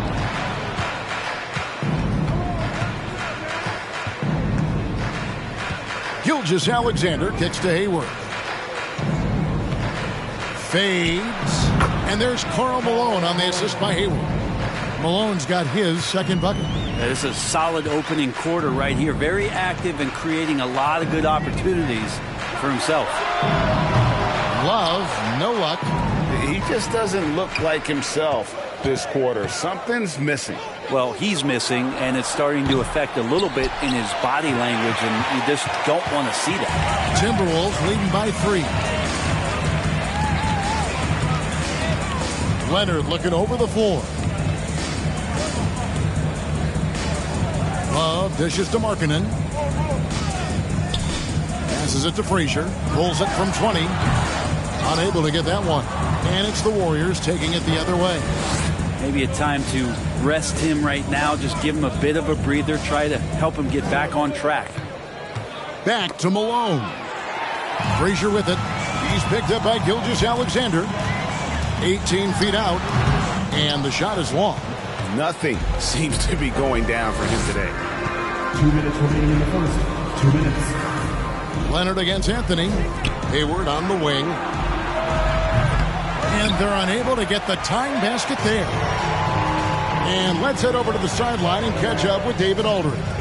Thanks. I caught up with Chris Finch. He was worried about their interior defense. He doesn't want them getting gutted in the paint. He told his players, look, they're going to score, but we've got to make it difficult on them to give ourselves a chance to win. Guys, let's see if they can follow that advice. All right, thank you, David. The Warriors shooting a mere 25% from the floor in this first quarter. Outside, Gilgeous-Alexander. Pass to Anthony. That misses, had a chance to tie it there. Well, it isn't for a lack of effort when it comes to getting up to three-pointers, but not much to show for it. He's going to lose the green light here very early in this game if this keeps up. Now here's Frazier. The wide open look for Love. Knocks down the 3-ball. Love's got 5 now. Well, you know he can hit that. He's done that for years. This part of his game has made him so valuable. Always going up for the alley-oop here. And the jam by Karl Malone. Chemistry at its best. An unreal alley-oop. Yeah, you're right. The pass, the catch, the dunk. All of it perfect. Now here's Love. He has 5. Outside, Markkanen. He kicks it to Leonard. 5 to shoot. The 17-footer. Shot by Frazier, no good. Not a way to get out of a funk. He needs to be looking for good, solid, more efficient shots. Not the wild one he took there. Here's Anthony. Nothing yet on the scoreboard for him. The pass to Hayward. Here's Malone. Off the mark with the outside fadeaway. You're not going to see that very often. Plenty of space, but he just, let's face it, he whiffs on that. And we reached the end of the first quarter. Timberwolves lead by 4. And we'll return shortly.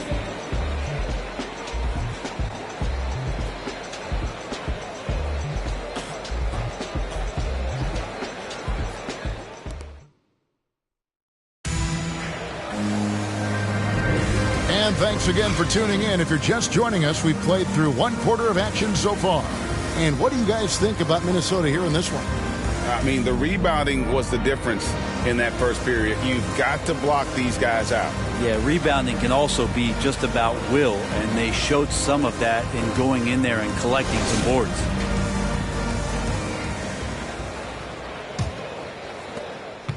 The Warriors shooting only 27% from the field, looking pretty ugly out there. So with Davis sitting on the bench, here's the group that Steve Kerr has on the floor.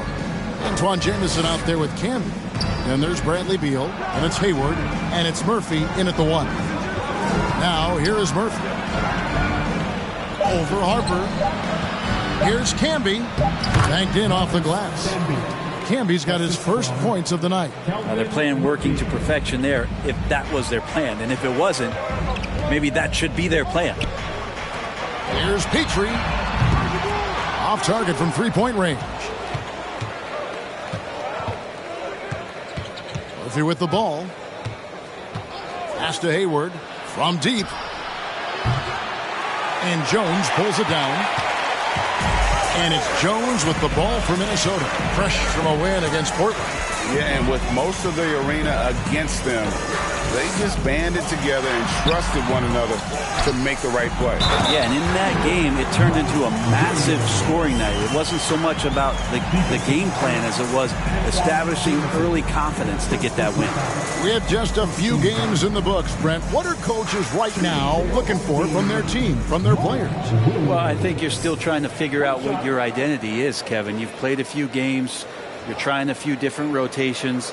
You still want to do that over the course of the next 25 games before you really settle into what you know is going to give you the best chance offensively and defensively and win games.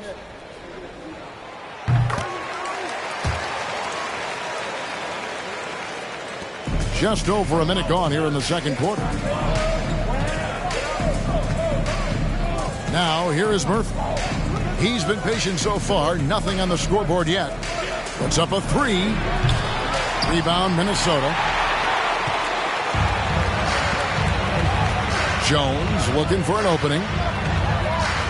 Nedelicki, the pass to Harper. Screen by Jones. Harper against Camby. Harper, no good. The Warriors have gone 1 of 3 to start out the second quarter. And Beal kicks to Murphy.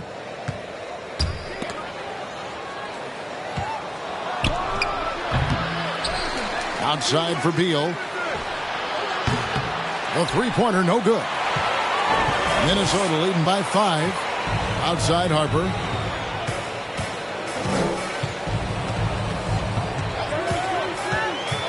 To the left side wing. Petrie. That misses off the backboard. The Warriors shooting a disastrous 25% from the field so far. So here's Murphy. Back to Hayward. Takes the 3. That one, no good. And Minnesota will come the other way. Nedelicki, the pass to Harper. The Timberwolves working the ball around now. Jones, no luck. And here are the Warriors now. In the second quarter, they've given up just 3 points. Harper against Murphy. Here's Jamison. And the Warriors miss again. Minnesota in the lead. Here's Nedelicki. Still getting warmed up offensively. No scoring yet from him. And the 3-ball is good. I tell you what, it's almost like stealing to watch how he plays the game from this seat. Some tough offensive sets. They want to turn it around. Yeah, right now you just need a bucket to get some momentum. Can be a screen on Jones. Beal gets a wide open look. And they wasted no time getting those 3 points back. And Bradley Beal coming for his revenge. Harper up top. He's guarded by Murphy. Into the lane. And he gets the whistle. 2 free throws coming up. They get Marcus Camby. And you don't ever want to get into the habit of letting the offense get to the rim. It's his first trip to the line. 2 shots.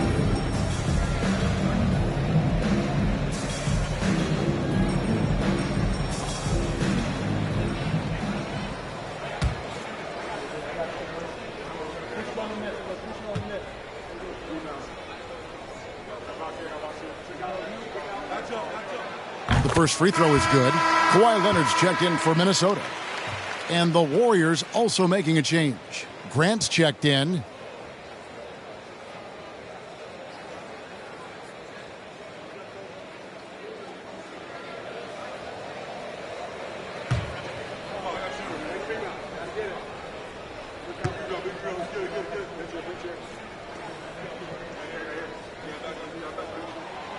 And Harper drops them both. And almost 4 minutes gone here in the second quarter of play. And here's Murphy. Nothing yet on the scoreboard for him. Outside, Beal from deep. No good. Shot missing. And it's the Timberwolves taking it the other way. A slight advantage for them in the rebound department, but that oftentimes is all it takes. There's the pick to the wing on the left.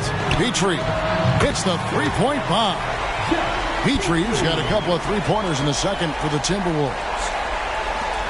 The Warriors shooting a putrid 25% from the field. Poor shot selection all around. Pass to Beal. Dishes to Canby. Pass to Murphy. Grant with a screen on Harper. Rocket 6. Connects from three-point range. Beal's got 6. Advantageous if you can get in Bradley Beal's airspace before he catches. Otherwise, that happens. Out to the right wing. Here's Petrie. And he can't answer back. The three-pointer offline. The Warriors shooting is definitely lagging at the moment. They're just 30% in the second quarter. And there's the pass to Murphy. Pass to Beal. Kawhi Leonard comes up with the rebound. And so it's Leonard with it. He'll bring it up for the Timberwolves. They've led by as much as 10. Passes it to Petrie. Here's Nedelicki. To the left wing. Williams, a screen on Murphy. Here's Harper. Good on the 13-footer. Harper's got 4 this quarter. That's a high percentage look when the D doesn't fight over the screen. And the coach over there just asking for one simple thing, and that's some effort. Got burned on that one. And the Warriors decide to take their first time out here. So it's both teams making substitutions here. Let's take a moment to look at the 2K leaderboard and see last year's high-scoring teams. Yeah, number 1 in the league in terms of points per game a season ago. They play as a team, just really unselfish in terms of their brand of basketball. Frazier against Anthony. And you talk to the great ball handlers, and they say, Greg, that footwork is an underappreciated aspect of it. Why is that? It's like a dance. You're eluding the defender mostly with your feet. The ball handling part is just making sure the ball comes along for the ride. Take a break. Take a break. 2 shots.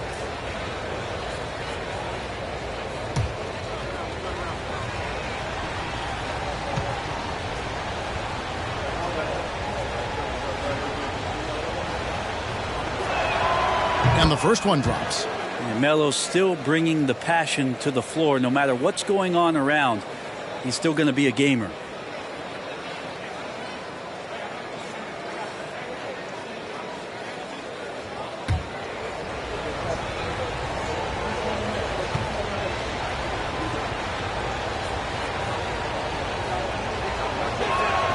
Both free throws good from Anthony. Now you can tell he's feeling confident right now at the line, and when he's on, he can be lights out. Frazier, the pass to Love. Good. Great play set up by Frazier. Love's got the lead up to 10 now for the Timberwolves. Outside Anthony. And right away they match it with a three-pointer of their own. Anthony's got 5 points now in the quarter. For Minnesota, they've gone 5 of 11 from the field since the beginning of the second quarter. Here's Lanier. Love with the screen on Gilgeous-Alexander. A shot by Frazier, no good.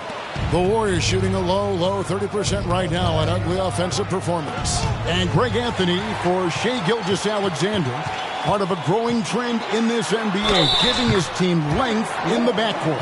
Yeah, 6'6" with a 6'11" wingspan. He can see over the top of the defense. He helps you on the glass, and he can switch onto front court players defensively. That's what teams are looking for nowadays. Gordon Hayward's checked in for the Warriors. At the line for one.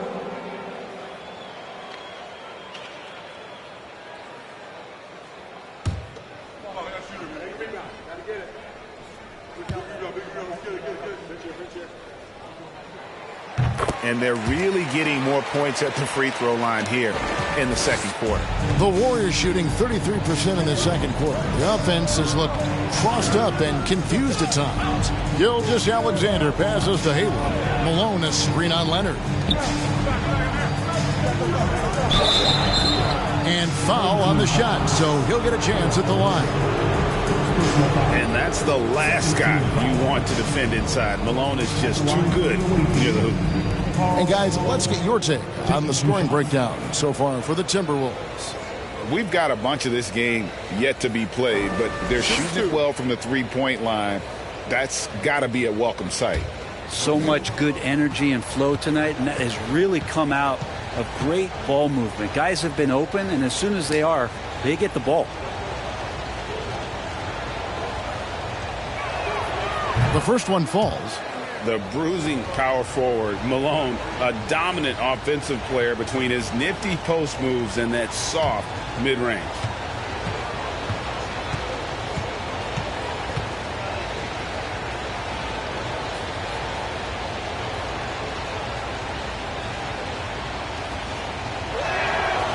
And he makes the first but misses the second. Yeah, in this quarter, they've had the right approach, driving and drawing, initiating contact, create opportunities, get to the line. Now here's Frazier. He's got 5. And here's Love from the arc. Carmelo Anthony comes up with the rebound. If you told me this was the kind of game he was going to have, I would not have expected them to be in front right now. Gilgeous-Alexander against Leonard. And there's the foul on the shot. He'll go to the line for 2. Gilgeous-Alexander does a good job of just staying aggressive, and that just forces the defense to do something. And he's got his first free throw of the game. And I like what he did at the line a season ago. How about 81%? Take a break. Take a break. 2 shots.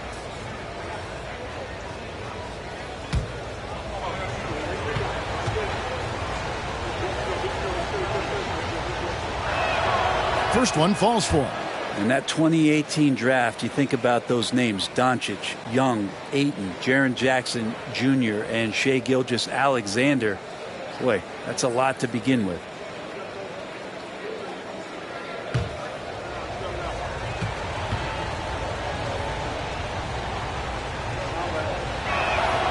And so he hits both. Minnesota leading by 7. 7-second difference, shot and game clock. Frazier, the pass to Love. The line, Minnesota, and it's in there. Well, he takes care of salvaging that possession for the offense by getting on the offensive glass. Gilgeous-Alexander looking around. To the inside. Here's Anthony. And again, it's the Warriors missing. And so it's Minnesota ahead by 9 as the quarter comes to a close. A good size advantage, and they'll look to increase it. We've got more in store for you right after this.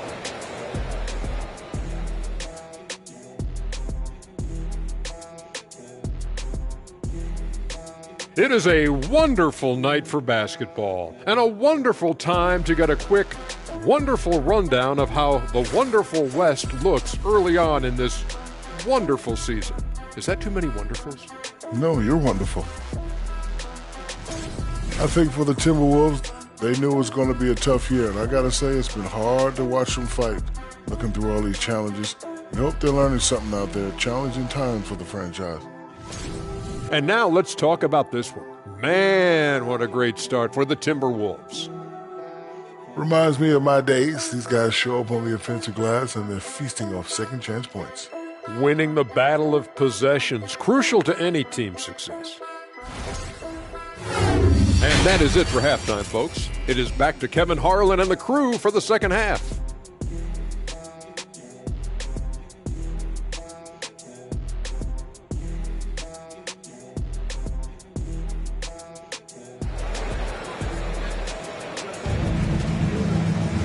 We played through the first half. Plenty of basketball, though, left in this one. Kevin Love with a strong contribution so far in this one.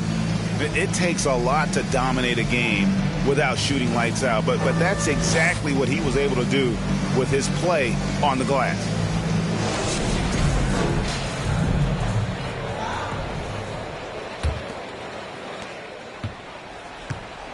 We've got Kawhi Leonard, Kevin Love out there with Lauri Markkanen. Then there's Frazier, and it's Lanier in at the center position. So that's the lineup for Minnesota. Here's Anthony. Shot is good off the back rim and in. 7 points for Carmelo Anthony. Zero hesitation from Shea on that play. Love outside. Jacks up a three. Gilmore grabs the miss. Gilmore's got his 7th rebound here tonight. Hayward outside. On the wing, Malone. It's deflected. Anthony against Leonard. Kicks it to Frazier. Love outside. The three. It's not going to go for him. And it's the Warriors taking it the other way. Gilgeous-Alexander against Frazier. A shot by Hayward, wide open. No good on the triple. Well, both him and the team seem to be off their game right now, and the frustration is clearly mounting as the clock is winding down. Now here's Frazier. He has 5. Another miss by Love. Well, he wants to shoot his way out of this cold spell, but the struggles continue. Yeah, he's got to move on, forget about this sequence here, and try to find a way to get on the board. Gilgeous-Alexander against Frazier. Malone, a screen on Frazier. 5 on the clock. Gilgeous-Alexander passes to Malone. A rebound by the Timberwolves. Lanier's got double-digit rebounds now in the game. Yeah, they're going to try to search out for somebody that's got a hot hand right now. 1 of 4 to start the half. Now, here's Gilgeous-Alexander, following the miss by Kevin Love. Now, Gilgeous-Alexander. Three-pointer, Hayward. And they'll get another chance. Shoots over Leonard. And that's collected by Love. Love's got 6 rebounds here tonight. They need this one. Love with another miss. Yeah, the defense there in chill mode. We all know he can burn them from three-point range. He lobs it up. It's deflected and stolen by Love. Hayward against Leonard. Pass to Lanier. Frazier right side. He dishes it to Markkanen. Outside Leonard. Nice ball movement by Minnesota. From deep. Timberwolves with a fresh shot clock. And the pass to Frazier. Pass to Lanier. Out to the right wing. Near the three-point line, it's Love. That one wide left. And so it's Hayward with it. He'll bring it up for the Warriors. They haven't given up any points here in the second half. Passes it to Anthony. Malone with the screen. Anthony dishes to Malone. And the rejection by Love. Well, how about that? Kevin Love getting up and making a statement block there. Outside, Markkanen. Good, and it's Frazier who picks up the assist. Markkanen's got the lead up to 10 now for Minnesota. Timeout called the Warriors. And they just can't seem to get going offensively. Yeah, they're like a 4-day-old soda right now, just flat. They're missing shots left and right and just not playing their best.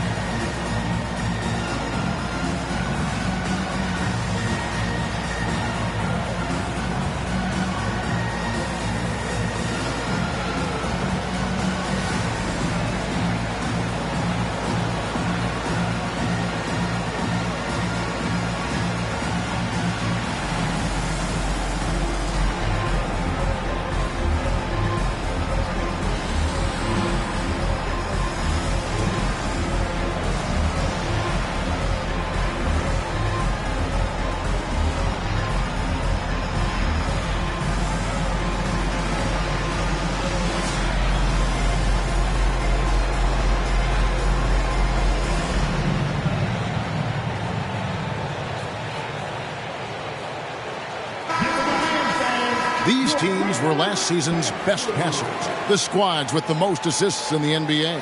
Well, last year these guys were coached to share the basketball, keep making the extra pass until someone got a good look. They always talk about good to great. They're a prime example.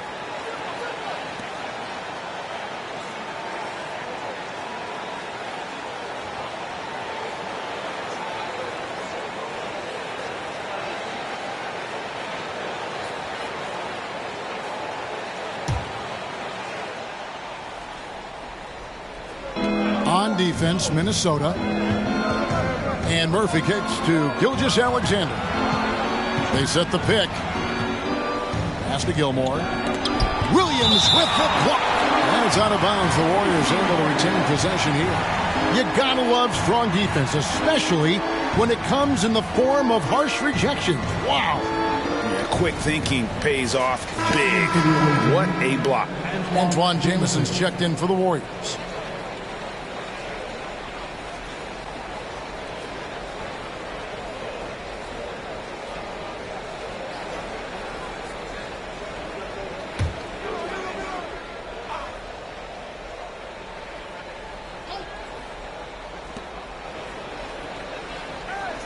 Murphy against Harper. Clock is at 3. Murphy passes to Grant. Over Love. No good from Grant. It's a +5 advantage for them in rebounding after that one. The pass to Petrie. Right wing.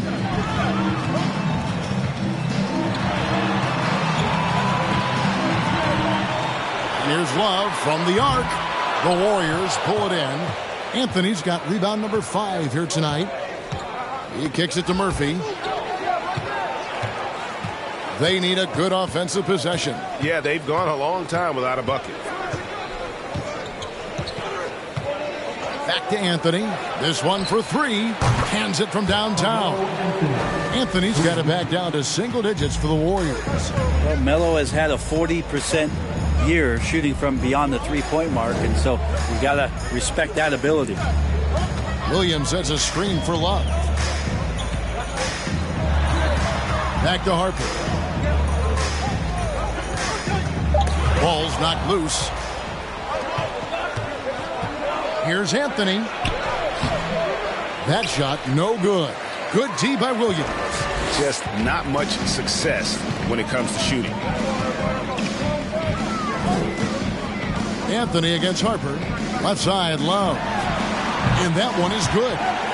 Love's got 10 points. Oh, what an ugly start to this quarter. Only 1 of 8 from the field. Murphy against Harper. Outside Anthony. Fires for 3. Trains it from beyond the arc. Anthony's got 8 points here in this quarter. Well, he just nailed his second 3 of the half, guys. I'd be very aware of that if I were the defense right now. And the Warriors making a change here. Camby's checked in. Here is Frazier. He's got 5. Pass to Nedolicki. 2 minutes remaining in the third. 2 minutes. Passes it to Leonard. Fires the 3. And it's Kevin Love with the foul. That is his first foul of the game. First personal foul.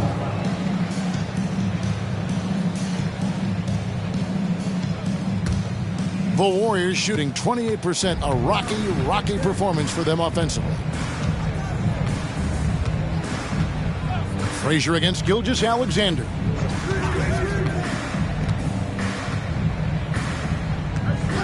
Outside Anthony. Fires from deep. Anthony missing again.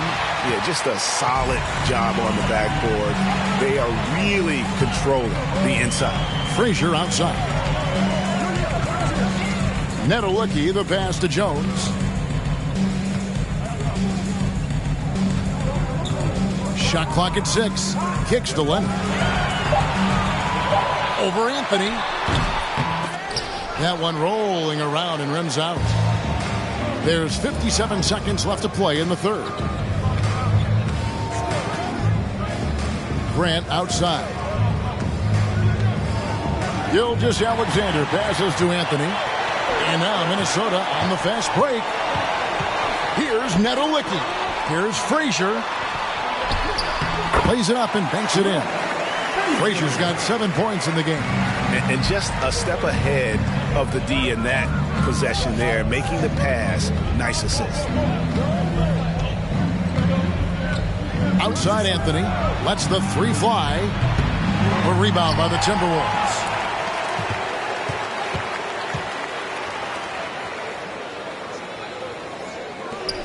Frazier scanning the floor. They set the pick. Inside, here's Love, and the dunk by Love. Well, if Kevin Love gets that deep and has that kind of room, he's going to make sure of it with the jam. And so it's Minnesota going into the break with a 10-point lead. They've played the better game so far, but their work is far from over. We'll return shortly.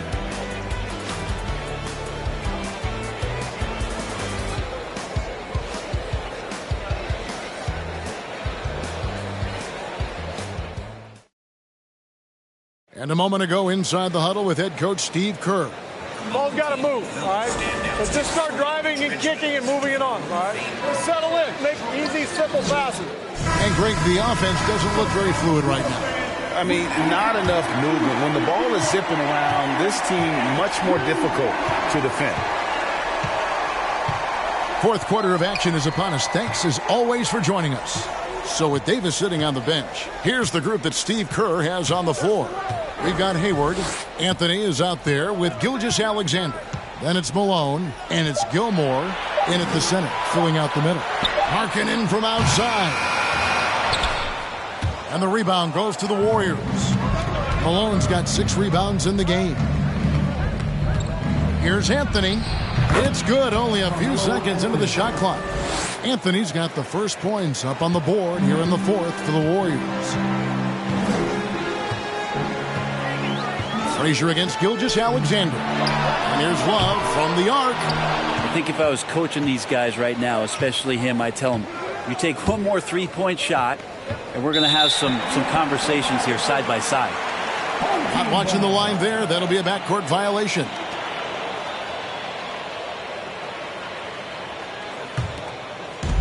One minute now into this fourth quarter. Frazier outside. Love looking around. A three from Leonard. The Timberwolves again can't hit. And thus far, they've managed to overcome an off game from him offensively. Malone outside. And the rejection by Leonard. And that's what you expect from one of the greatest defenders maybe this league has ever seen. Great play by Kawhi that time. Minnesota leading by 6. Love outside. Right side Markkanen. Now the dish to Frazier. Shoots over Gilgeous-Alexander. And the ball out of play. The Warriors will inbound. Looked like a simple play and turned into a turnover. Can't give away possessions like that. We're about 2 minutes into the fourth quarter in this one.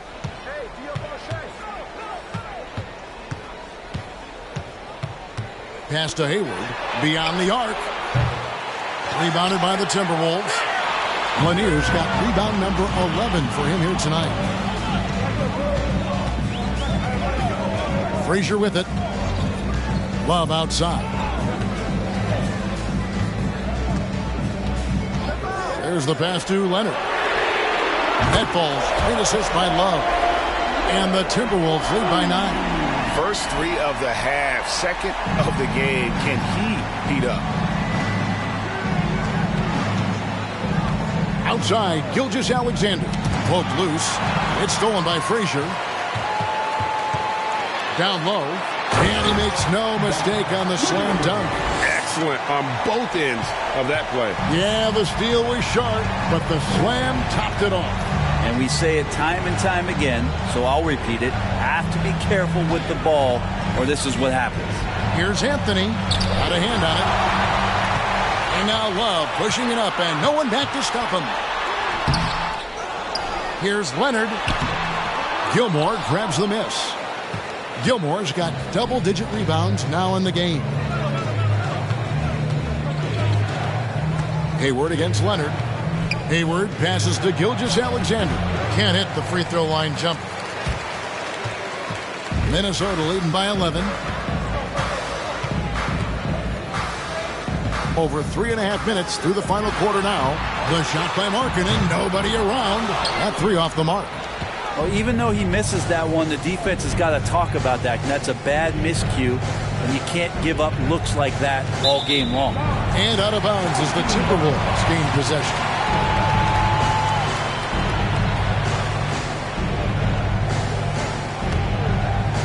And so Markkanen will bring it up for Minnesota. Here in the fourth, they've allowed just 4 points. Frazier the pass to Love. Shoots over Malone.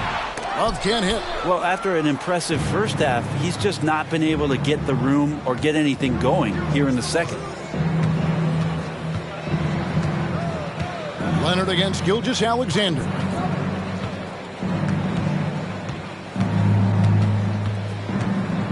Shoots from the line, and the Warriors miss again. The Timberwolves shooting 28%, a rocky performance for them offensively. Frazier outside. Love with the screen on Anthony. Here's Frazier. No good off the back of the rim. Warriors have gone 2 of 7 from the field in what's been a cold start to the fourth quarter for them. Hayward finds Gilgeous-Alexander. Back to Hayward. 6 on the shot clock. And the Warriors miss again. Minnesota leading by 11. Up top, Leonard. Pass to Frazier.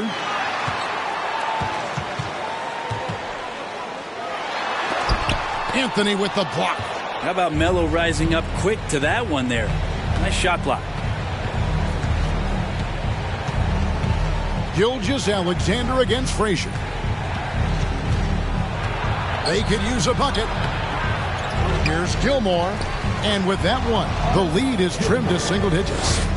That's a testament to the effort there on the boards. Never willing to give up on the possession, finding ways to sniff out the ball. Now here's Leonard, and the Timberwolves call time here. Whether things are good, bad, or indifferent, coaches will have adjustments to make throughout the course of the game.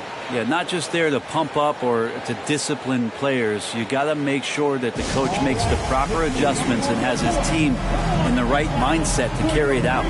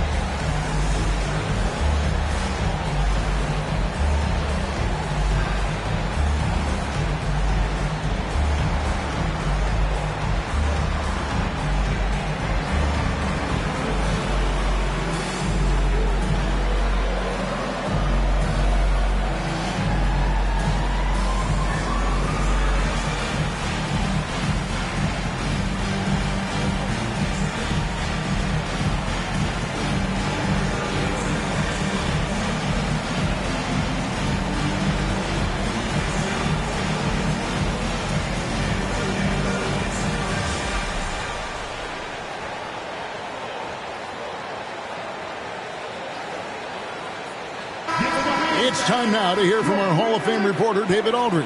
What's the latest, David? Hey, guys, here's what Chris Finch went over with his guys during the break.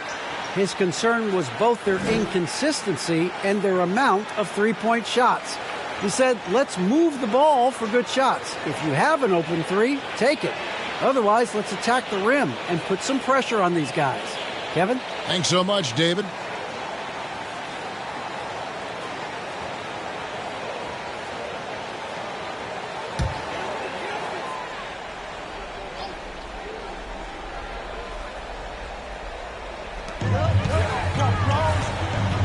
Frazier against Gilgeous-Alexander. Frazier dishes to Leonard.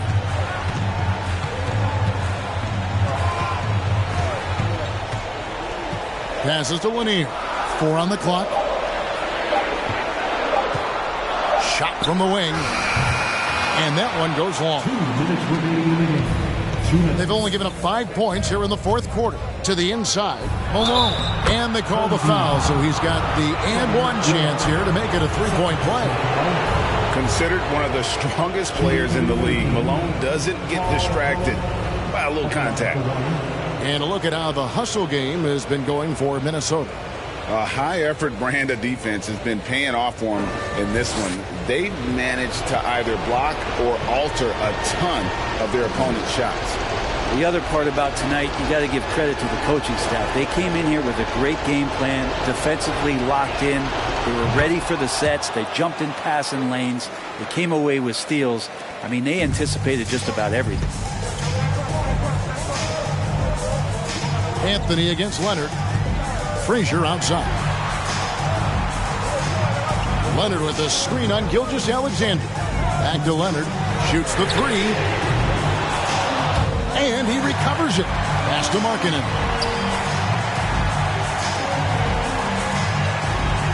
Leonard on the wing.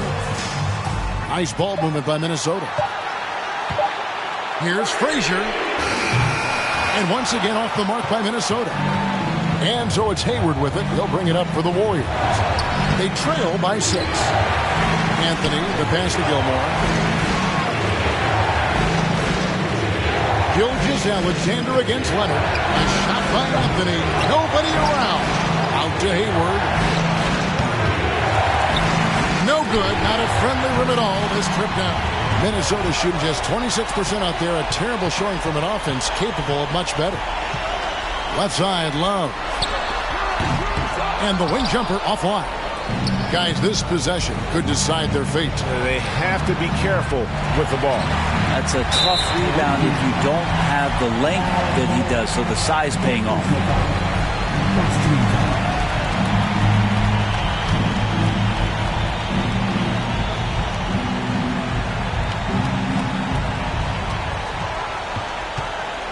Frazier against Gilgeous-Alexander. And he commits the intentional foul.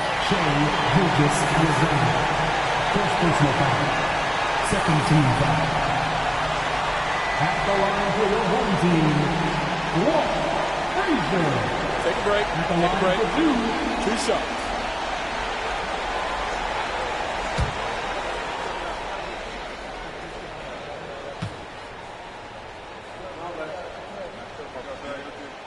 He hits the first one, and that makes it a 7-point lead. And one of the very best in our league at getting to the line. Walt Frazier just has that great change of pace and aggressive nature. Always playing, though, under control. Timeout called the Warriors. They're down by 8.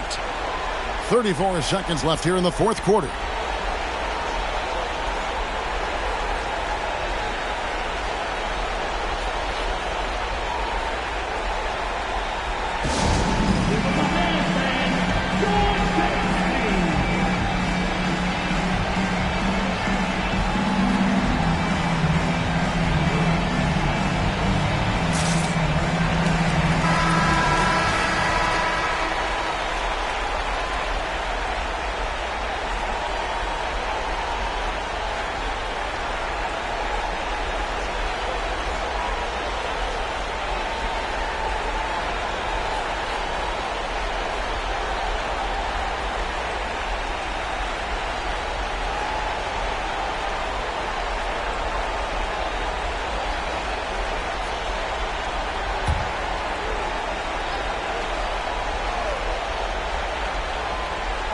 Here's Anthony. Outside, Gilgeous-Alexander. Now here's Anthony. Puts one up from 19. Yep, right through the net. And Carmelo is a gamer. When the game is close, this guy wants the ball and, more importantly, delivers in the clutch. First personal foul. Third team foul. Shooting for your home team, Kawhi Leonard. Taking 2 shots. Shooting 2.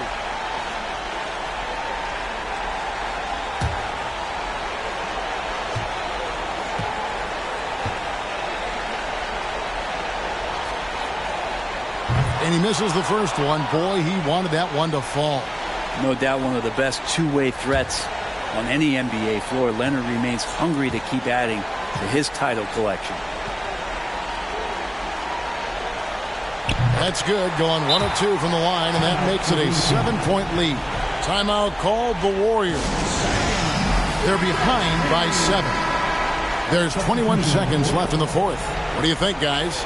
Trying to keep hope alive, but I don't see them making a comeback. Yeah, this is the classic too little, too late. The effort coming and not enough time for them to get back in it. And here's Anthony from the arc. And Jones pulls it down. Harper against Camby. Outside Harper.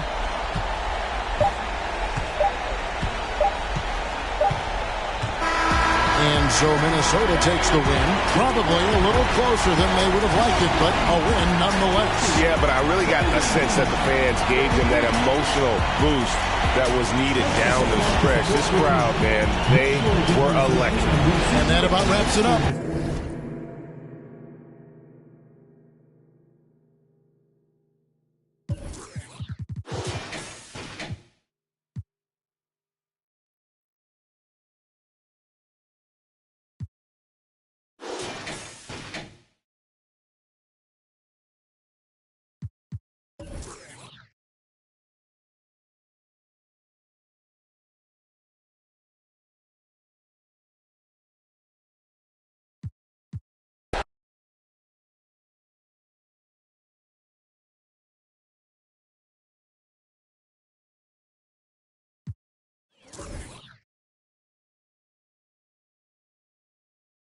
You stay.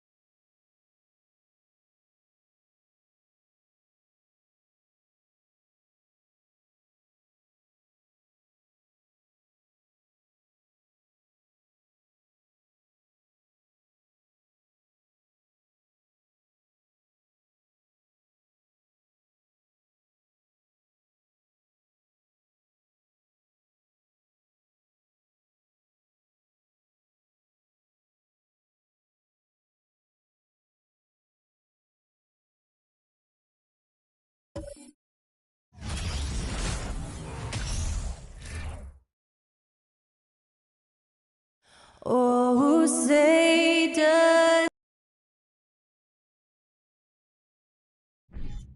And a little deeper in.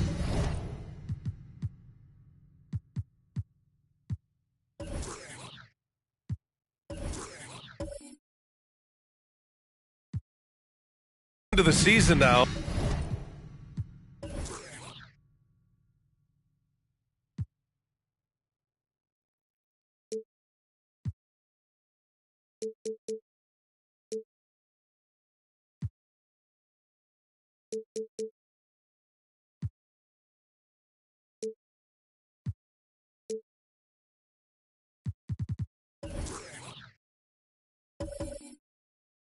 The depth.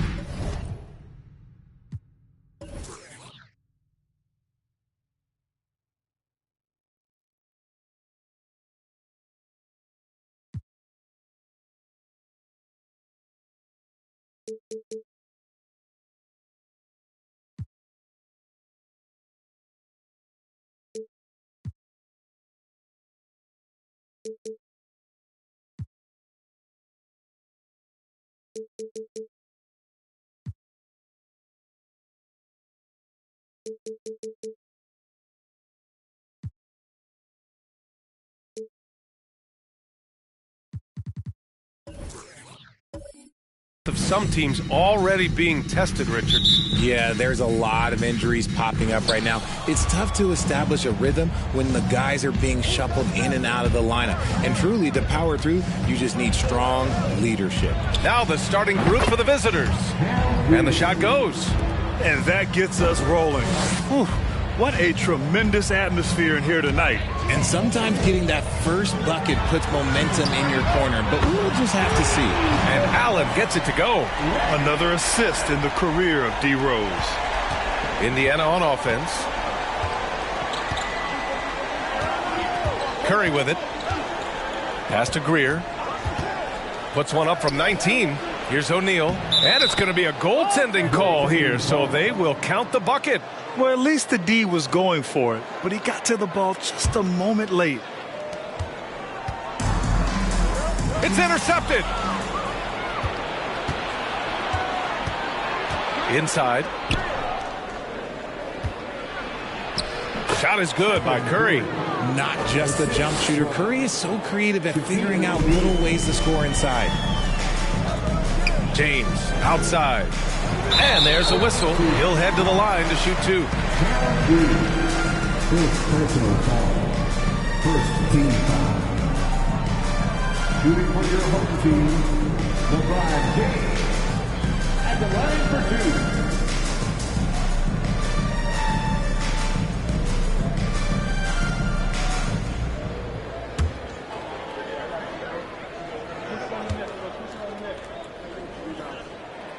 And he makes the first. LeBron James going to the free throw line. Let's just say it's not his most accurate of positions, but hey, even players like him got to have things they need to work on.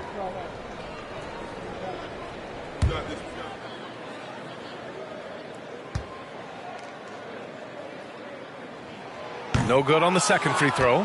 For Indiana, they've gone 3 of 3 so far from the floor. Soft touch off the glass. And how great are they playing? 4 for 4 shooting to start this one. Rose against Curry. And there's James from the arc. And he buries his first look. We talk about it a lot, how consistent James has become from range over a full season. Pass to Greer. Here's Stoudemire. Outside Curry.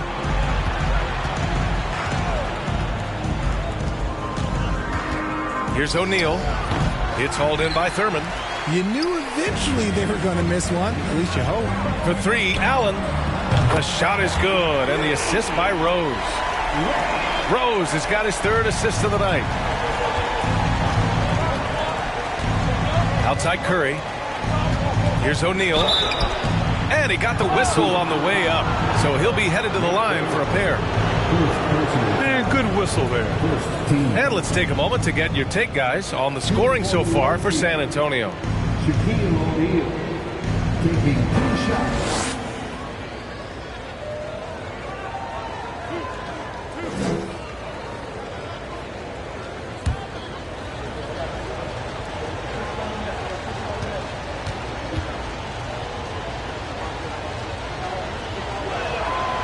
That one's off.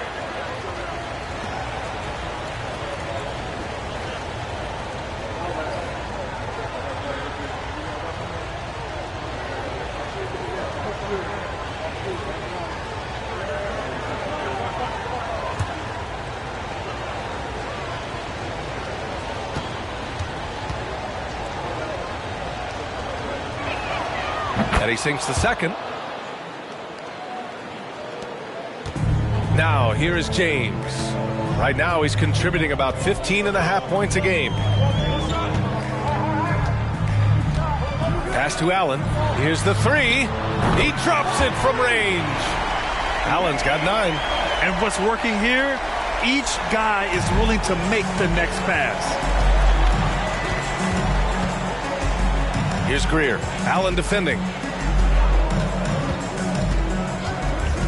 First quarter of basketball, just over 2.5 minutes played so far. There's the three. Prince with the bucket.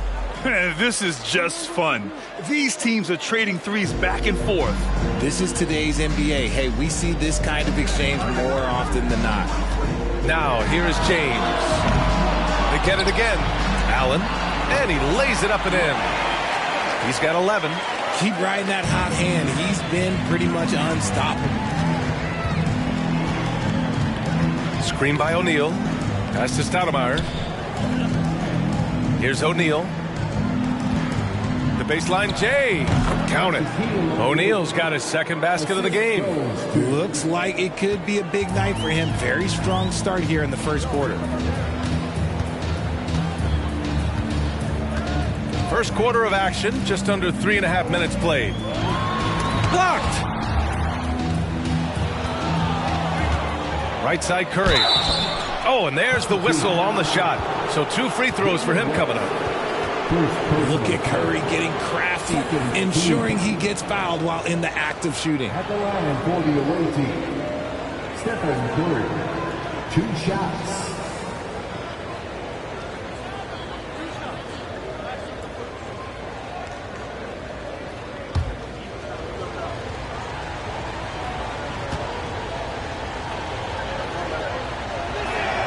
And he knocks down the first one. And some consider Curry to be the greatest shooter of all time. And by some, I mean all. And he is capable of getting hot in a hurry.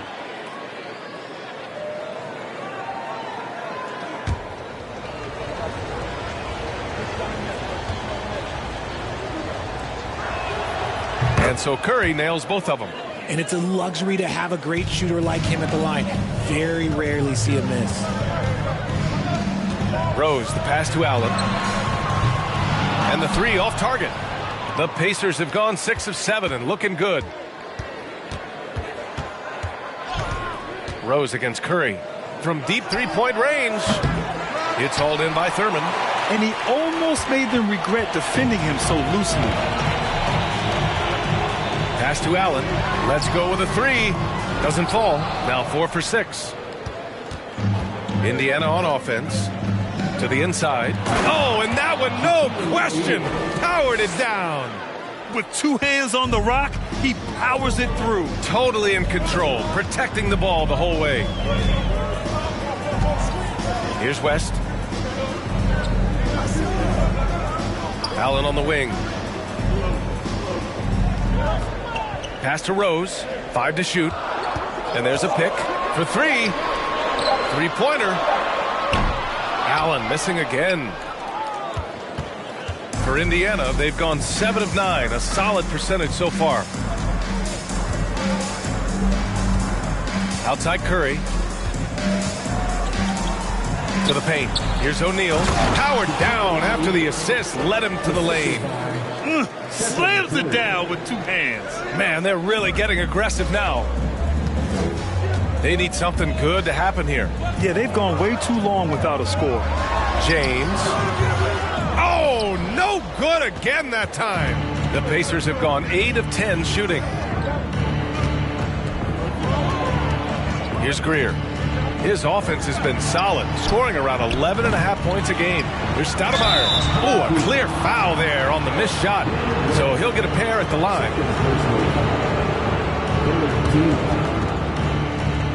A chance to catch up on some numbers here. The scoring breakdown for the Pacers. At the line for 2.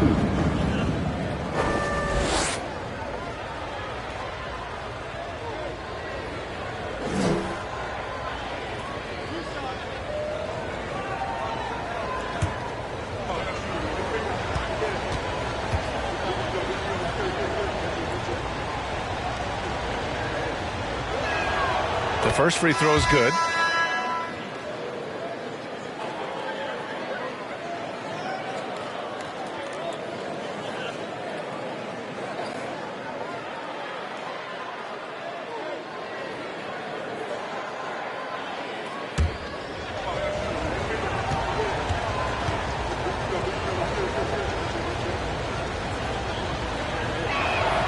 And good on the second, so he makes them both. Time called here. San Antonio decides to talk it over.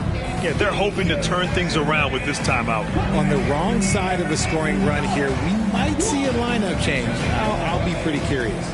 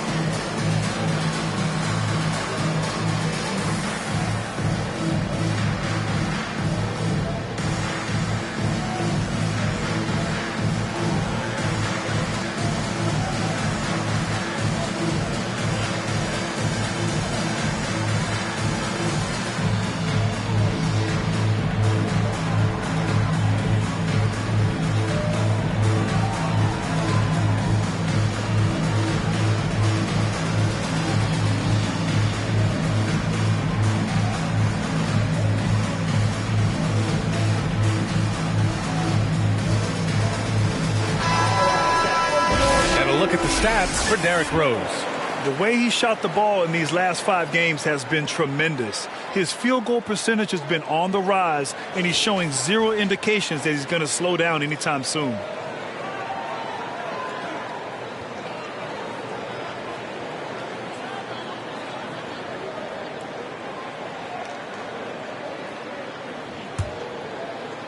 For San Antonio, they've gotten 5 of 11 shots to go. Walker for 3. Here's Hawkins. Misses, and the dry spell continues.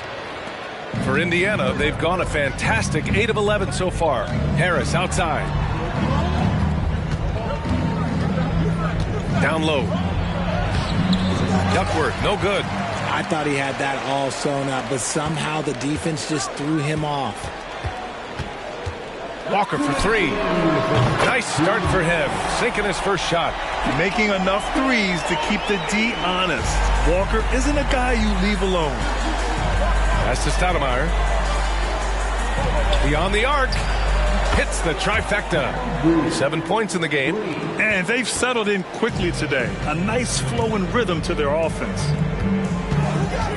Green with a screen on Halliburton. Lets it go from the wing. Not going to go that time. So Indiana will take it the other way. Hey, they had their chances, but they struggled from the line. It's so hard to win that way on someone else's floor. Yeah, missing from the line became contagious. That happens. They just pick the worst time to do it. Now here's Walker. He's averaging almost 5 points a game. We've got 1:08 left in the first quarter of the game. Pass to Duckworth. Harris on the wing, guarded by Russell. Here's Greer. 2 on the clock. Harris misses. That was a good look for him from mid-range, but just couldn't make the defense pay. Russell against Harris. Russell, the pass to Walker. The layup misses. His consistency just hasn't been there this quarter in terms of his shooting. 7-second difference between the shot clock and the game clock. And here's Harris outside. Sinks the tray.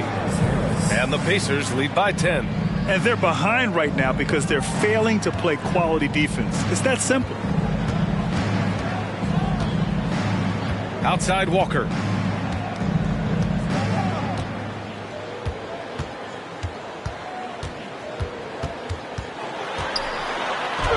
And that one's good. Walker's got 5 now. And you got to know where Walker is at all times. No excuse letting him get that point-blank look. And so it's Indiana finishing the quarter with an 8-point lead. Getting lots of great looks. Shooting it well. That's why they're up. Back after this.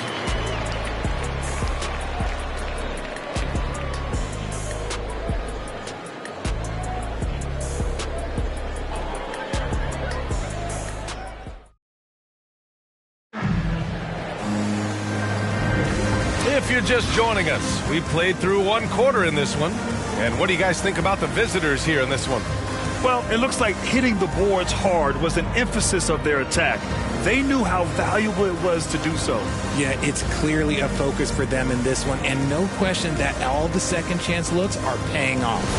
And every team has them. Those games where you just don't have it. Why does that happen, Grant? Well, B.A., I think, first of all, 82 games. It's a grind of the season. You factor in traveling, injuries, players out for different reasons. You're going to have moments like this where it just doesn't happen. You know what you do? You learn from it, you move on, and you get ready for the next night. And the Pacers looking at who they've got. They've got Stephen Curry, and it's Jackson in at the 4.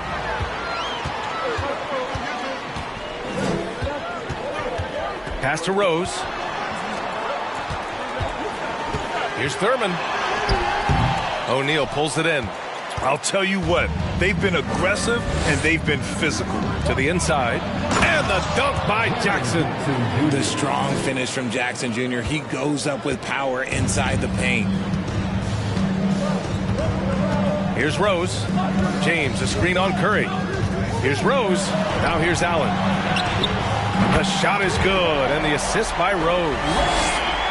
Rose has got his 4th assist with that last one. Just over a minute gone here in the second quarter. And here's Curry. His last outing, he had 18 points. There's Jackson with the 3. He's in his comfort zone. 2 for 2 to start this one. Some bigs develop range over time. Jackson, he's been dropping daggers since day 1. To the middle. Here's Thurman. And a foul called on the way up. So he'll take 2 from the free throw line. I don't mind that. I mean, they met him at the rim and temporarily prevented the points. Shooting for your home team, Nick Thurman. 2 shots.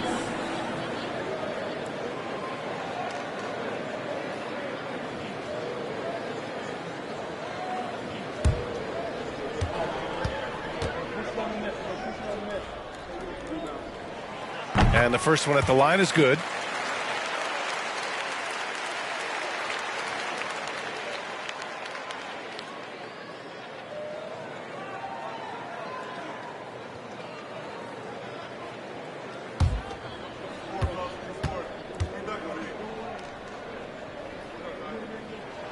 So he gets them both. And we're a little over a minute and a half into the second quarter. Here's Greer. 7 points in the game. Here's Curry. O'Neal. It's good on the putback. And the Pacers lead by 8. And they just continue to dominate the boards. Allen with a screen on Curry. Rose, the pass to Allen. That one falls. Nice feed that time from Rose. Allen's got 17. He's been dropping them in from downtown since the tip. 3 triples in the first quarter, 2 more since. Pass to Curry. Inside, O'Neal, and is blocked. And again here in the second quarter of action. Just a hair under 2.5 minutes played. And there's James from the arc. Here's Thurman. Got a piece of it. And he recovers it. Now Curry. And he's been a big part of their offense, averaging more than 18 points a game. Pass to Prince. Here's O'Neal. Here's Curry. Check by James. Screen by O'Neal. Clock at 4. Now here's Jackson. Pulls up on the wing. And too long on the shot. And here's James.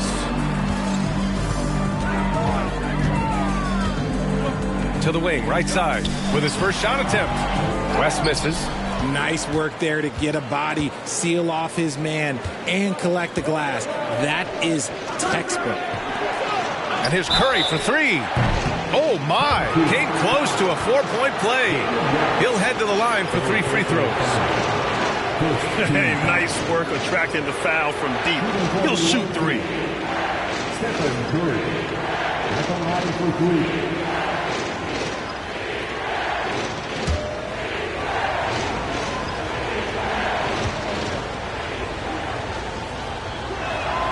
And he hits the first of 3. McDaniels is checked in for Jaren Jackson Jr.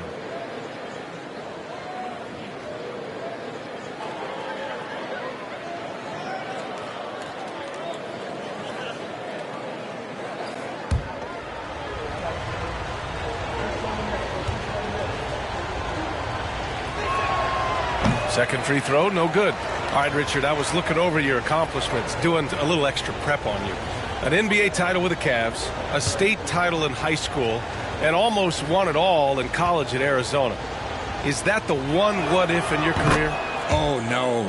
Thank you for bringing those up. But, yeah, I have tons of what-ifs. I have, obviously the college championship. I also got Athens in the 04. And, look, just for giggles, I also like to talk about the 2 times I lost in the NBA Finals going against Shaq and Kobe, then Tim Duncan, David Robinson, and Manu Ginobili. But the funny thing is, it's not like they didn't have Hall of Fame head coaches. It was only Phil Jackson and Greg Popovich. So, I've run into a few buzzsaws in my day. And there's the lob. Trying to go for a lob there. Excellent defense and anticipation to stop it. Here's Rose. That one no good. So Indiana will take it the other way. They've led by as much as 10. This has been a close game in a lot of ways, but they do have an edge on the boards. Pass to O'Neal. Here's Greer. 6 on the shot clock. With the teardrop. Blocked! Rose outside. Allen with it. He's covered by Curry to the paint. Oh, got a piece of it. And as it goes out of bounds, San Antonio will keep possession. And let's take a look at some of the players we expect to participate in this year's dunk contest. Always an exciting event. Yeah, year after year, these guys find new ways to innovate and stun the judges. It's remarkable stuff. You take a look at Rose, and he's just short of the #1 spot in the voting. No question, it seems that he'll be a factor in the dunk contest. Yeah, B.A., you don't want to have to win in the voting to be the winner on the court come All-Star Weekend. I'm sure he's got what it takes to get some 10s from the judges. And there you have it. This year's dunk contest field looks incredible. We'll keep you up to date in the voting. That is always a highlight of All-Star Weekend. Watching guys just fly through the air. And I enjoy watching all of the guys on that list slam it home. Just great awareness from Curry. So good at reading the floor and finding his open teammates. James, a screen on Curry. To the inside. Lays it up and in off the pretty assist. Just a textbook lead pass right there, putting it right where it needed to be. Here's Greer. 10 points for him. Pass to Curry. Screen by O'Neal. That one off the back iron and out. Oh, man, that's tough. That's definitely one he'd like back. Almost too wide open. Rose. Oh, and he got fouled on his way up. He'll head to the line to shoot 2. An excellent finisher who loves to bring the intensity. Rose will challenge anybody at the rim.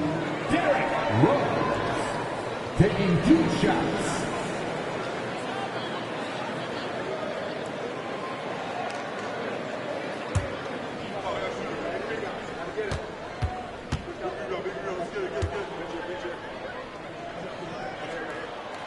First one falls for him. You know, it's great to see Rose out there. After all those injuries, Derek still has a passion for the game.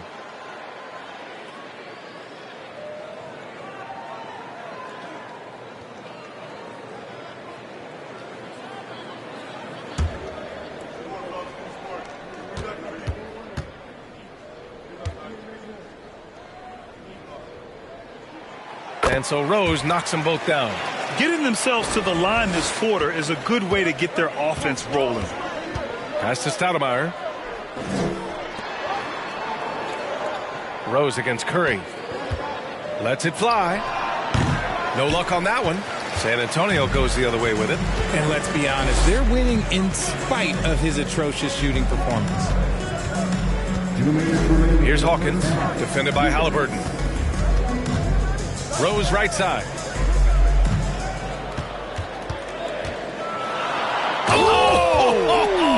Nice finish. Man, big time right there. And he goes in for the dunk. Oh, boy, what control and poise from Rose. Taking the hit like a champ and just powering right through it. Halliburton for three. And he's missed his first two shots of the game. And you just can't afford to give up that kind of look very often. Out to the wing. Rose outside.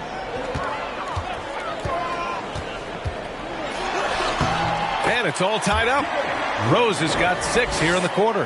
That scoreless first quarter, that might have woke him up, and he's turned it on here in the second. Pass to Stoudemire.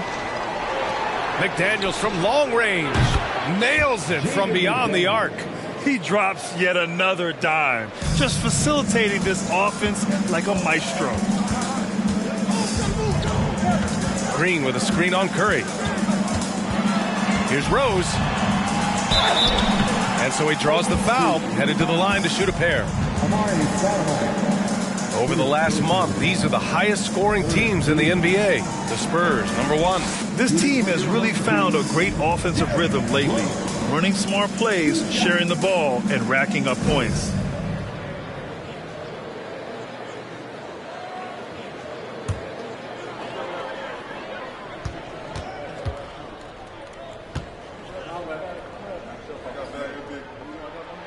He misses the free throw. I don't even think he had one free throw before halftime, but he's making up for it here in the second. Harris has checked in for McDaniels.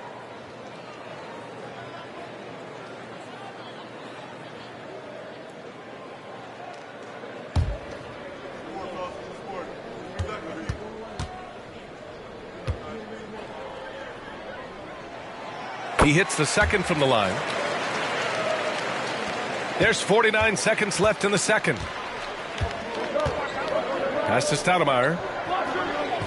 And here's Curry, guarded by Rose. Curry against Rose. To the middle. Here's Duckworth. Oh, a big finish with a one-handed jam. He had a huge height advantage there and did not mess around. Rose with it. Down low. Here's Divac. And the bucket counts. And he is on his way to the line. We'll try to make it a three-point play. First personal foul. 14 foul. Shooting for your home team, Vladimir Divac at the line for one.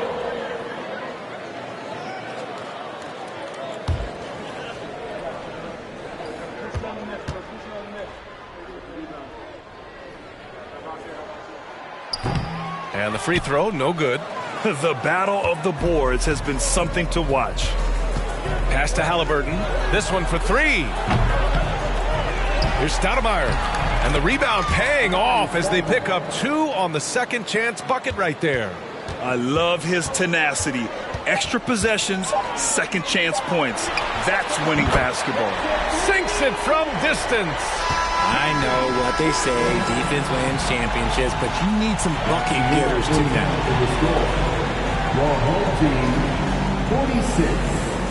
The visiting team, 47.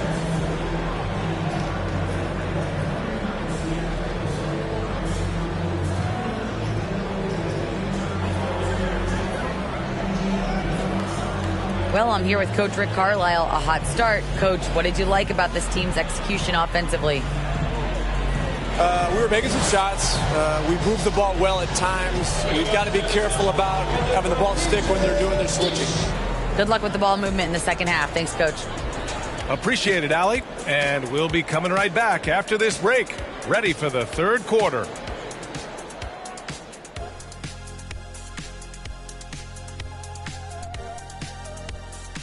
Hello, folks. Still a ways off from All-Star Weekend. But let's first check in on who's in the running for this year's three-point contest. And 1993 was Kenny's only invite to the three-point shootout. And that was all it took for him to never be invited again. Really? Really? That's what we're doing here right now? Just messing with you, man. Shaq, why were you never... Oh, forget it. Yeah, whatever, Ernie. Leave me out of it. Simply need more effort defensively. Sprint. Close out to the shooters. Box out. I don't know, Kenny. What do you think? Yeah, you can't allow the opponent to hit open shots comfortably. Come on. And that'll do it for us. Thanks for stopping by. We'll head back down to Brian Anderson and crew for the start of the third quarter.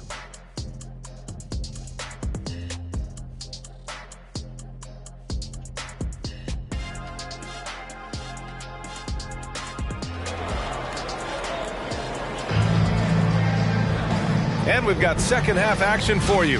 Thus far, a pretty evenly contested game.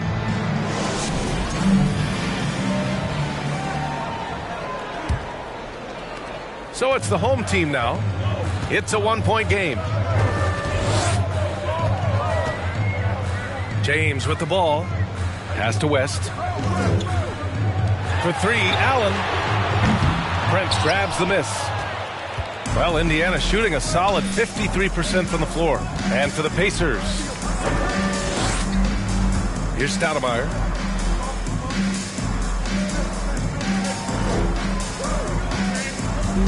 Here's O'Neal. Nails the baby hook. O'Neal's got 13 now. Soft interior D, and they've exploited it. And for San Antonio, pass to West.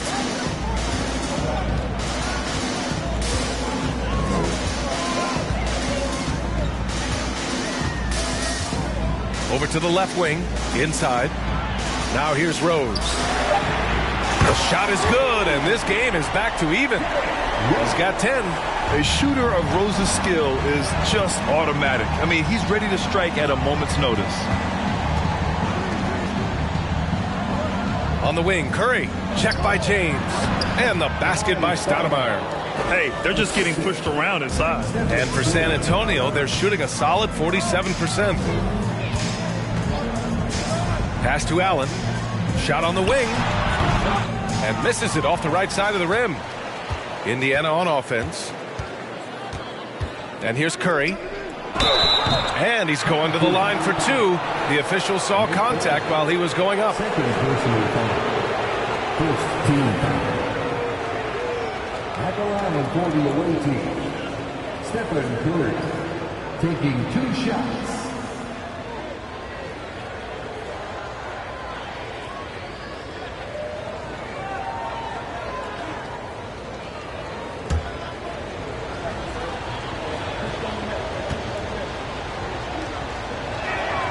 First free throw is good.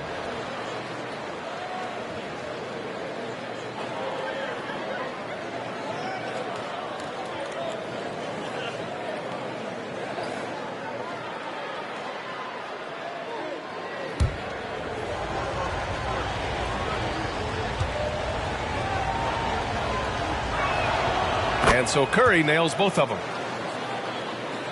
Third quarter of play with just over 1.5 minutes gone by. Allen with a screen on Curry. Rose, the pass to Allen. Off the mark there with a three. Given his range, you'd expect him to capitalize on that opening. Pass to Greer. Fires for three. And he drains it. A solid 5 for 6 now. This is what he gives you night in and night out. Stellar production at the offensive end. Time called here. San Antonio decides to talk it over.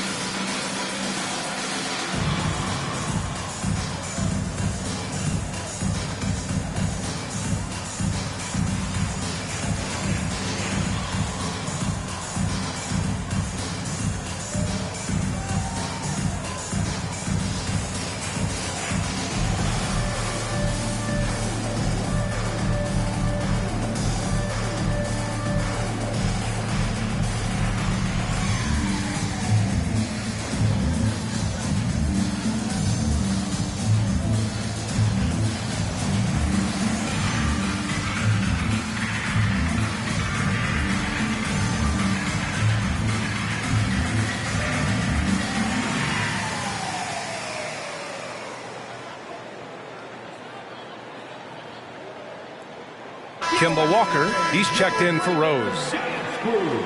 Now that we're into the new year, how about a check on the Eastern Conference standings?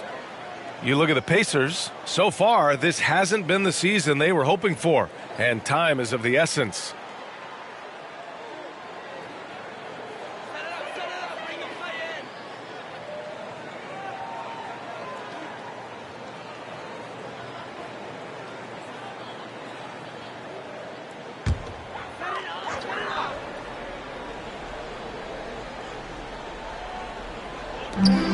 Pass to James.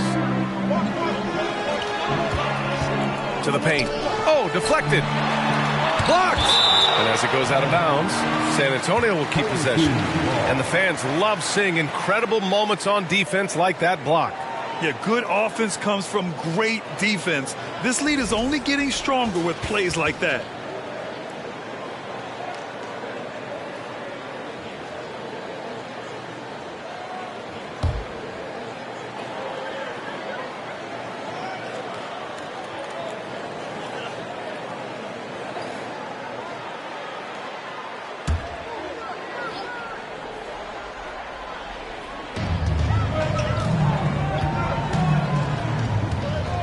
Will it go? Hits a three-pointer. James has got 9. Their defense has to do a better job of smothering those shooters. A little under 2.5 minutes gone by in the third quarter. Pass to Greer. Here's O'Neal. Outside Curry. James with a steal. Up ahead. Here's Thurman. And denied. He sends it right off the glass. Here's Greer. And he was fouled while in the act of shooting, so he'll take 2 free throws. Everyone in the building saw the obvious contact. Shooting for the away team. 2 shots.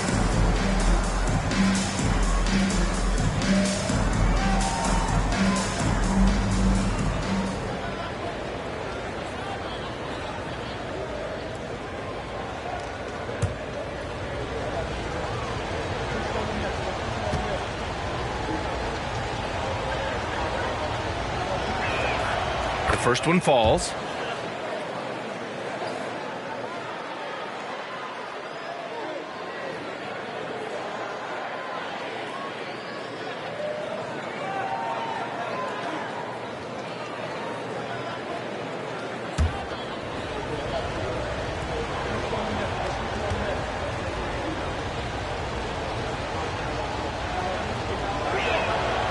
It's both from the stripe. The Spurs have gotten only 2 of 7 shots to go in the third quarter. Pass to Thurman. Now here's Allen. James outside. 6 to shoot. Basket counts. James has got 5 points now this quarter. And he's coming off a huge performance, and his confidence couldn't be any higher. And his coach knows that, too. When it ain't broke, leave it alone. Until someone stops him, just let him roll. Here's O'Neal.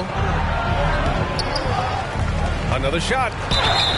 So it'll be 2 free throws. He was fouled in the act of shooting. On Wednesday, and then on Thursday. And that game against Houston, no question they'll be amped for that one. Eager to prove themselves against a tough opponent.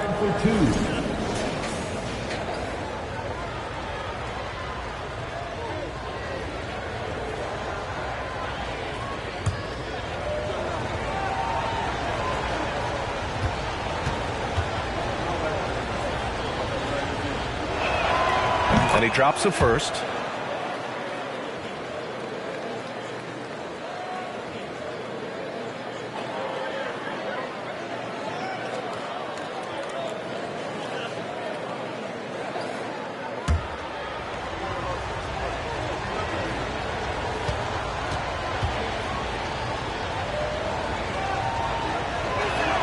And so he hits both. Just over 3.5 minutes through the third. James outside.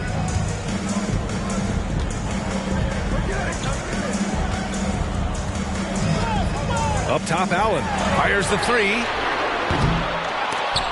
The shot no good. So Indiana will take it the other way. They've led by as much as 10. Pass to Prince.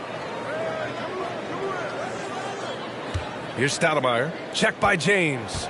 And out of bounds. San Antonio will have it. Stretching the floor makes all the difference. Let's see which teams do the best job of it. Indiana, 4th. Instead of just bombing away, they work hard to create good looks from beyond the arc. The Spurs have gone cold here in this third quarter. Just 3 of 9. Time called here. San Antonio decides to talk it over. Adjustments are a part of every game and every quarter of a game. I think Coach sees something here. Yeah, this is a good opportunity to get your group together and make sure everyone is on the same page.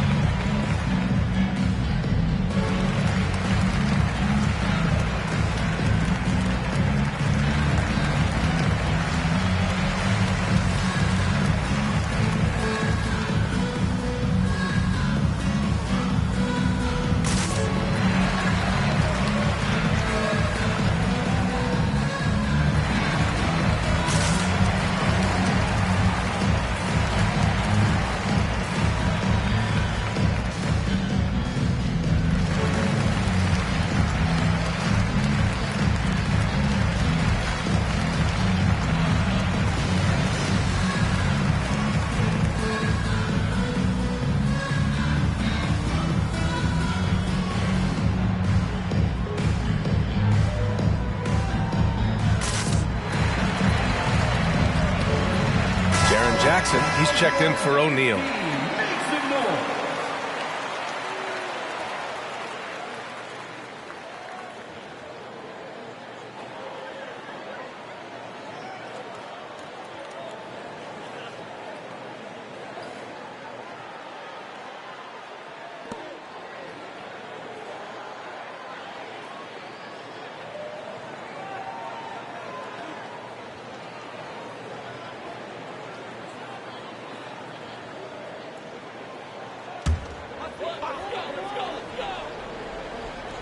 On defense, the visiting team. 6-point lead. There's a screen. James with the ball. Now guarded by Curry. And that one's good. James. Yeah, just too much big boy basketball by LeBron James. Just bodying defenders inside. Here's Brents. Walker covering. Pass to Curry. Here's Greer. Just 5 on the clock.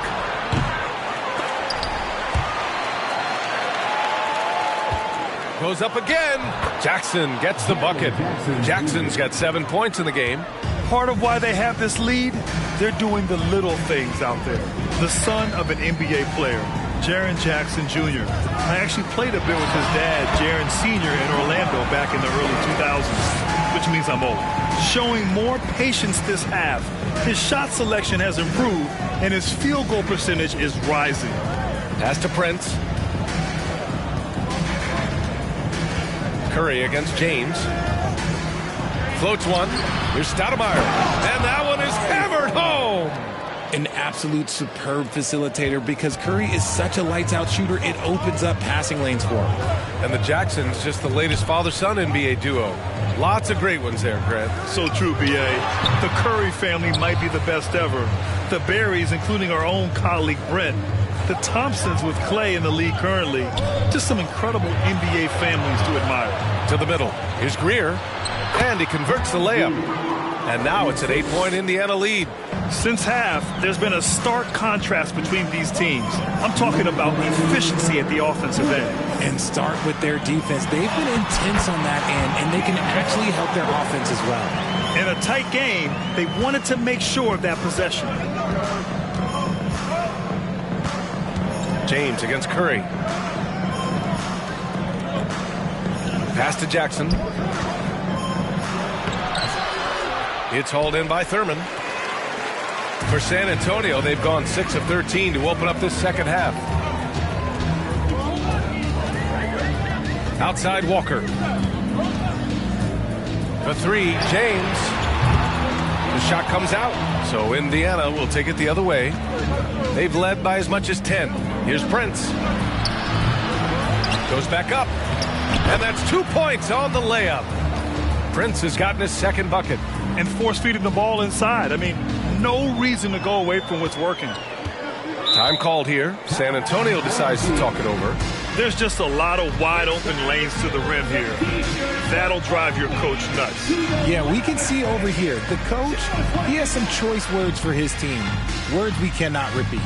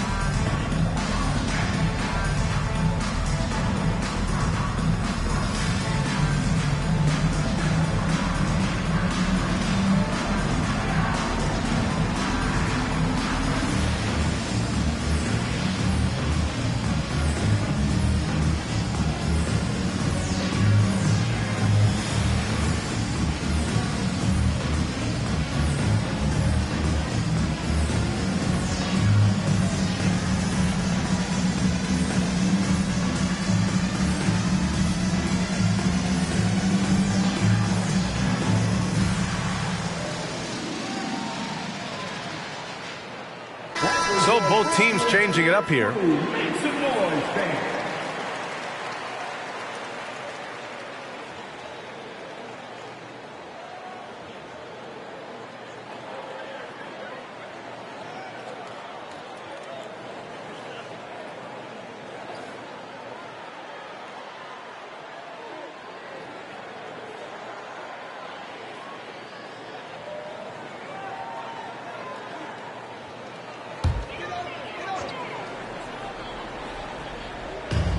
And 1:01 left in the third quarter. From deep, Rose. And the three-pointer goes. Rose has got 13. And at the arc, Rose definitely picks his battles. But when he sees his chance, he knocks it down. Pass to Harris.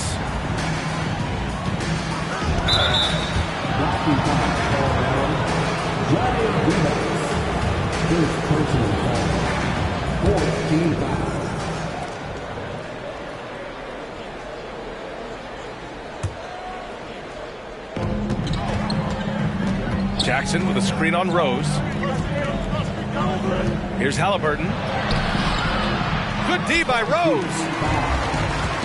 The Spurs have gotten 7 of 15 shots to hit in the second half. 24 seconds left in the third quarter. Back to Allen. Just 5 to shoot. Off target from outside. He might be getting in his head a little bit, trying to get something going, but he's still scoreless in the quarter. Pass to Greer. To the inside. Duckworth. And he jams it home with authority. This is how you force a defense to collapse. Kick the ball right inside.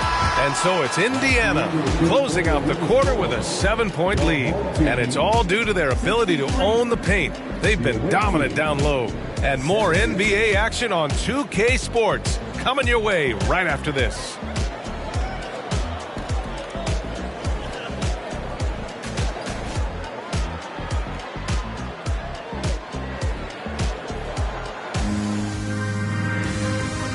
And it's time to bring up the State Farm assist of the game. Yeah, just shredding the defense with that feed. Zero chance to stop that. That's an unguardable pass, flat out. Give him credit for possessing that type of vision.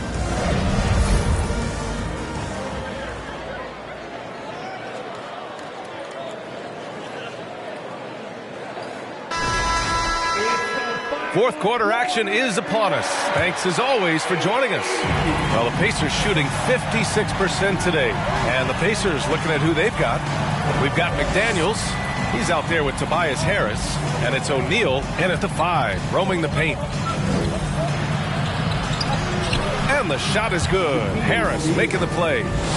And the Pacers lead by 9. They've been a little soft with their defense on the interior. Rose against Halliburton. Now here's Rose. It's blocked.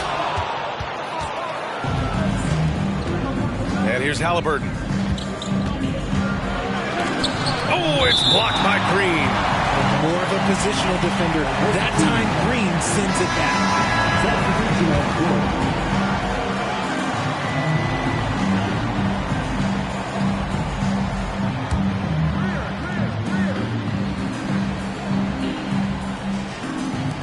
Visitors with the ball.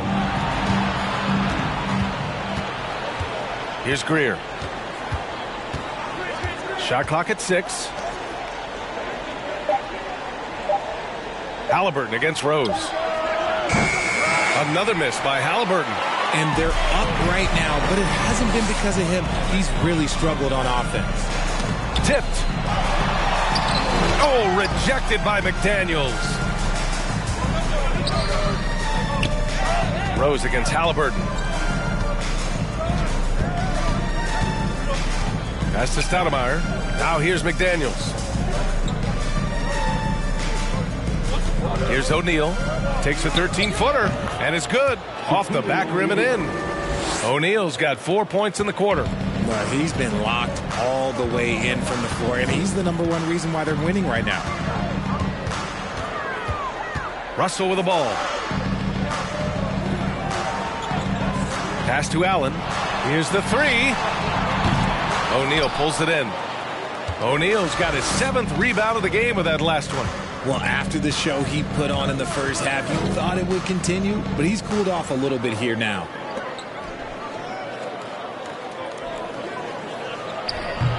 It's hauled in by Thurman. The Spurs have gone 0 for 3 in this fourth. Not good. Here's Russell. And he got the whistle on the way up. So he'll be headed to the line for a pair. And a moment now to quickly take a look at the offensive approach for the Pacers. At the line for your home team, Campy Russell. At the line for 2.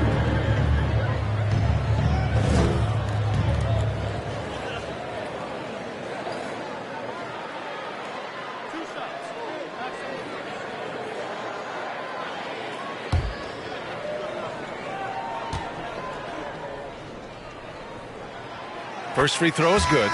And Grant, you played on a Suns team whose training staff was renowned. Is that still a differentiator between teams, or has everybody caught up and on the same level now? You know, B.A., I think everyone's caught up. 15 years ago, the Suns training staff was ahead of their time. But now teams are all much more sophisticated. They understand injury prevention, rest, recovery, really aiding the players, and I think adding years for players on the back end of their careers. The visitors with the ball. A great fourth quarter, just giving up 2 points. Outside Curry, screen by O'Neal. Down low, stripped away. Rose outside. Pass to Thurman. Over 2.5 minutes in the books here in the fourth. Here's West. Now Russell jacks up a three. Nails it from three. Russell's got 5 points in the quarter. This is what it's been since halftime. Remarkable results from downtown. In the modern NBA, you have to hit threes to win games, and they've made that adjustment since the break. Yeah, that one's good. Greer. More points coming from inside. In that respect, they've been the more aggressive team. James outside. Pulls it from the corner. O'Neal pulls it in. O'Neal's got his 8th rebound here tonight. Pass to Greer. A look at the clock. A little under 3.5 minutes gone by in the fourth. And the shot counts. He's fouled, and it's a chance for a 3-point play.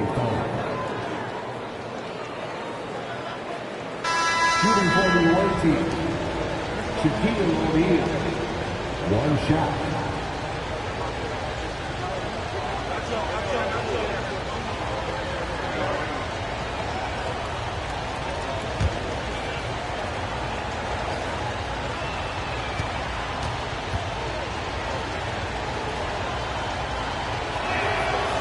And that one misses. For San Antonio, they've gotten only 1 of 5 to fall here in the fourth. Rose outside. And a foul called on the way up. So he'll take 2 from the free throw line. It's on Stephen Curry. Oh, wow. Rose looking just as tenacious as ever. He isn't intimidated by the close D at all. Taking 2 shots.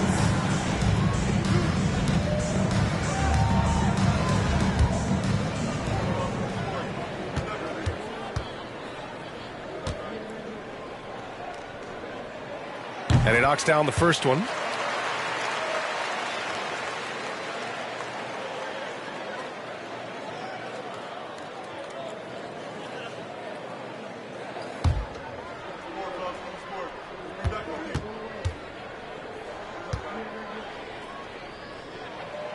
And so Rose knocks them both down. They're doing some good work at the line this half. For Indiana, they've gone 4 of 7 from the field in the fourth quarter. Now Curry. Pass to O'Neal. And blocked with his palm. What a defensive play. Here's Hawkins. Rose outside.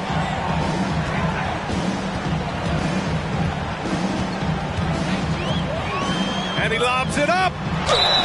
And count the basket. He was fouled, and he's going to the line for one more. Amari Stoudemire, second personal foul. Third team foul. Shooting for your home team, Nate Thurman. Shooting 1.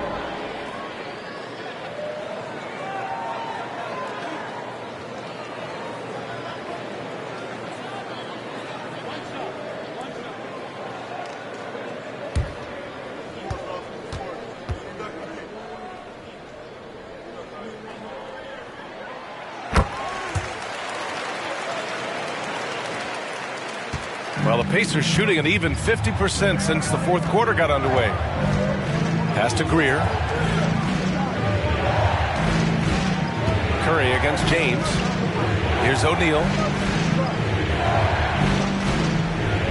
Here's Greer. Shot clock at 5. From deep. Rebounded by LeBron. He didn't make them pay for that weak defense, but they just can't rely on him to miss those kind of shots.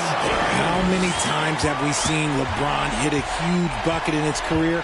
I don't know. I've lost count, but that was beautiful to watch. James against Curry. Pass to O'Neal. Oh, that one's off. Still out of sync. Here's James. Perfect. Right between the eyes on that one. And it's now only a 1-point Indiana lead.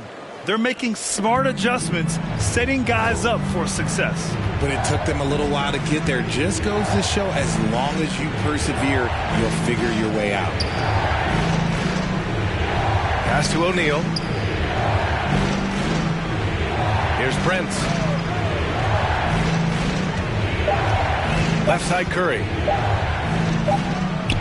He hits it just before the shot clock expires. And the Pacers lead by 3. On offense, here is San Antonio. They're on a 14-6 run. Time called here. San Antonio decides to talk it over.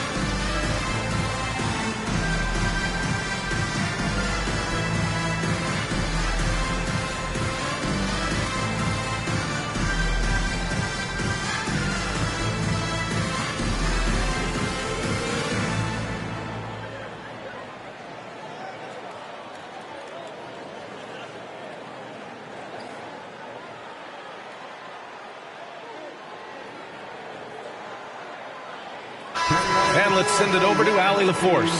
Well, over the break, I listened in on Greg Popovich's huddle. He instructed his guys to buckle down, saying, quote, "It's do or die time. Let's stay focused and finish like it's a playoff game. We'll see if they can pull it off." Back to you. As always, Allie, we thank you.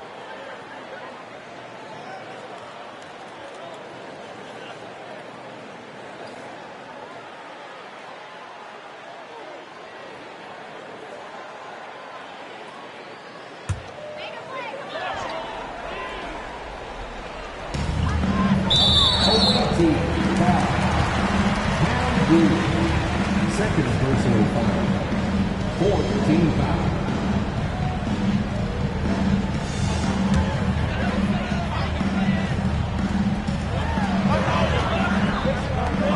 Pass to James.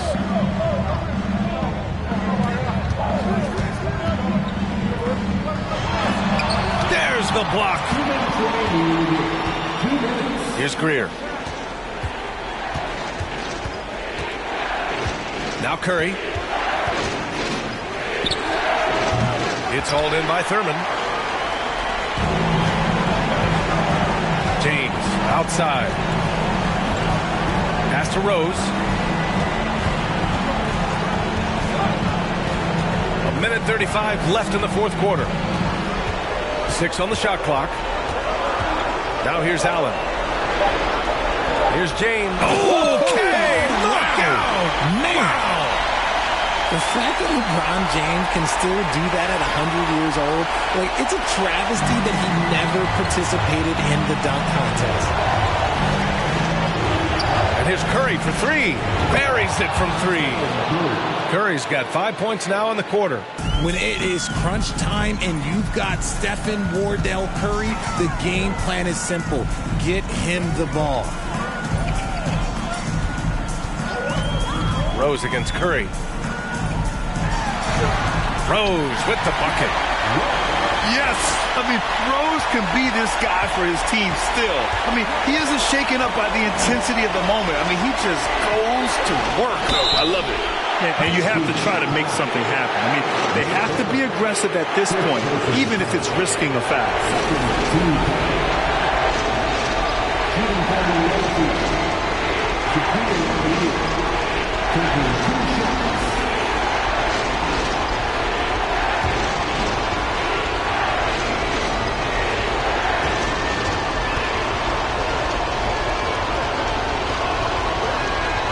So the first one drops, and that makes it a 3-point lead.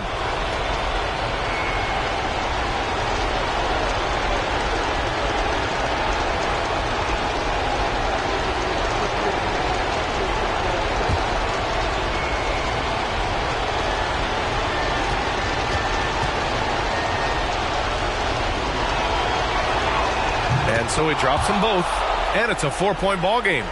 Showing great confidence from the line. That makes this a 2-possession game. Rose against Curry. From behind the arc. Rose can't connect. And an intentional foul right there.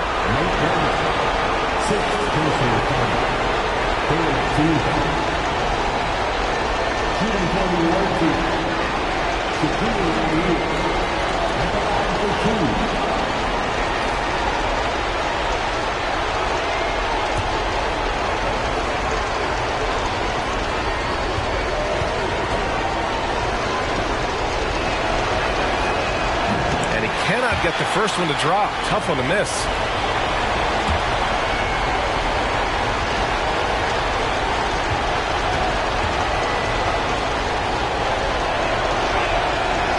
He does get the second one, and that puts him up 5. Important possession here. Yeah, we'll see how they execute under pressure. Here's Rose. Making his presence felt on defense. Curry with the rejection. Back to Allen. From deep three-point range. O'Neal pulls it in. He continues to let it fly, but the makes have been few and far between. Time called here. San Antonio decides to talk it over. They trail by 5. 23 seconds left in the fourth. All right, guys, what do you think? No doubt. They've got to get a quick bucket here. Yeah, it has to be fast. They got to take the first good look they get.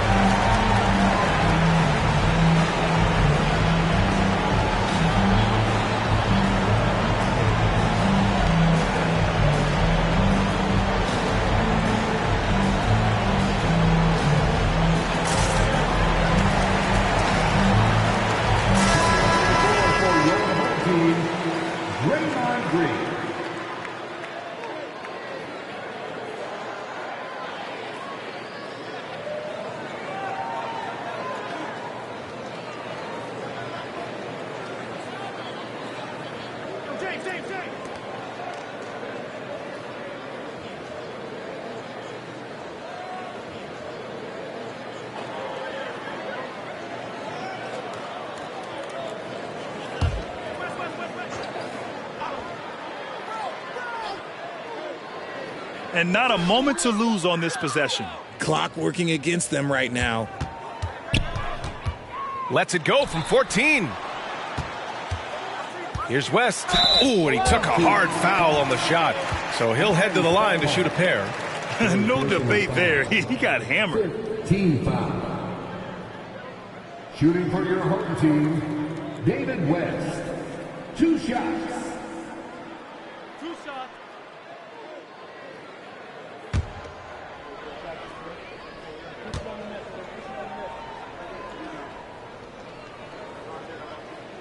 He hits the first one, and that shrinks the margin to just 4.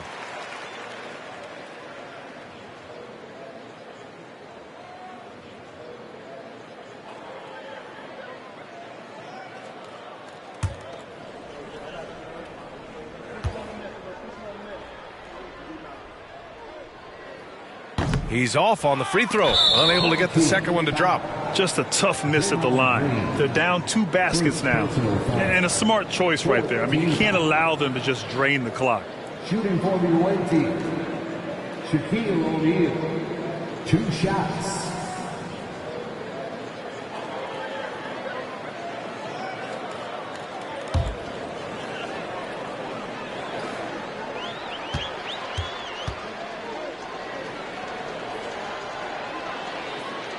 Oh, the first of 2, no good. A heartbreaker.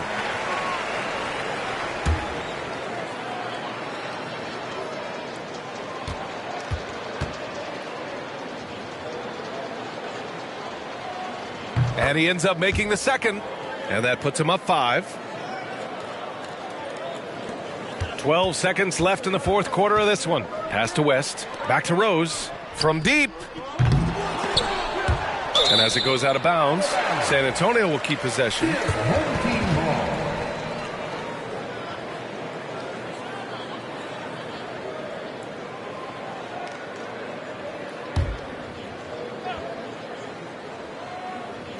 So it's the home team now. And as it goes out of bounds, San Antonio will keep possession.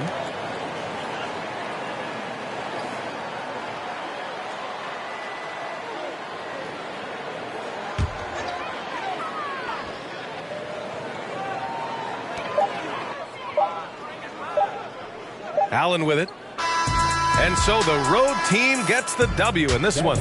Just a gutsy performance on the road. It really was. When this one was up in the air late, they showed how tough-minded they are as a team. And that's going to do it tonight, folks, for our broadcast.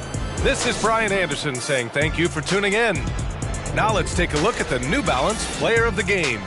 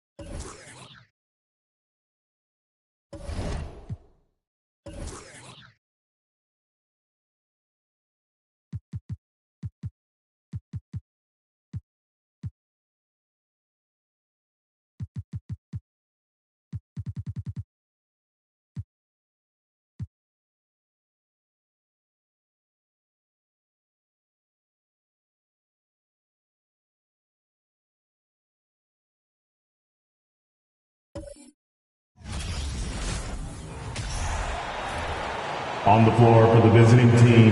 Can you believe it?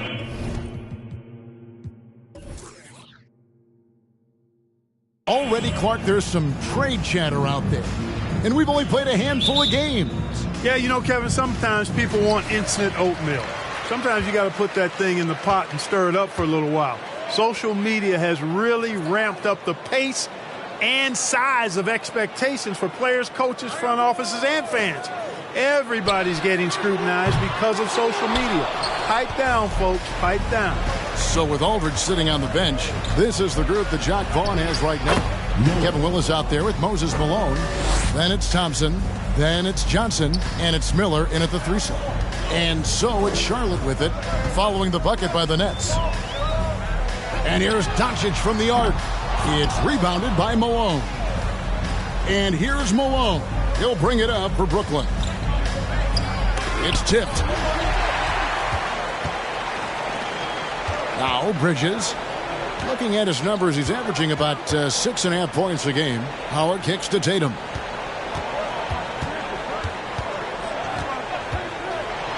Driving inside. First shot, first basket. He's out of the blocks fast. Really hard to slow Tatum down on his drives because he's relentless. I mean, he's going to finish whether somebody's in his way or not.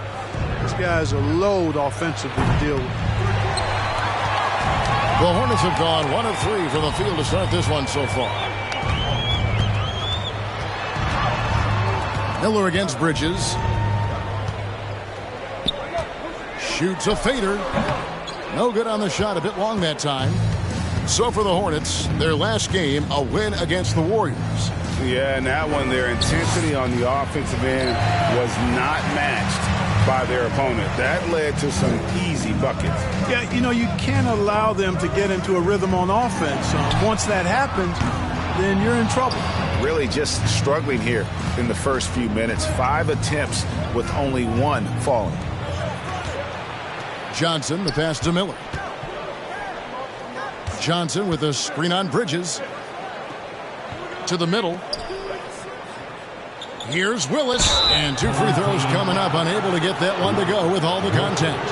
I love the physicality from Willis. Going up with a lot of power and taking the shot while being fouled. First trip to the free throw line for him in this one. Willis at the line for 2.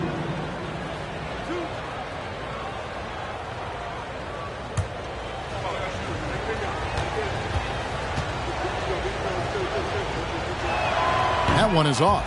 Yeah, I just love the leadership that Willis brings to this team. He's a guy players look up to, a powerful center who just continues to impress.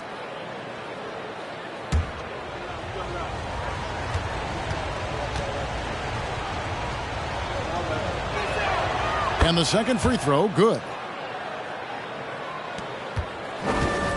And here is Tatum. We saw him with 19 points his last outing. High post, Howard. Outside Tatum from outside the arc. Brooklyn with the rebound. They defeated Charlotte in their last game. And you gotta love a team that can maintain its composure on the road. Take good shots and knock them down with confidence. Well, efficiency is critical, and I love how they ran their offense and got quality shots out of their sets. Already his second foul. He's in danger of getting into serious foul trouble early in this game. Charlotte making the switch here. Baker's checked in. Just over 2.5 minutes played here so far in the first quarter. Here's Thompson. It's rebounded by Doncic. And so Doncic will bring it up for the Hornets. They're getting their first look of the season at the Nets in this one. And they were able to take the season series in that matchup last year. But overall, 2 teams that were very similar in the standings. Yeah, they were able to make the plays to come out on top, but it really could have gone either way. And you could say the same for tonight's game. Boy, this is bad. Tough to watch. I mean, this is really bad. He's stone cold this quarter. Man. Now the pass to Baker. There's the screen. Tatum with it. Picked up by Malone. Man, I love watching Tatum break down the defense in the pick and roll. Exploits any passing lane that's available to him. Brooklyn trailing. Thompson outside. Johnson sets the screen for Thompson. Lets it go from deep. That one doesn't go. For Charlotte, they've gone just 2 of 8 shooting so far, just 25%. The 3 from Tatum. Can't hit that one. And it's the Nets taking it the other way. Guys, this hasn't been his quarter. I mean, to me, he just doesn't look completely comfortable or confident.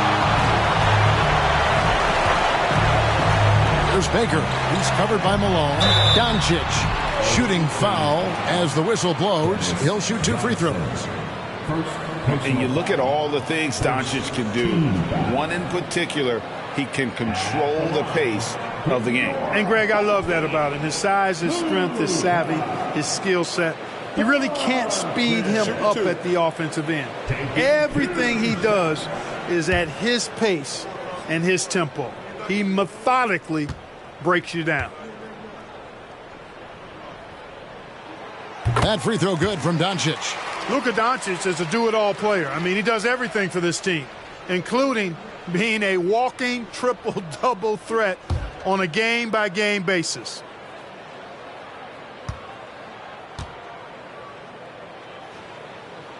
He hits one, then misses the second attempt from the free throw line.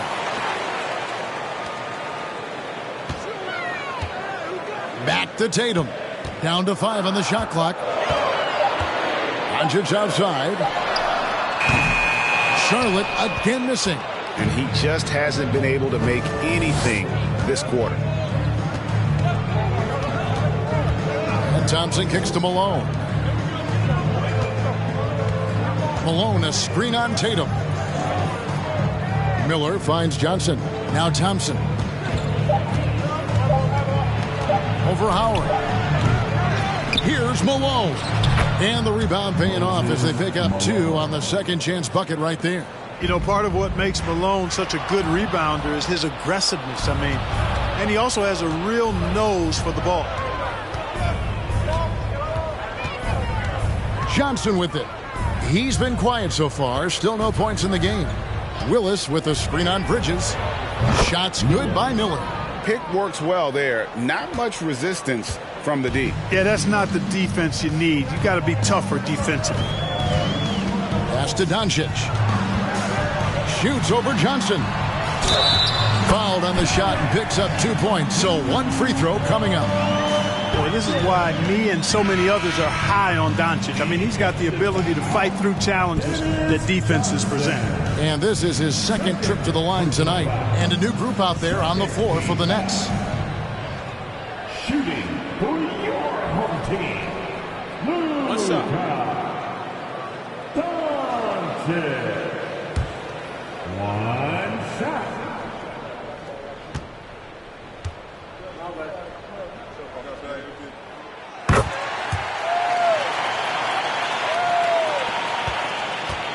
And for Brooklyn, they're shooting a pretty distressing 27% here in the early minutes.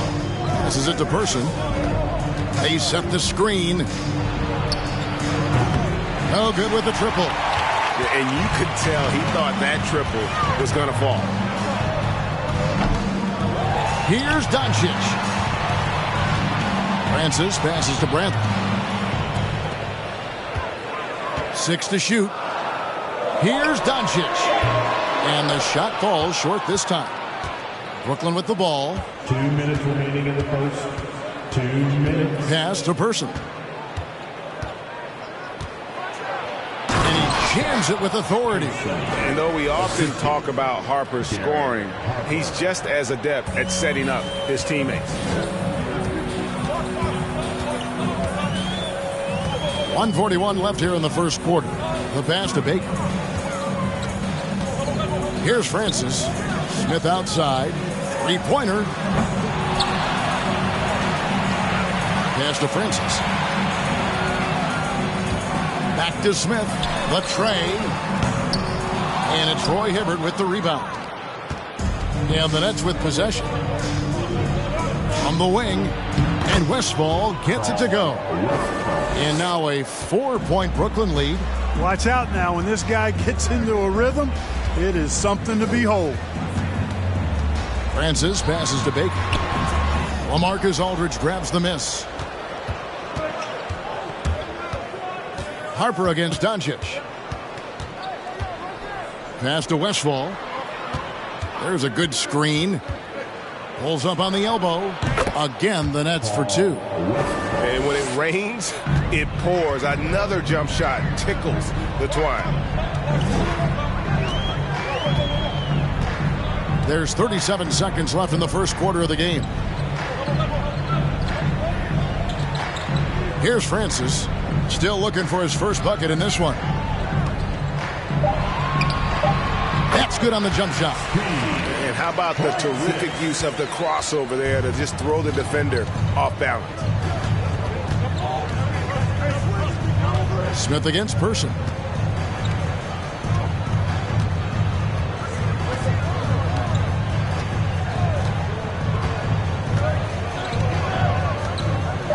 Outside Harper from past the arc. No good there. And so the first quarter is in the books. Nets lead by 4. And we'll get the second quarter underway on the other side of this break.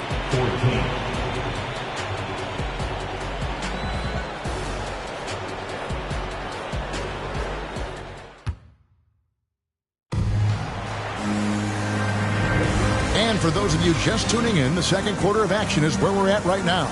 And looking at what we've seen so far from the Nets, what do you guys think? What we saw in that first quarter, they won their matchups defensively. Yeah, I agree. I mean, you look at the energy, the effort defensively, they put it all out there in that opening quarter.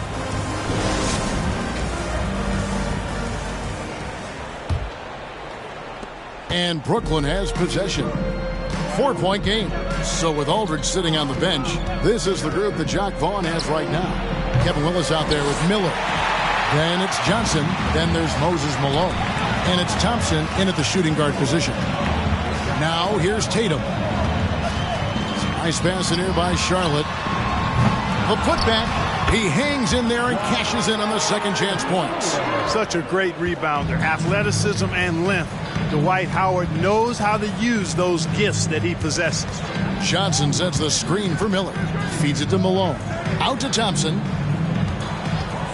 And there's the call on Klay Thompson. That's his first foul. And a chance here to check out some stats for Moses Malone.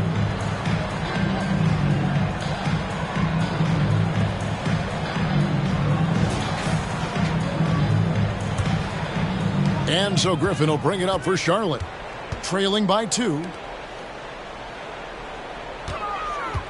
Tatum on the wing. He's covered by Thompson. And Miller with the block. Dennis Johnson on the wing. He's been patient so far. Nothing on the scoreboard yet. But just a few years ago, we saw a lot of teams toying with small ball lineups. But I think you'd agree, unquestionably, big men are back. You know, Kevin, I would agree because simply when you look at it, there are a lot of really high-quality big guys that can do it inside and out. And so going small is a less frequent approach at this point, and it's one that poses a lot of challenges in my mind.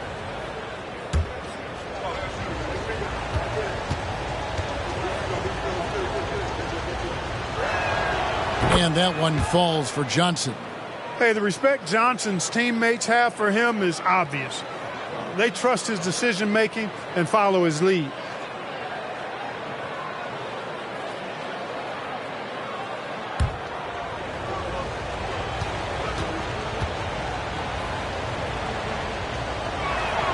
So Johnson hits 2 of them. And we've played through the first minute here in the second. Tatum passes to Francis. Back to Tatum. And there's the call on Klay Thompson. That'll be his second foul of the game. And that's foul number 2. And maybe you don't sit him at this point, but you really have to be careful to not pick up another before half. On defense, the Nets, they lead by 4. A floater. It's stolen by Willis. It's an awkward pass to try to make on the interior. Thompson in the corner. Back to Johnson. The screen from Thompson. Johnson with it. Now guarded by Tatum. Johnson's shot is off. The Hornets have gone 1 of 3 to start out the second quarter. Francis passes to Bridges. Here's Griffin. Makes it off the glass. Griffin's got his first bucket of the night. And, you know, I think this is exactly what you want Howard to do. I mean, when somebody's open, show that you're willing to give the ball up. Miller outside. Johnson with a screen on Bridges. Miller, that's for two. And he gets it to go, hitting off the back of the rim. Miller's got his third basket of the night right there. Francis passes to Tatum. Here's Francis. He's guarded by Johnson. And there's the call on Klay Thompson. That's his third foul of the game. And already his third foul. It's got to be time to get him out of there probably until the third quarter. Brandon Ingram, he's checked in for the Hornets. Brandon Ingram.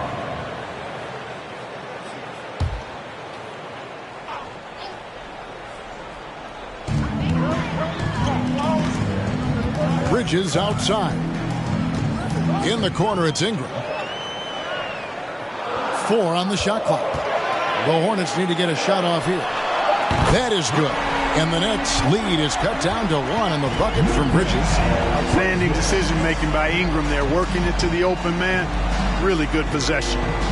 Johnson sets the screen for Thompson. And that'll be 2 free throws coming up. Officials on the call with the foul. Mikal Bridges picks one up. Second team.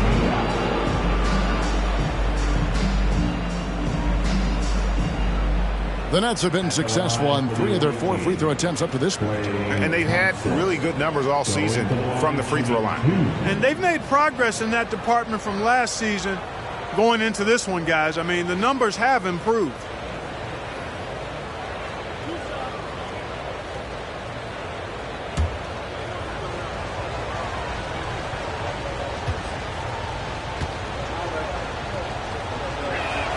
The first free throw is good. A legendary shooter, Thompson is also a versatile defender who plays with great energy on both sides of the ball.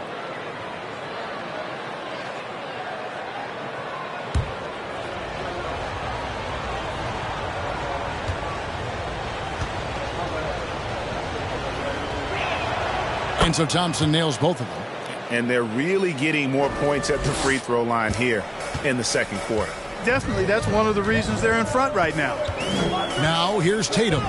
He's been playing a big part of their offensive scheme, averaging around 15.5 points a game. He's looking for Howard and finds him. And that one clearly a foul. Gets the whistle and 2 shots coming up. It goes on Moses Malone. Dwight Howard getting a little tricky there, pulling the man with the pump fake and able to draw the foul. This is his first chance at the line tonight. Not the best statistic for him in terms of his performance at the line. Very low numbers. Well, it definitely was a disappointing part of his game this year. Not the numbers he was hoping for from the stripe. And that one falls for Howard. You know, Howard, a physical and muscular, authoritative big guy who intimidates most nights. His physicality, very impressive.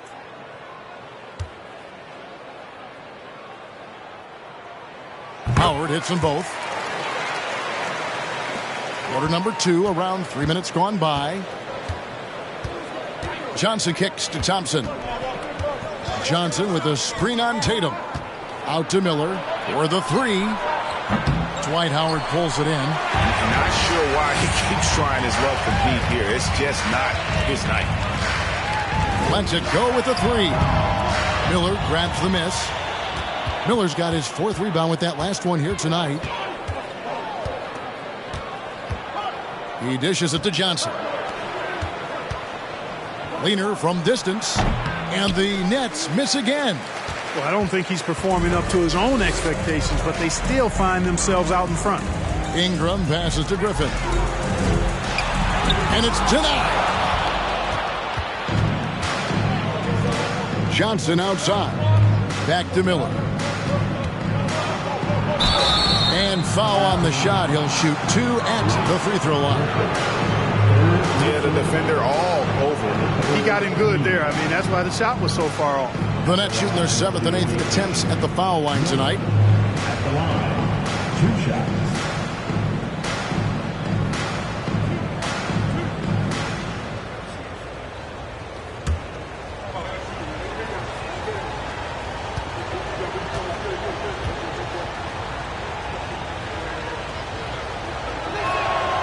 First free throw is good. And the Hornets making a change here. Doncic is checked in.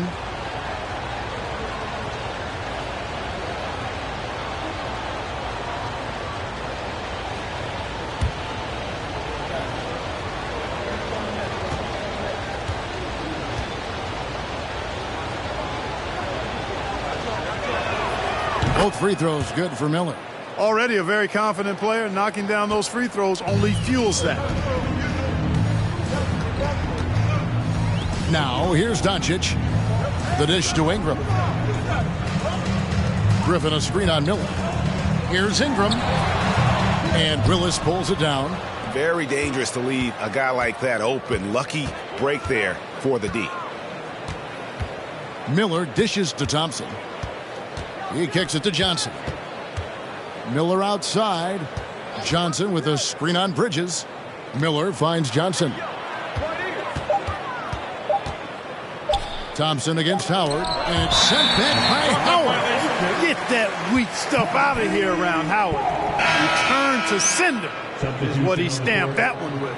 Smith checked in for Mikal Bridges. Charlotte trails by 3. Doncic passes to Smith. Roy Hibbert's checked in for Brooklyn. Harper comes in for Dennis Johnson. Team foul. Checking in from the away team, Roy Hibbert, Derek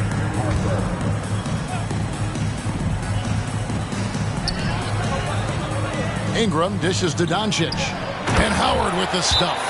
Great timing and recognition as Howard is able to go up for the alley-oop. Now a timeout called by Brooklyn. In addition to going over the game plan and making whatever necessary adjustments have to be made, Greg, this timeout also the time for players to get rehydrated or hydrate for the first time with some Gatorade. Plenty of basketball still to be played here, and they have to get recharged. That's a great point. Without proper hydration, a player can completely run out of gas down the stretch of a game. And that's something that none of these guys can afford to have happen. If you're going to battle all the way to the finish, you have got to be hydrated.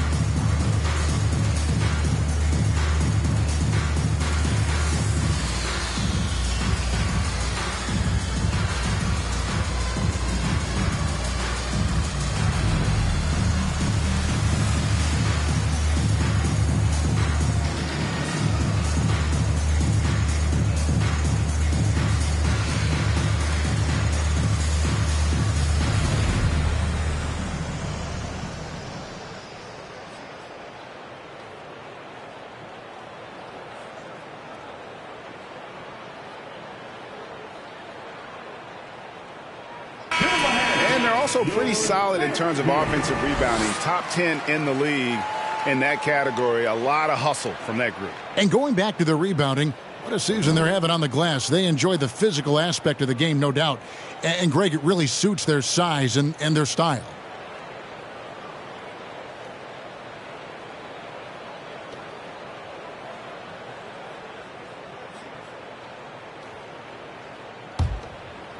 Here's Harper.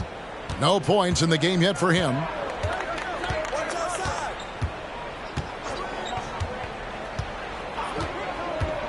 Pass to Westfall from the arc. And again, no good by Brooklyn. And the rebound battle split evenly thus far. Yeah, tit for tat on the glass. Just one more aspect of what's been a very closely contested ball game here. And here is Harper after J.R. Smith getting his 3 to go. Here's Person. It's rebounded by Charlotte. Doncic has got 6 rebounds here tonight.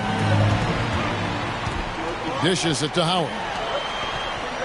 Smith kicks to Doncic. Back to Smith. The pass to Ingram.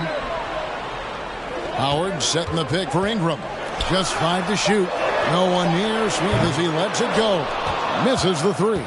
Brooklyn trailing. Person, the pass to Westfall, and the foul called on Blake Griffin. That's his 4th foul of the contest. And that's his 4th foul. And we're not even at halftime. That is going to limit his playing time and his aggressiveness the rest of the game. Looking at who's out there now for the Hornets.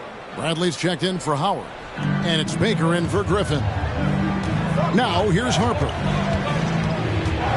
Hibbert with the screen on Doncic. Here's Harper. And the rejection by Bradley. Hibbert with the screen. Here's Person. Good on the triple. Person's got 5 points so far.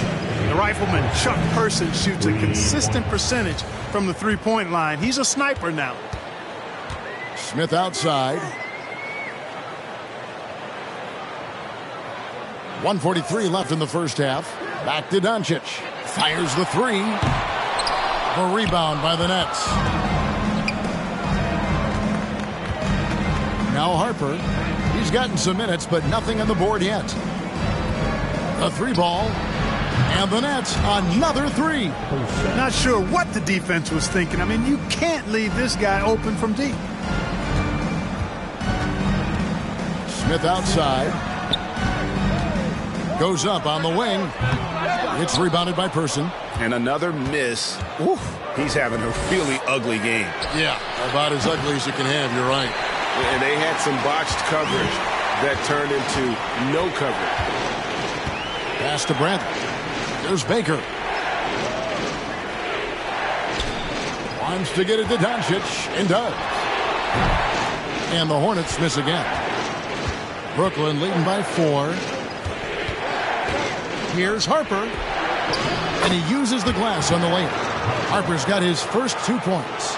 Yeah, and all throughout his career, Westfall has been a tremendous creator. Take a look at that feed. He's the kind of teammate everybody would love playing with. Now, here is Smith. Doncic outside. Shoots over Harper. And Doncic gets it to go. He's got 6. You know, Luka's one of those players where the mid-range shot is really a weapon for him, not just an afterthought. I mean, he is lights out from that distance. Here's Person. 8 points for him.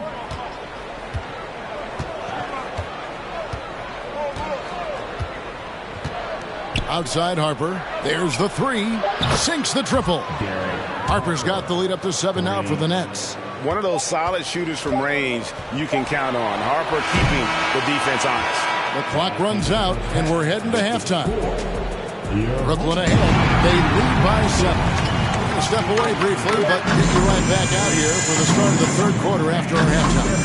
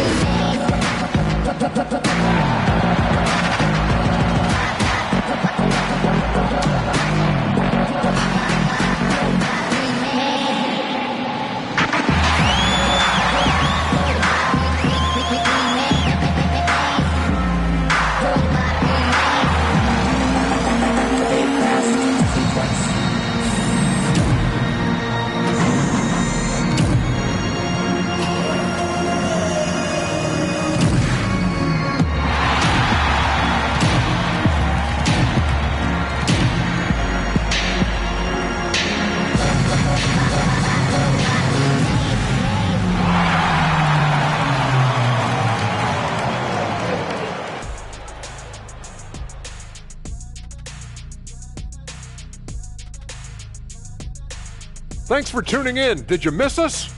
Before we discuss the game at hand, let's first check out the upcoming. You guys, a bunch of tough games on the road. They'll learn a lot about their team. Who steps up during this stretch and who can't handle. a challenging upcoming schedule for these guys, no doubt.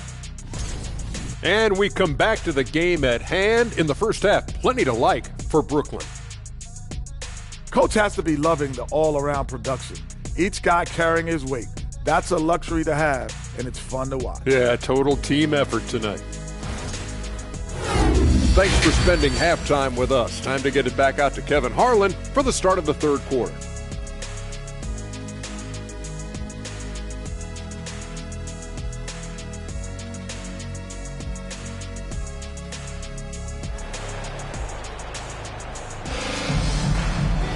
And for those of you just tuning in, thanks for being with us. The second half of this game still to play.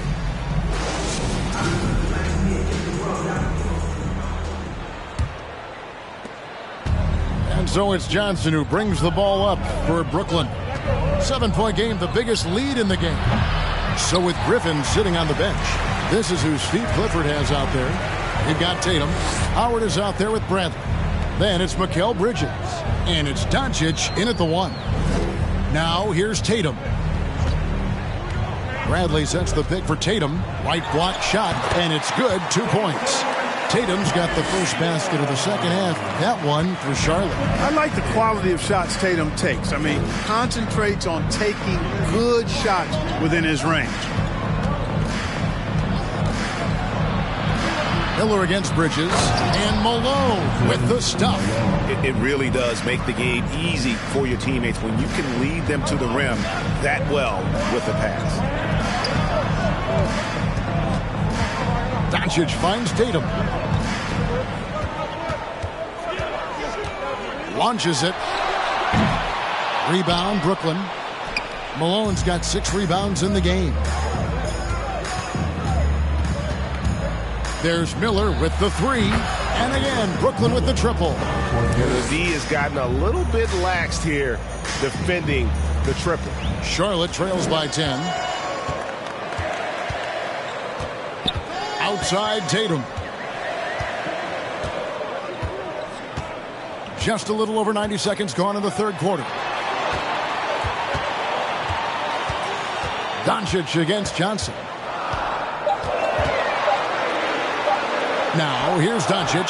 He's tightly guarded. Good work defensively by Johnson. Kicks it to Miller. Johnson with a screen on Bridges. And there's a whistle. That goes on Mikal Bridges. That'll be his second foul of the game. Griffin's checked in for the Hornets.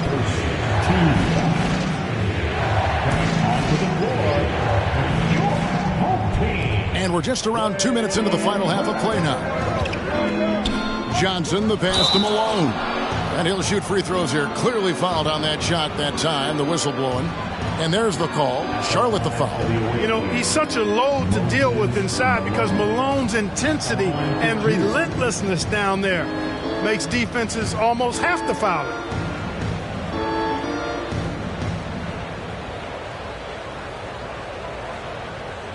Shooting 2.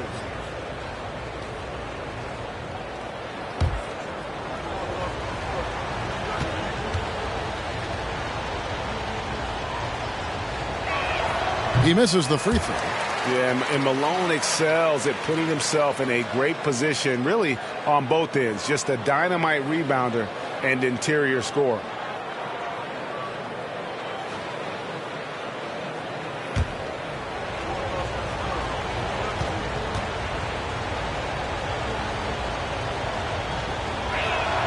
Good on the second free throw. Charlotte trails by 11. Tatum deciding where to go with it. Howard setting the pick for Tatum. And it's off from three-point range. Just 1 for 4 from the field, not the way they wanted to start the second half. Shooting foul as the whistle blows. He'll shoot 2 free throws. That's on Dwight Howard. Well, the defender that time a little out of position. Johnson smart enough to take advantage of it. The Nets have made their free throws at a pretty good clip. They've hit 8 of 10. Dennis Johnson at the line. 2 shots.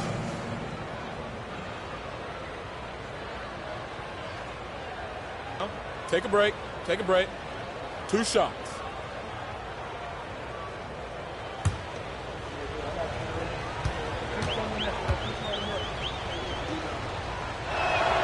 No good on the free throw.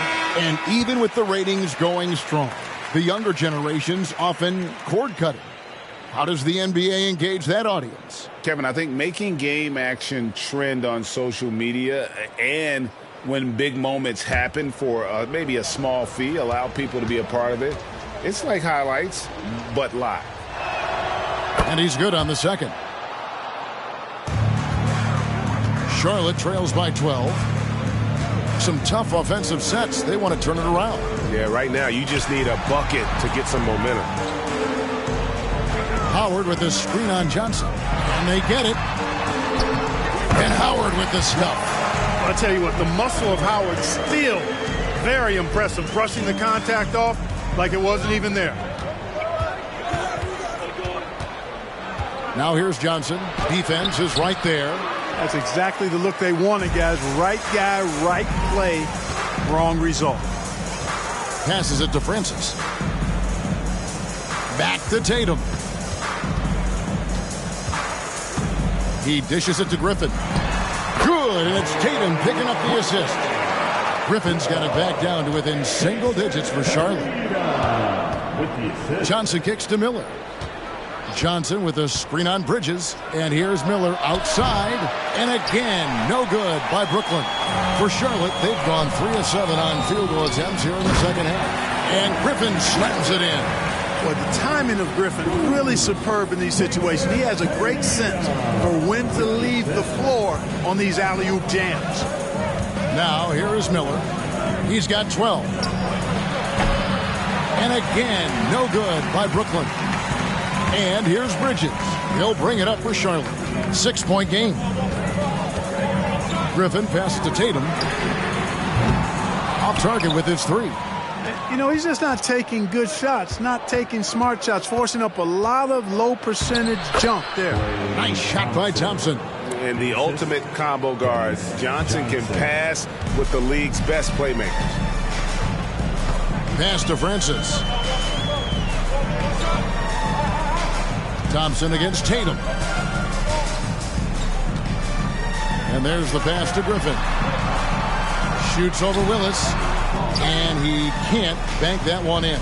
Nets leading by 8. Pass to Malone. Excellent D from Howard. Good offense squaring up against better D there. You got to appreciate that stop. And here is Bridges. Here's Francis. And he uses both hands to jam it in. Boy, really love the athleticism Francis has. Gets off the floor quickly to jam it home. Johnson with it. Bridges covering. And Thompson puts up a deep 3. No good that time. And Charlotte will go the other way with it. You know, it's really surprising that they're up at this point, given that he's struggled so mightily. Spins. The dish to Johnson. Here's Miller. And a lot of contact on that one, so he'll shoot 2 here. Now that we have a moment, let's take a peek at the teams that are leading the league in blocks. I mean, terrific rim protection. I mean, they rotate and help on the inside as well as anybody. And, of course, you want to keep offenses on the outside shooting jump shots, and that continues to be the goal.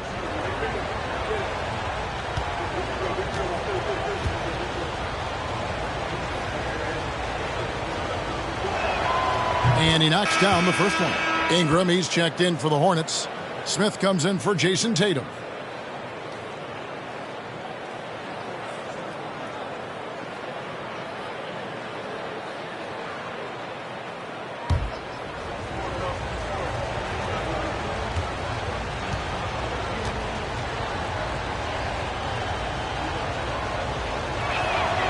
And that's good as he hits both of his shots. And among NBA bigs, he is known for his ability to deliver at the free throw line.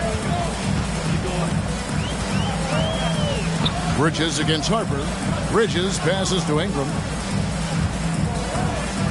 Howard with his screen on Miller. To the paint. Ingram trying to get open. And it's sent back by Aldridge. When Aldridge is in the neighborhood, you've got to be careful shooting it. I mean, proving there that he's capable of blocking shots. 2 minutes remaining in the third. Passes it to Westfall. Launches a three. Gets the three-pointer to fall. Westfall's got 7. And a closer look here at the hustle stats for Brooklyn. They made a point to protect the rim, challenging shots all game long, and the block total is off the charts. And I love the fact they kept the pressure on, really pushing that ball, running it up the floor. I love seeing that. A team staying aggressive even when they're playing well. And Brooklyn has possession. Brandon Ingram missing his last shot. Harper the pass to Miller. And Miller throws it down hard. Yeah, I mean, maybe could have tried for a more memorable dunk than that one. And we know he's capable of those memorable ones. Hey, they've got a nice, comfortable lead here, fellas. Might as well keep it simple. Do it a plain, simple one-hander, just like pound cake. Here is Howard after the basket by Brooklyn. And here's Ingram from the arc. Miller grabs the miss. Miller's got 6 rebounds in the game. Pass to Westfall. Ingram against Harper. Aldridge with a screen on Ingram. Harper dishes to Aldridge. Over Griffin. Aldridge, no luck. Charlotte trails by 13. They could use a big shot here to get this offense going. Too many empty possessions. Right now, they need a basket. Smith outside. And again, the Hornets missing. And the great shooters know when they've got enough opening to go for the three. I didn't think it was a bad choice on that possession. Here we go, one-on-one. Here's Bridges. And contact on the shot, so he'll be shooting free throws here. Physical play from Bridges under the hoop, making sure to win that foul call. The Hornets have only 1 missed free throw. They've had 5 attempts and made 4 of them. Mikal Bridges at the line for 2. 2 shots. Relax on the first.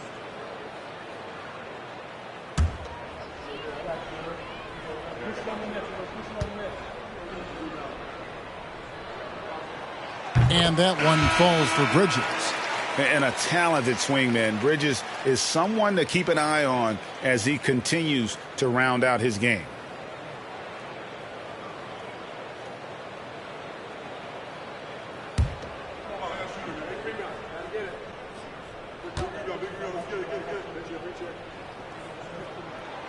Both free throws good from Bridges.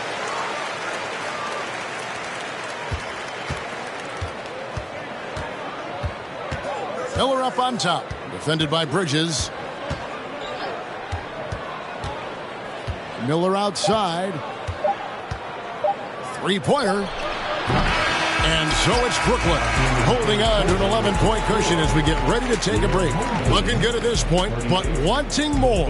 And we'll be right back after this.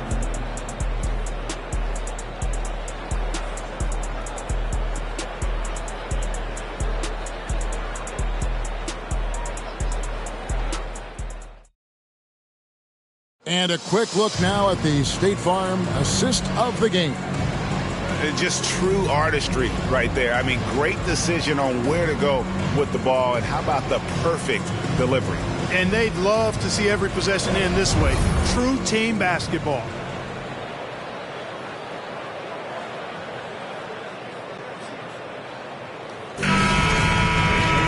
And there may not be a lot of drama down the stretch as we head into the 4th quarter, but stranger things have happened. So with Aldridge sitting on the bench, this is the group that Jock Vaughn has right now. Person is out there with Willis. Then there's Moses Malone. Then it's Thompson. And it's Johnson in at the point guard. And Tatum does a little bit of everything, and he's especially skilled down low. Fantastic at drawing the defense into him and playing off the contact while he's going up for a shot. At the line with your home team, Jason Tatum, taking 2 shots.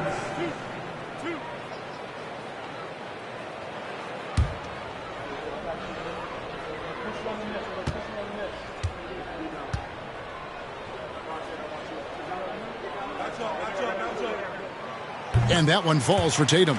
The potential that Tatum still possesses to get better is quite scary. I mean, this guy has done an awful lot in a very short time.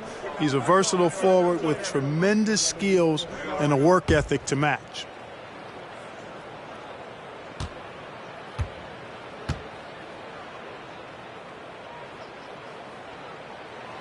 And so Tatum nails them both.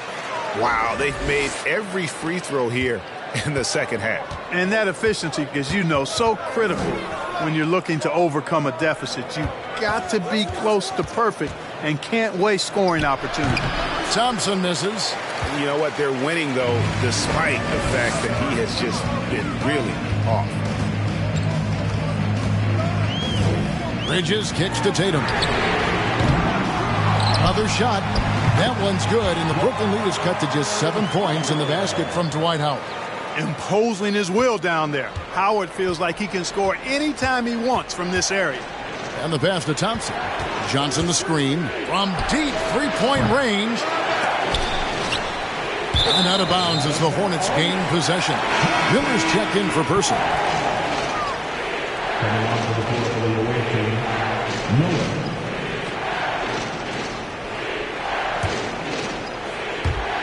About a minute played here in the fourth quarter. Floats it up for Doncic. Hey, defenders already have a lot to worry about with Tatum scoring. And he's making passes like that, too. Watch out. Johnson with it. Johnson sets the screen for Miller. For three. Rebounded by Howard. Howard's got rebound number 12 now. Tenacity on the glass. Inside. It's stolen by Johnson. Wing shot on the way. Miller, no luck. Charlotte trails by 5. Now here's Tatum. He kicks it to Doncic. Good, and it's Tatum picking up the assist. Tatum's got 5 assists tonight. The adjustments they've made offensively, they're putting guys in a position now to succeed. It's certainly been an impressive run. They finally found the right formula to break down the defense. Griffin with the steal. Pass to Tatum. To tie it up. A rebound by the Nets. Willis has got rebound number 5 here tonight. Miller outside. Willis with a screen on Bridges. To end the drought. It doesn't go for him. Excellent D from Howard. Doncic feeling it out. Tatum finds Doncic. Back to Tatum. Shot clock at 5. That one off the back iron and out. And here's Miller. He'll bring it up for Brooklyn. Nothing doing offensively yet for them in the fourth.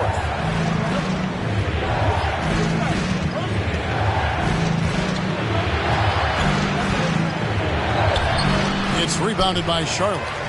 And since halftime, he has just been ice cold. Just can't seem to get anything to go his way. Here's Tatum and Miller with the block. Passes it to Johnson. Back to Miller. Johnson with a screen on Tatum. Miller outside. Miller with another miss. Nothing seems to be going his way this quarter. To me, it appears he's starting to lose his composure a little bit. We'll see if he can regroup and get back into a better rhythm. Nets shooting 32% overall right now. Not one of their better showings. Now a timeout call by Brooklyn. You have to like what you're seeing from Luka Doncic. And he's getting to the rack all game, and if they can't do a better job of keeping him out of the paint, they're in for a long night.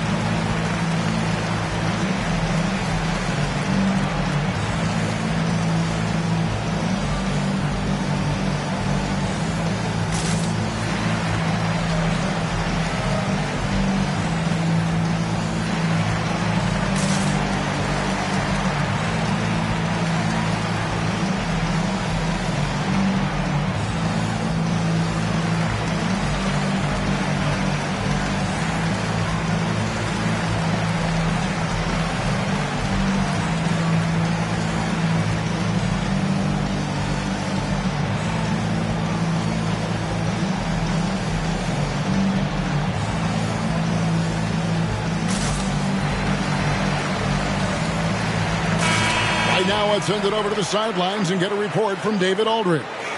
During that last break, Kevin, I got a chance to hear what Brooklyn's head coach said to the team. He really got after him in the huddle. He said, look, you can rest after the game. You got to put it all out there if you want to win this one. Back to you guys. Thank you, David.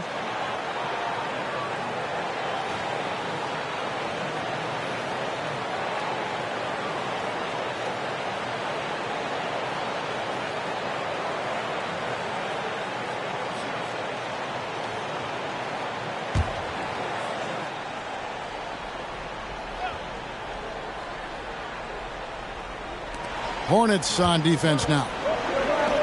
Here in the fourth quarter, their defense has been very strong, allowing no baskets.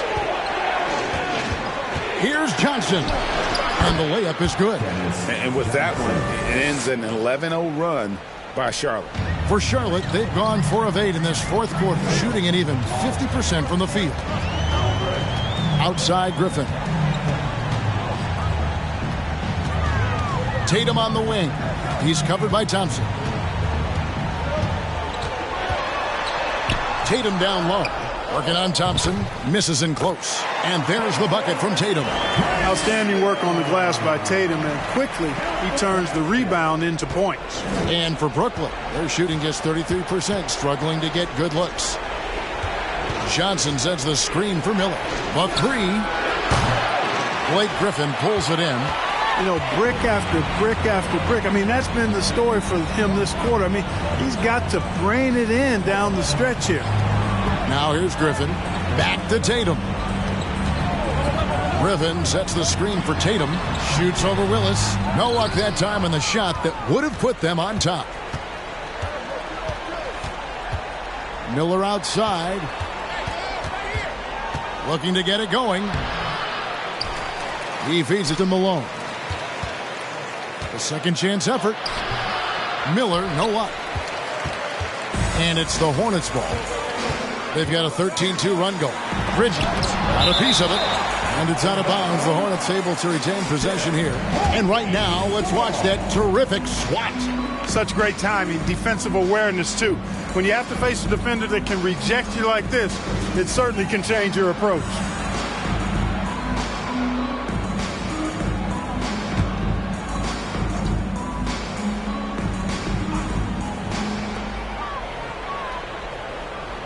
Tatum finds Bridges. High post, Howard. Clock at 6. The shot, no good. And Brooklyn will come the other way. Now Miller. Willis with a screen on Bridges. Miller outside. Hornets with the rebound. And you could tell he thought that triple was going to fall. Here's Griffin. And no good. Had a chance to take the lead there. And here's Miller. He'll bring it up for the Nets. 1:43 left in the fourth quarter. There's the triple. Miller with another miss. Well, another tin cup moment here because he continues to miss shot after shot from three-point range. This is not a fourth quarter he's going to want to remember. Tenacious play there by Griffin against really good defense, but he's not one to be scared off easily. And what do you guys think so far about the offensive approach for the Hornets? You know, all game long, they've imposed their will on the interior, scoring a lot of points in the painted area. And we also got to talk about the damage they've done inside. The opposition having a hard time keeping that ball out of the paint. And no good is the first free throw, missing for him. We'll see if he can nail the second. Over Blake's career, he's really stepped up his foul shooting. Very important in moments like this.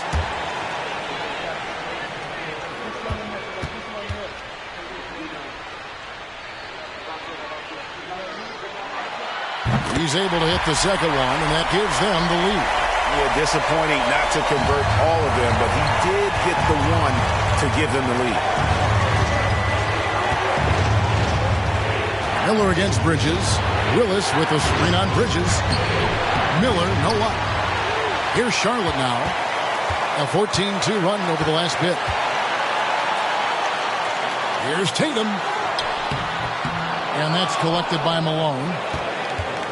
And for Brooklyn, they're shooting a low 30% right now. An ugly offensive performance.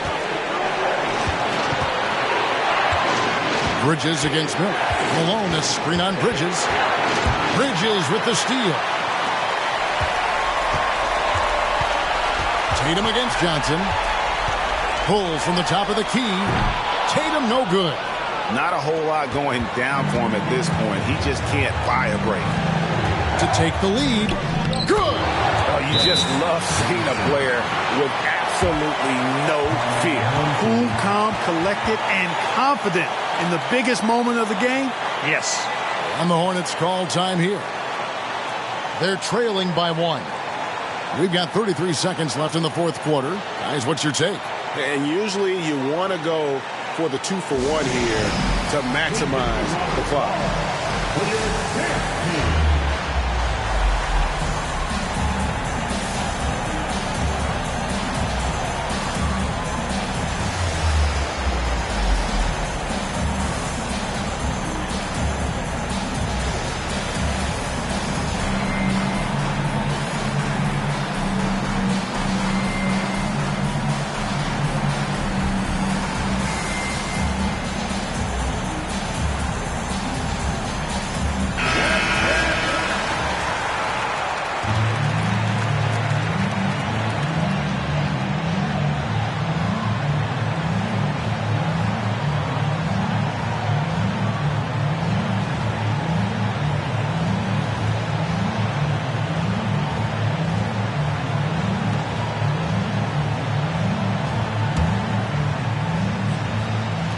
We've got 33 seconds left in the fourth quarter. Bounce pass from Tatum. From 13. Doncic, no good. And they foul intentionally. They're going to have to do that now again and again. They're not in the penalty yet. Honestly, just doing what they have to in order to get the basketball back. That's a good foul, though. I like that. I mean, clock management crucial at this time of the game. And an intentional foul right there. Second team foul. At the line for the away team, Dennis Johnson. At the line for 2.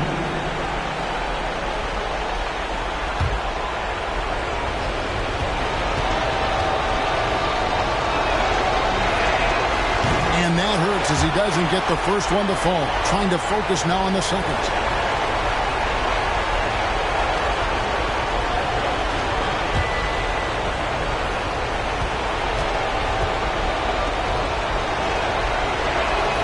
And he ends up making the second, and that will put them up by 2. And the Hornets call time here. They're trailing by 2. There's 21 seconds left in the fourth quarter. What's your take, guys? Big chance here to tie it with a bucket. A critical possession, no doubt. We'll see what they draw up.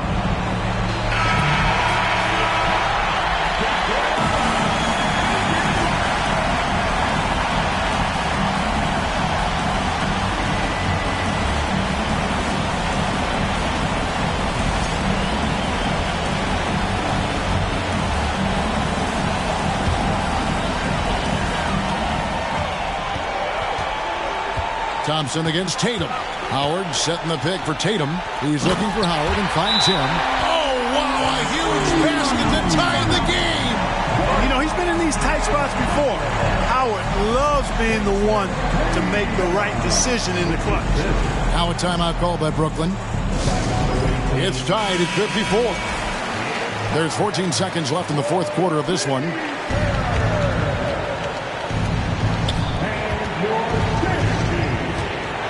Bridges against Miller.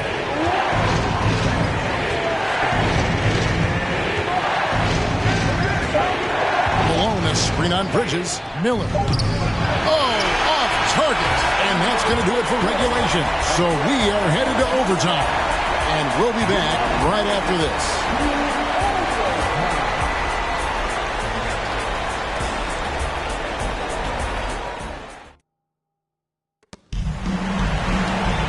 And now we get set for overtime in what has been a stirring contest.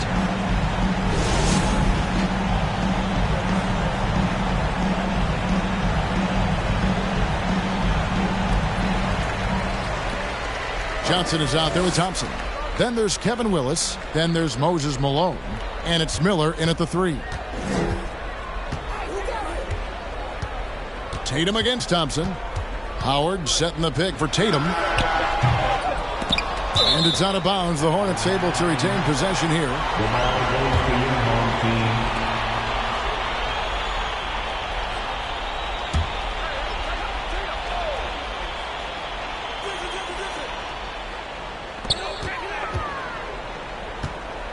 Howard in the post. He's covered by Malone. Malone showing some nice activity at the defensive end of the floor. Outstanding hustle there.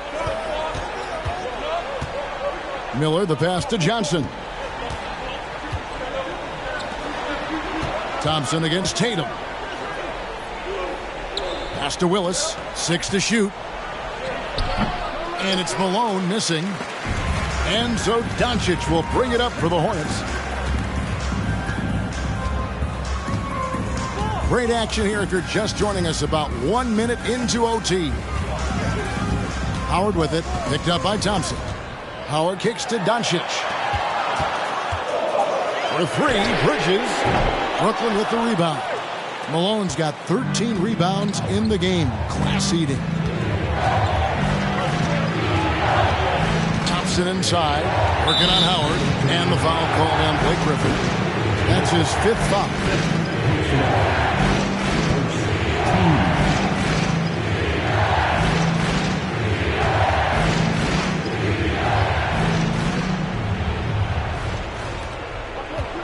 Miller, the pass to Thompson.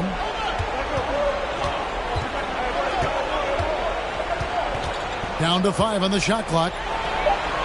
Gets it to go from beyond the arc. Thompson's got the first basket here in overtime for Brooklyn. He's so clutch. When the pressure is at its highest, that's when he's at his very best. Tatum's shot is off. Nets leading by 3. Miller inside, defended by Griffin. Miller kicks to Johnson. Back to Miller. Basket is good, the assist from Johnson. Really crisp, intelligent passing to make that basket possible. For Charlotte, they've gotten off to a rough start here in overtime. Missing 4 consecutive to start the period. Bounce pass from Tatum. And it's Howard finishing it off. Dwight Howard wants to be the man during these possessions, and he's been able to come up in crucial spots. Bridges against Miller. Shoots. And he sinks that one, hitting the back of the rim on the way in. Miller's got 4 points now in the quarter. Charlotte trails by 5. Howard with this screen on Thompson. Here's Doncic. He doesn't hit that one. Great tee that time from Johnson. For Brooklyn, they've gone 3 of 4 on their field goal attempts since the beginning of overtime. The pass to Willis. Miller outside. Bridges dishes to Tatum. To the inside. Doncic against Johnson.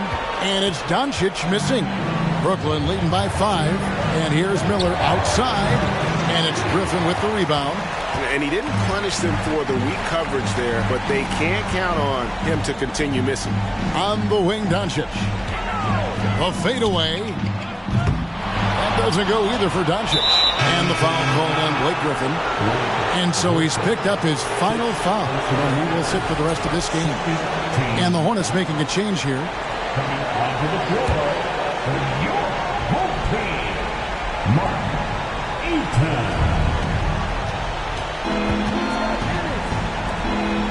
Thompson passes to Malone. Howard with the steal. Down low. Bridges. Count it! Oh, a major factor in those 2021 finals. Bridges growing more and more comfortable in the big moment. 7-second difference, shot and game clock. And that's an intentional foul. Third personal foul. And the third team. Shooting for the away team, Miller. 2 seconds. Good on the first, and that gives them a 4-point cushion. And the Hornets making a change here. Baker's checked in.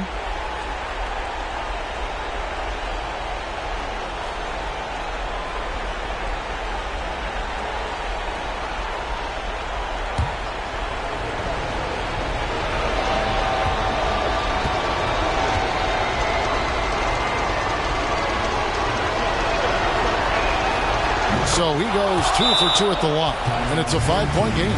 2-possession game now, guys. Some very important free throws there. Charlotte calls timeout. They're behind by 5. 27 seconds left in the first overtime. Action has been terrific. All right. Their dance team makes some noise. Here's Doncic. Timeout, home team.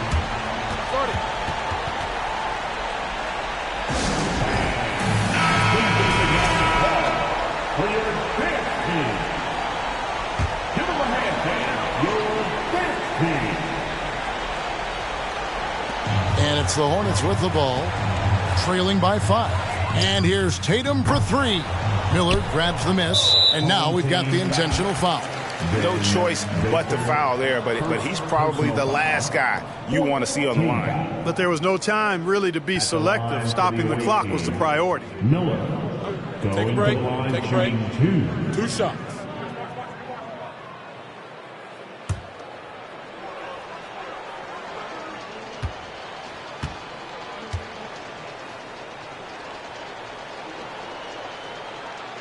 He drops the first one, and that increases their lead to 6.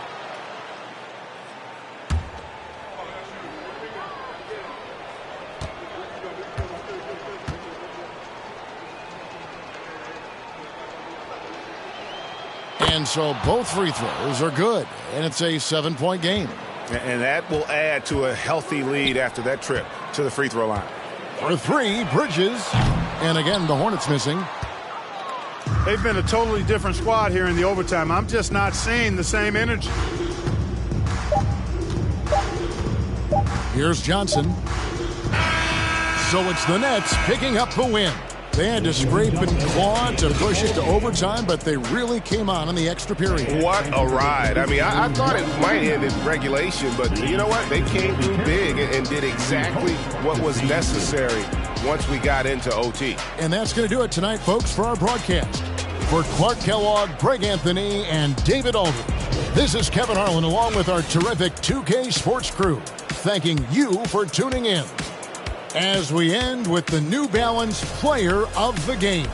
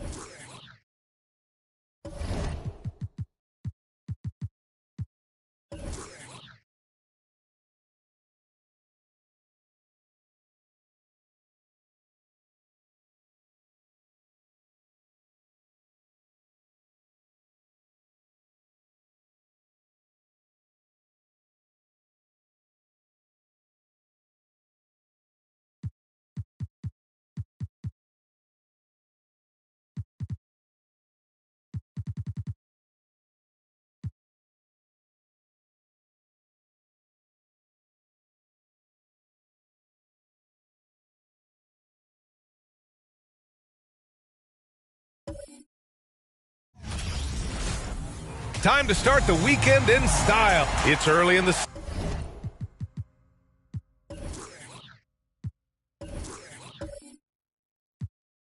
season, but we're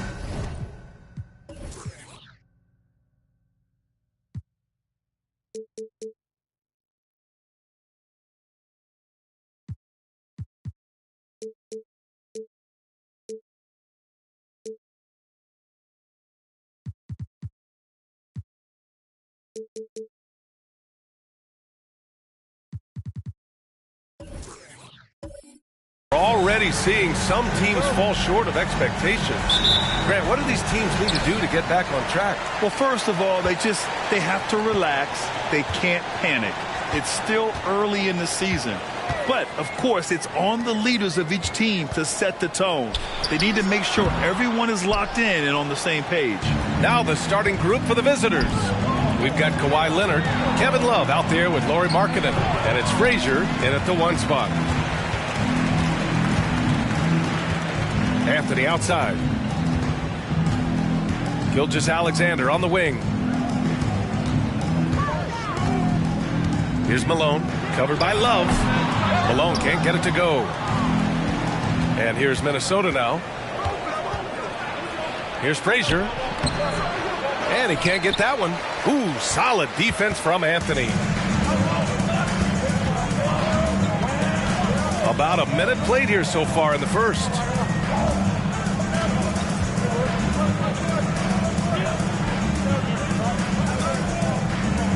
Five on the clock.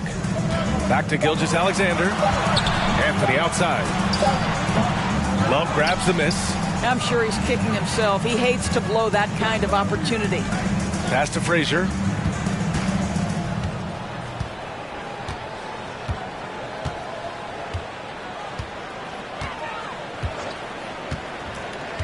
Leonard left side. Three-pointer. Can't get it to fall. 0 for 2 now. And I'm surprised that didn't go down. I mean, I'm sure he is too. Now Hayward. Shot from the top of the key. Lanier with the rebound.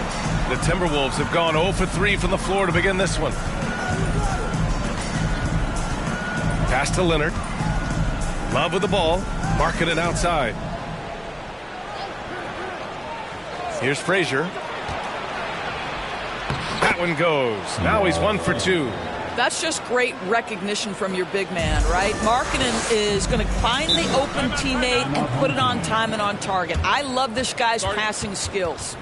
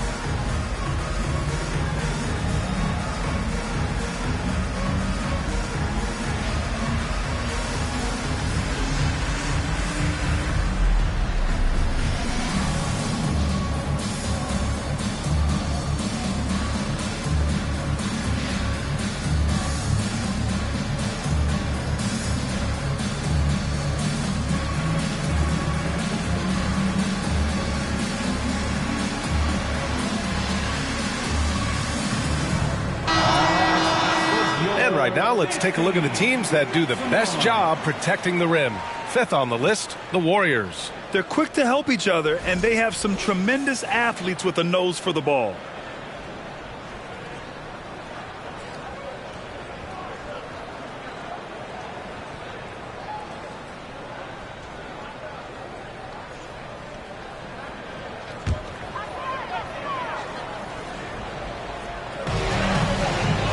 Pass to Gilgeous-Alexander.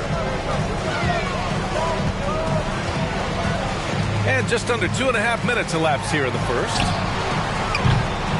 Hayward's shot is off. I mean, just a tough start. Missing their first 5 shots.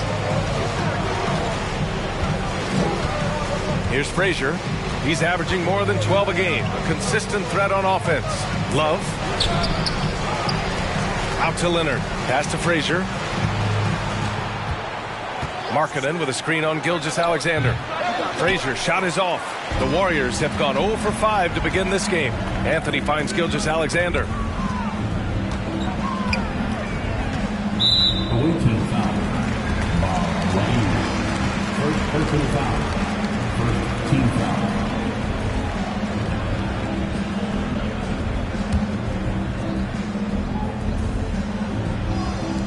First quarter of play, and we're about 3 minutes in. Now here's Hayward. His offense has been solid, scoring around 11.5 points a game. Shot clock at 3. I think you simply have to respect Gordon Hayward's passing ability. This guy knows how to take advantage of space in the screen and roll. For Minnesota, they've gone only 1 of 6 so far. Here's Frazier. Gilgeous-Alexander defending. Love a screen on Gilgeous-Alexander from the baseline. Misses another, just 1 of 4 from the floor. This has not been a good period for this guy. Out of sync, not letting the game come to him. He's got to settle down and make shots. Hayward outside. There's the triple. And that comes off the assist by Gilgeous-Alexander. Well, Gordon Hayward will find his rhythm fast if you allow him to catch and shoot. Watching SGA run this offense, he's so patient and he reads the defense exceptionally well. Anthony outside. Pass to Gilgeous-Alexander. Hayward against Markkanen. And so he draws the foul, headed to the line to shoot a pair. Yeah, Gilgeous-Alexander really plays at his pace, Grant. You know, B.A., he's one of those guys the defense just can't speed up. And every move is purposeful. No wasted motion. He methodically breaks you down. Shoot 2.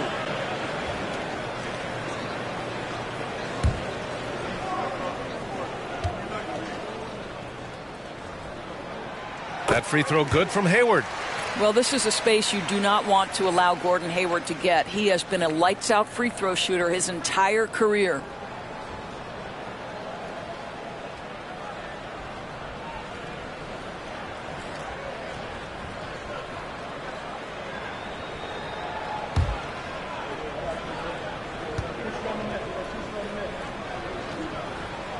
Both shots good from the stripe. You want to contest this guy's shot, but you absolutely don't want to send him to the line. He will make you pay.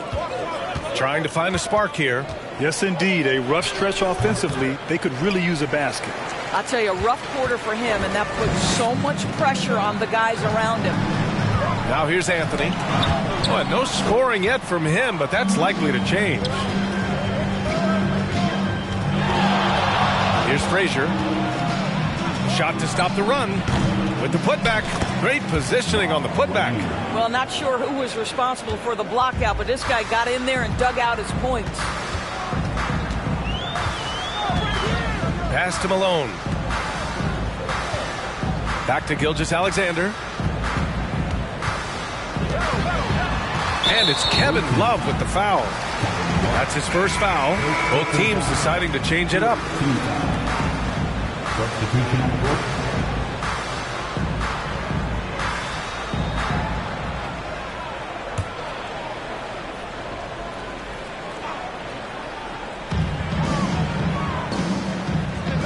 Here's Murphy. Goes up on the wing. Love grabs the miss. Love's got 4 rebounds now. Here's Frazier. Outside Jones. Pass to Leonard. Deflected! Here's Murphy.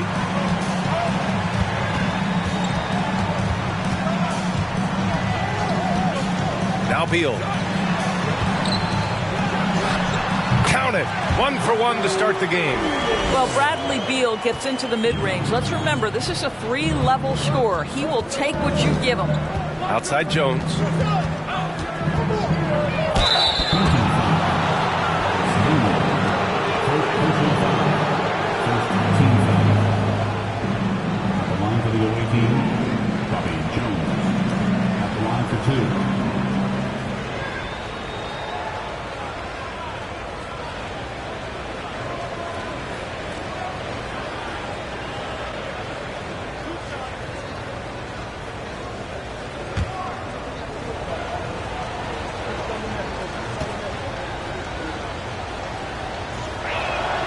That's good from Jones.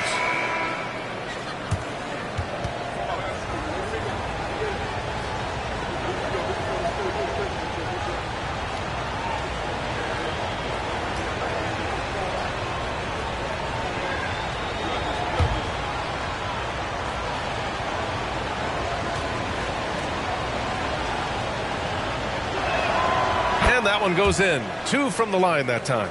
And the big fella with the skill level, showing a soft touch at the line. 2 minutes remaining in the first. 1:58 left in the first. Here's Jamison from deep. Hayward. Nice. Gets his second bucket. He's 2 for 4 now.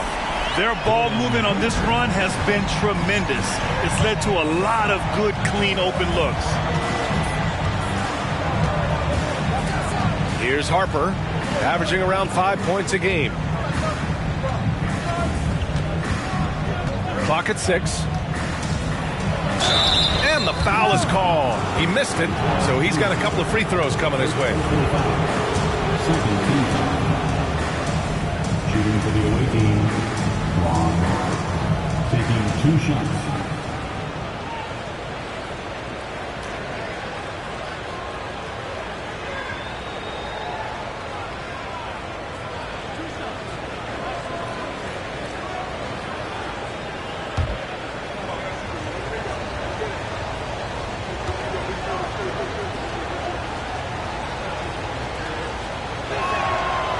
That free throw, no good.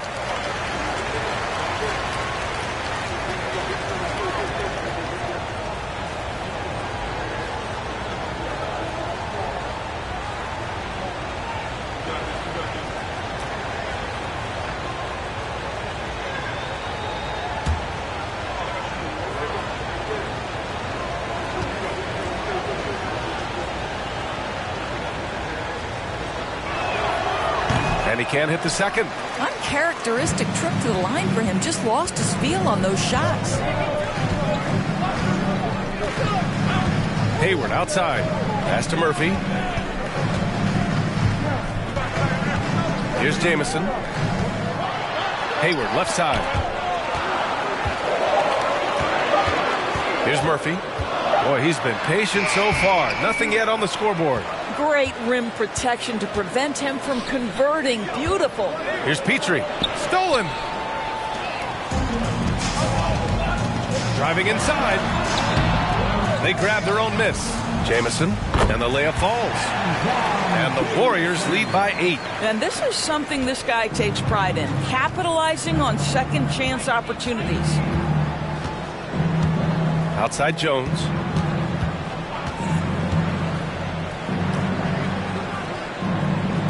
Pass to Williams. To the paint. Ooh, anticipated the pass. It's a turnover. 2-second difference between shot and game clock. Shot from the wing. Perfect night so far. 2 for 2. What a way to begin this game. Dominating at both ends of the floor. And give them credit for approaching this game with the right energy and intensity. This team has attacked every chance they've gotten. Plays like that, so easy for him. Here's Jamison. Misses from close range. Well, we love his ability to attack the rim. He just loses a little bit of focus and misses the chipping. Gordon Hayward, he is feeling it tonight and has been the driving force for the Warriors.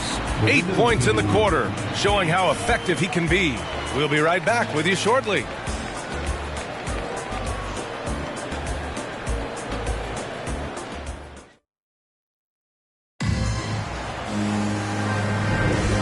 for those of you just tuning in, second quarter action is where we are. And let's get your take, guys, on the scoring breakdown for the Warriors.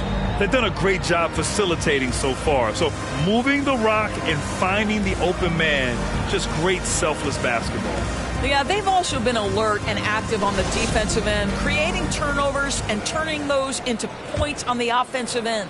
Grant, it's a shooter's league, and we're seeing more and more big men float out to the perimeter and knocking them down. Well, B.A., the game has evolved, and the shooting, particularly from the bigs, is fantastic. But, you know, I wish the bigs had a little bit more diversity. I don't mind shooting from the perimeter, but every once in a while, go mix it up and take advantage of your size mismatch in the paint. On the court for Minnesota, Kevin Love out there with Lauri Markkanen. Then there's Kawhi Leonard, and it's Frazier in at the point.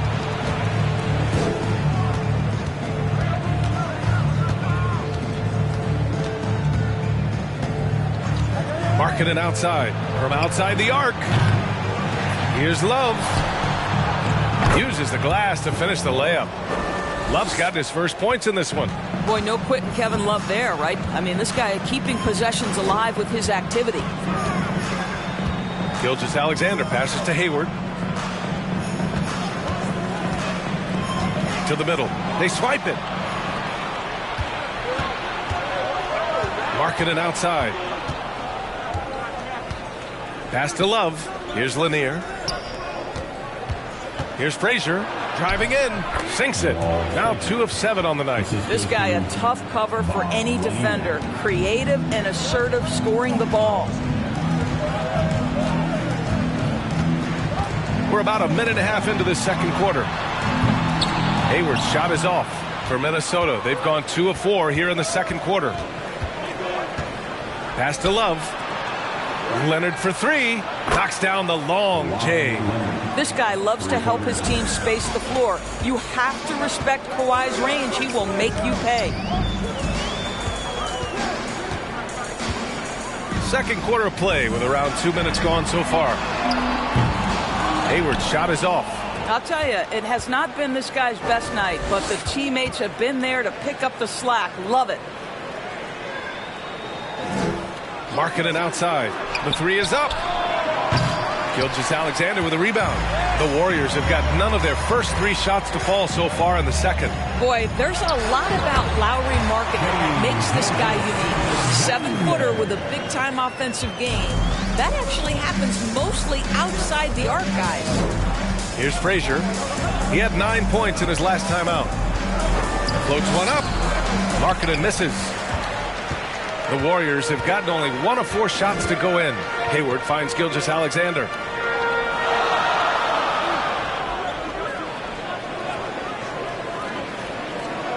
Anthony outside. 4-3. Unable to get that one. Now Minnesota takes it the other way. Markkanen's unique play style is right there in his stat line, Doris.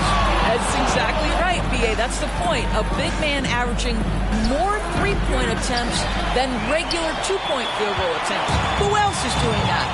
At 7 feet tall, but somehow he makes it work.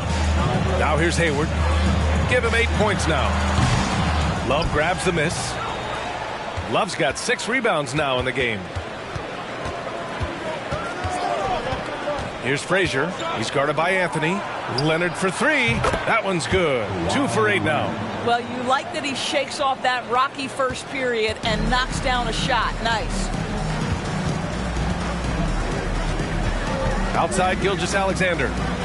3-pointer Anthony. He buries it from 3.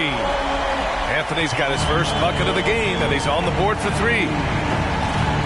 Pass to Love. Markkanen outside. Leonard for 3. Again, the miss by Leonard. The Warriors have got 2 of 7 attempts to drop since the end of the first quarter. Now Gilgeous-Alexander. His last outing, he had 24 points. Got a piece of it. It's Hayward on the wing. From the wing. And that one's long. Boy, what a nightmare quarter for this guy. He's playing right into the hands of the defense at this point. Pass to Lanier. Here's Frazier. Love, a screen on Gilgeous-Alexander. Here's Frazier. He's averaging more than 12 a game. A consistent threat on offense. The 3-ball. Here's Lanier. He's guarded by Anthony. And another shot. And Lanier gets it to go. Gotta love how they've been crashing the boards, fighting hard for every miss. And something fans don't always get to see, some of the closely guarded secrets that happen in that huddle. It's tough to hide your communications. Teams go to great lengths to try to do it, but sometimes to no avail.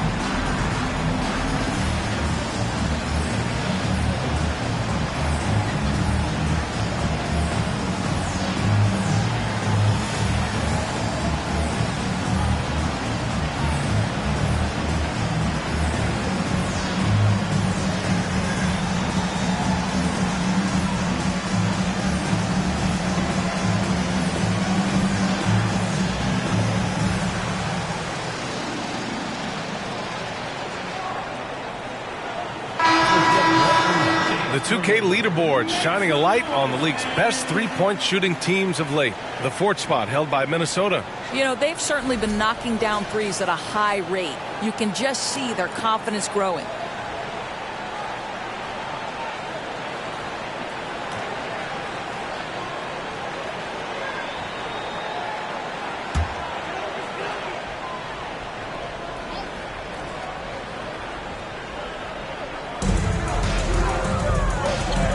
Here's Murphy.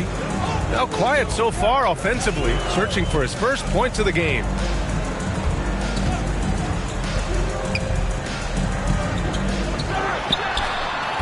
No good off the back of the rim. And this is exactly what you have to do to stop him. That was a tremendous contest, forcing the miss. Pass to Harper.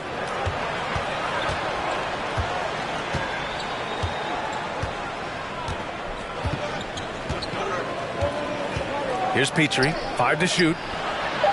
Fires in the triple. 5 points in the game. It's been a tale of two quarters for them.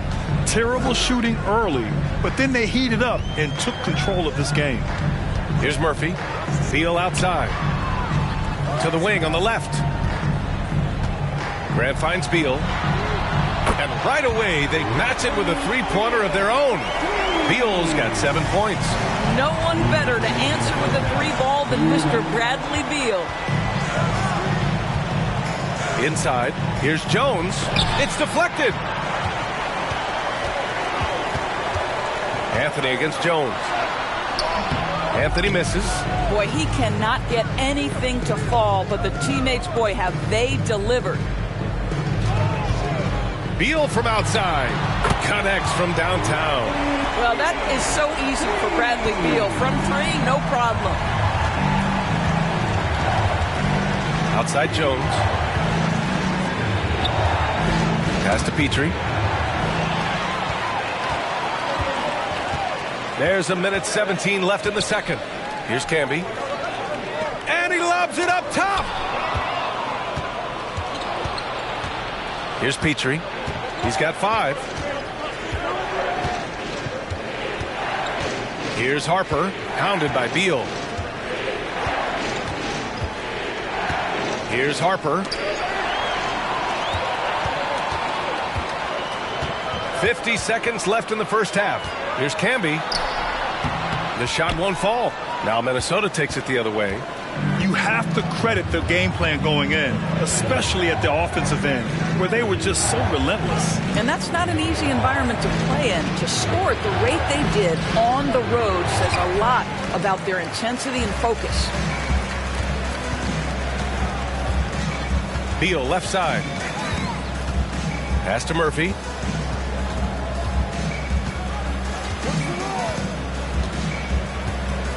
Back to Beal. Down to 5 on the shot clock. Out to Anthony. The 3 is up. Williams grabs the board. Here's Petrie. No good on the buzzer beater. And we're through the first half of play here in what's been a good one. The Warriors, they're up by 4. And we'll be back for the second half following the break. Keep it right here on 2K Sports.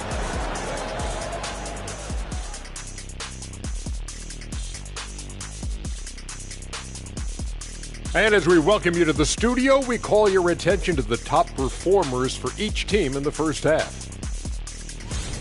Shaq, did you enjoy testing your star power against other greats in the league? Yeah, but no one can outshine me on the court because they were stars, but I'm a whole constellation. Wow, that actually makes sense. A scientific response from Dr. O'Neill, and gotta say, well done. You look at the play of their bench, this second unit is doing exactly what coach is looking for. It's a luxury to have this kind of support. I mean, I know we talk about team depth all the time, but that's been the difference tonight. Thanks, as always, for watching. Let's head back to Brian Anderson and crew for the start of the second half.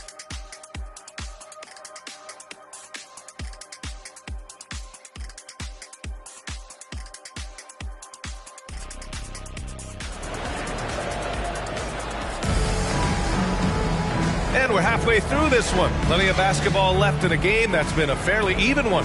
Hey, it's been quite a game for Bradley Beal. Yeah, they've done an amazing job of creating room to operate for him. And then, of course, executing. One of the things every player is after is efficiency at the offensive end. And, boy, this young guy has done just that. Chalk up 2 there. Leonard's got 8 points. As Kawhi likes to say, board man gets paid. And for the Timberwolves, we've got Lauri Markkanen, also Kevin Love out there, and it's Frazier in at the point. And that one's good. Gilgeous-Alexander. Gilgeous-Alexander's gotten his second bucket of the game. The defense couldn't collapse quickly enough. And for the Warriors, Leonard against Anthony. Markkanen sets a screen. Love for 3. Drops in the 3.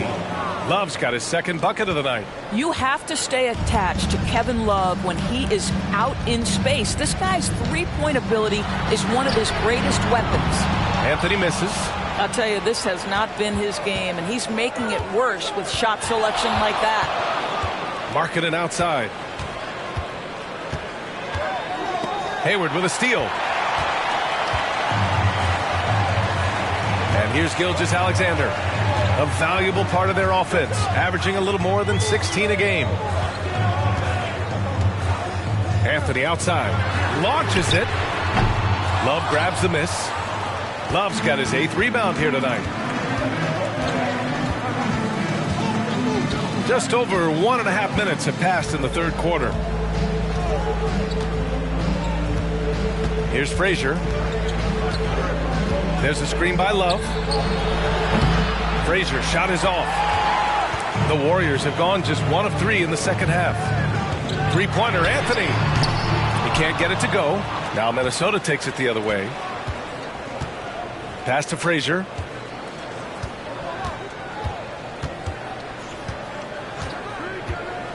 And here's Love for the lead. Pure from three-point range. Love's got 8 points. Backing up that last 3 with another 3. The defense has to stop giving them so many clean looks. Anthony outside. There's a screen to the inside. Second personal foul. First team foul.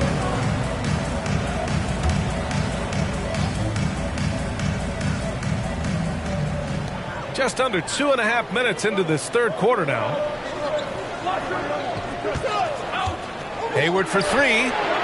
1 for 5 has got to be a frustrating start, and they just don't look sharp right now. Can they find their offensive game? Leonard outside.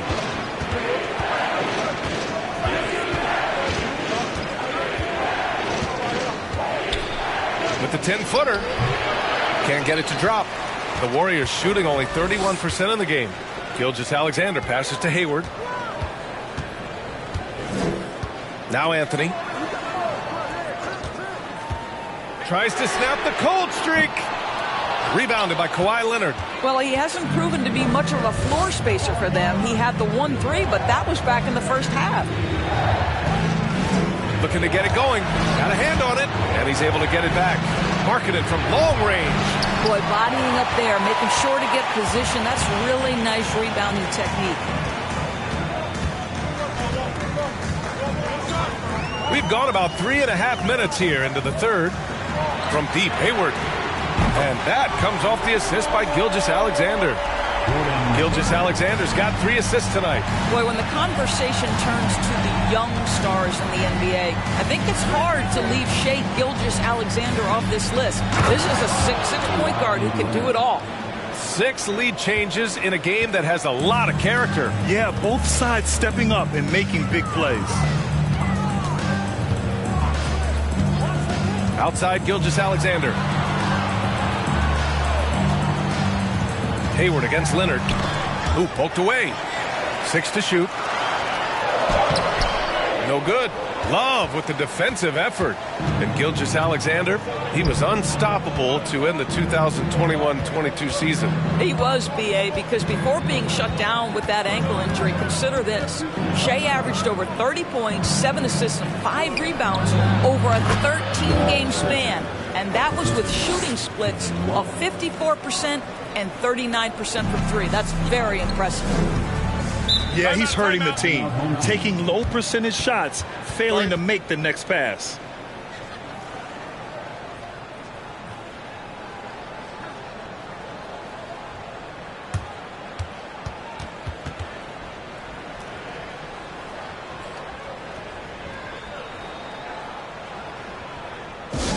All right, that was your next team. Make some noise.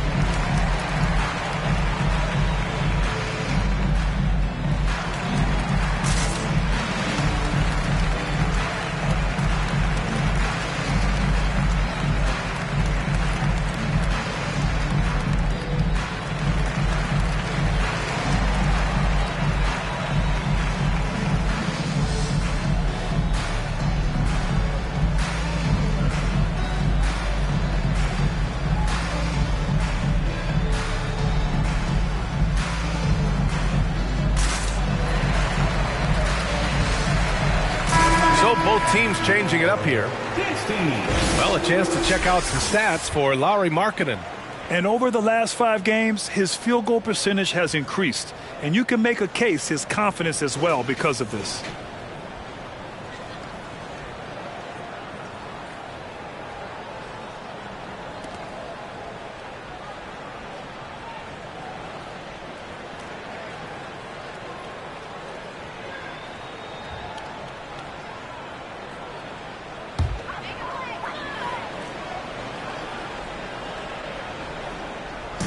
So it's the home team now. They trail by 3. Gilgeous-Alexander finds Beal. Here's Grant. Harper pulls it in for Minnesota. They've gotten 5 of 10 shots to go. Lets it go from 11. Jump shot is good. When he decides he wants to take it to the bucket, it's really hard for anyone to slow him down. Here's Murphy, looking for his first basket, still in this one. Beal outside, lets the 3 fly, and count it. Now 5 for 7. They've been pretty lax with their perimeter defense, giving up a lot of 3-pointers. Here's Harper. Fires top of the key. Offensive rebound. Williams And he banks in the layup. Williams has got his first points of the night. What energy on the offensive boards. The defense can't match the effort, and they paid the price. Here's Murphy. Pass to Beal.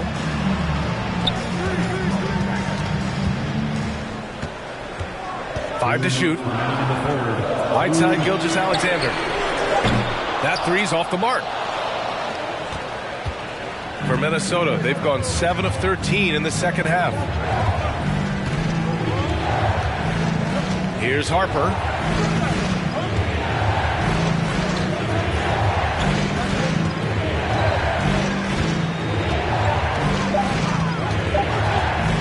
And he'll draw the foul. He'll head to the line for 2. It's going to go on Shai Gilgeous-Alexander. First team foul. Shooting for the away team, Ron Harper. At the line for 2.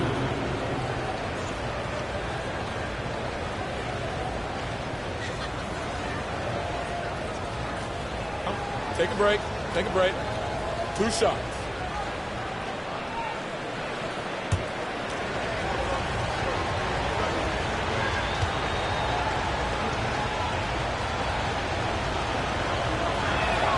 The first one falls.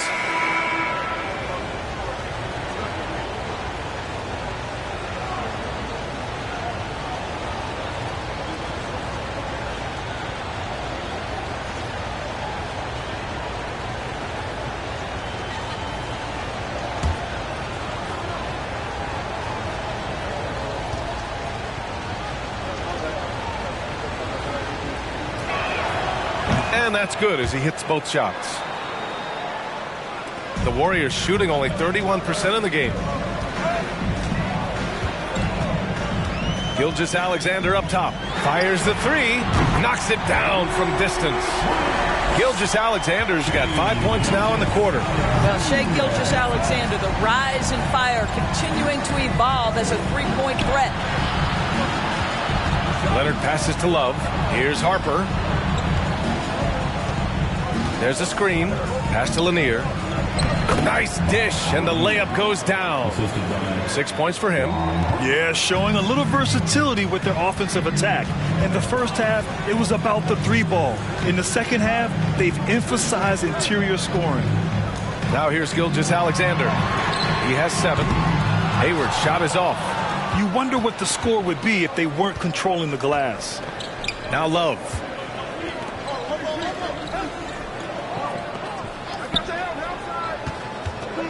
Here's Frazier.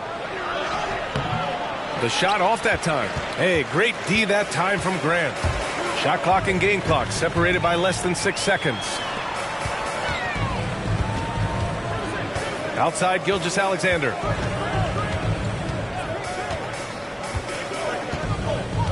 Back to Hayward. Shot clock at 5. No good with the triple. Here's Frazier. And he was fouled while in the act of shooting, so he'll take 2 free throws. Shooting for the away team, Wall Frazier. 2 shots.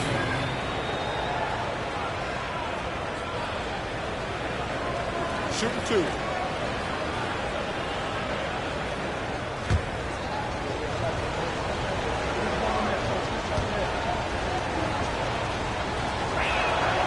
The first free throw is good.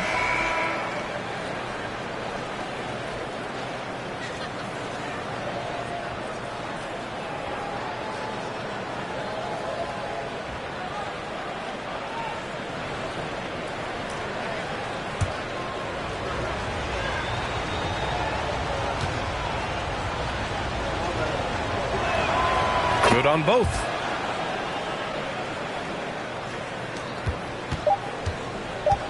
With 1 on the clock. That shot off. And so it's Minnesota closing out this quarter with a 7-point lead. Just pounding the painted area. That's helped them build an advantage. We'll be right back.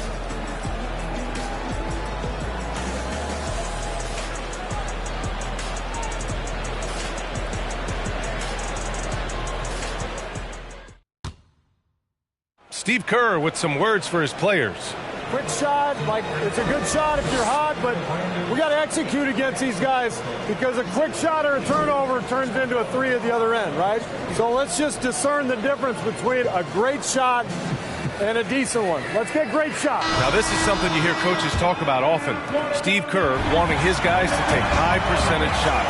A smart perspective. It's important that teams concentrate on taking the best shots possible. With 3 quarters behind us, let's see what this fourth period holds in store. On the court for Minnesota, we've got Kevin Love. He's out there with Lauri Markkanen, and it's Leonard in at the 2. Pass to Lanier. Markkanen with it.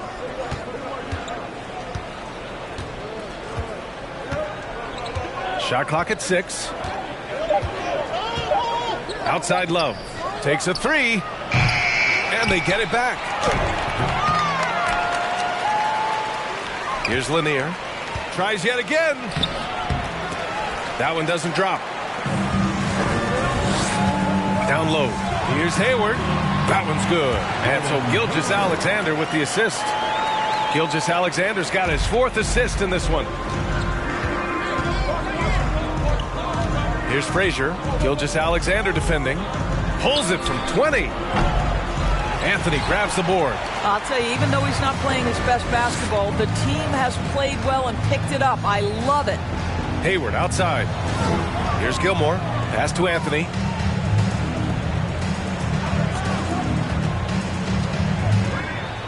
Outside Gilgeous-Alexander. And there's a whistle. He'll head to the line to shoot 2. Let's remember, Shai Gilgeous-Alexander is 6'6", so getting on the interior is not a problem. Shai Gilgeous-Alexander. 2 shots.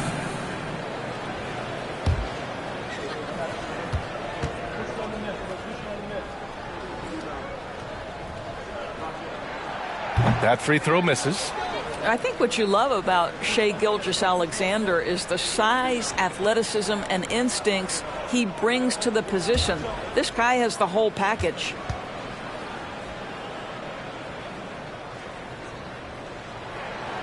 And he's good on the second. Just a tough miss at the line. They're down 2 baskets now. For Minnesota, they've got none of their shots to go in this final quarter. 0 for 4. Here's Frazier.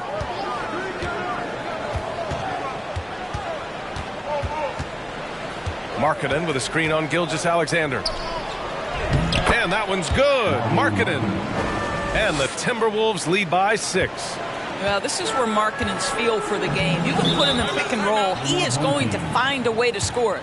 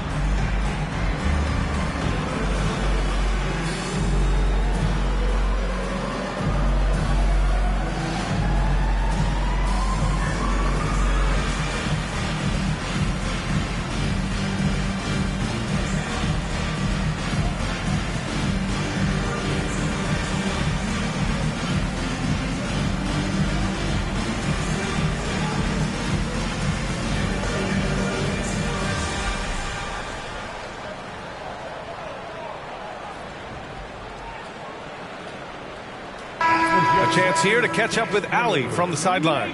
During that break, Coach Steve Kerr had some advice for the team. He told them, quote, if we'd worked harder on the glass, we'd probably be up right now. Show some heart. Show some pride. It was a very direct message. Back to you guys. All right, appreciate it, Allie.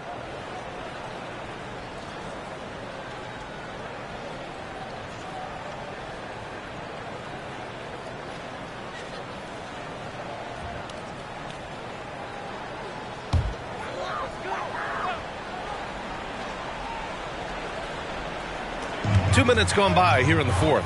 Gilgeous-Alexander passes to Anthony. Over Markkanen. It's wide right, hits off the rim. They are just owning the boards right now. And man, looking good from the line so far this half.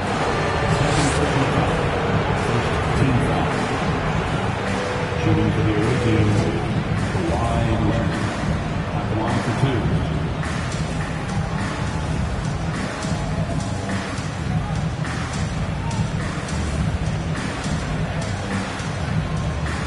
Shoot 2.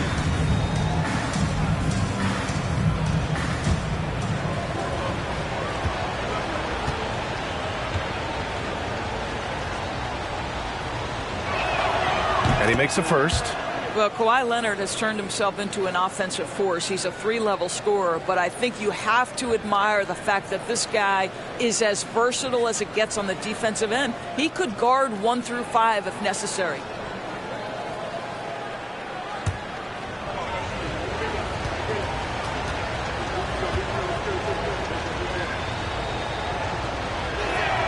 Both good from the line that time. And for the Warriors, they're shooting only 31% in the game. Outside, Gilgeous-Alexander.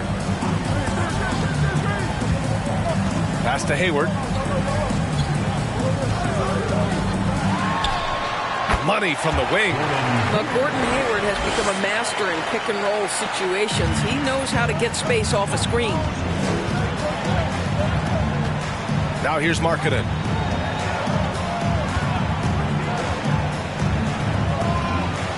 Laid it in with a nice touch off the window. Markkanen's got 4 points in the quarter. Well, defensively, to me, you've got to do a better job communicating once the screen comes. Here's Gilgeous-Alexander. Leonard pulls down the board. Leonard's got 4 rebounds in the game.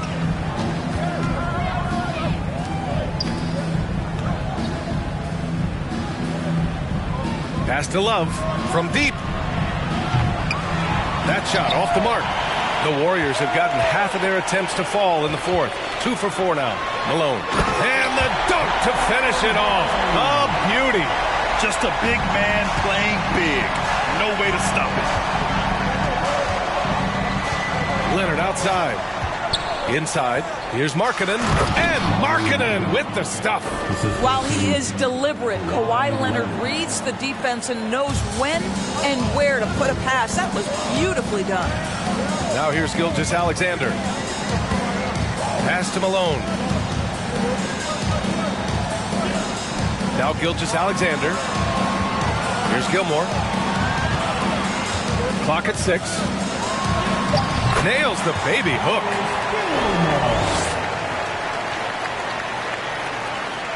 The Timberwolves have gotten 3 of 8 shot attempts to find the net here in the fourth quarter. Looking to get back on track. Ooh, a two-handed power slam. He sees the taller defender, and he just gets more aggressive. Outside, Gilgeous-Alexander. Pass to Hayward.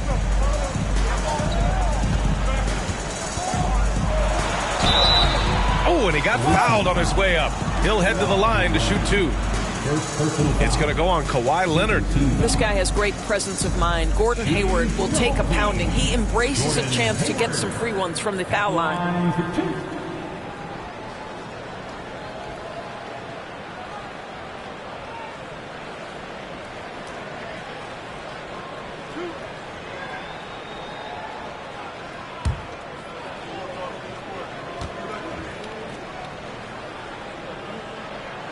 First one falls for him.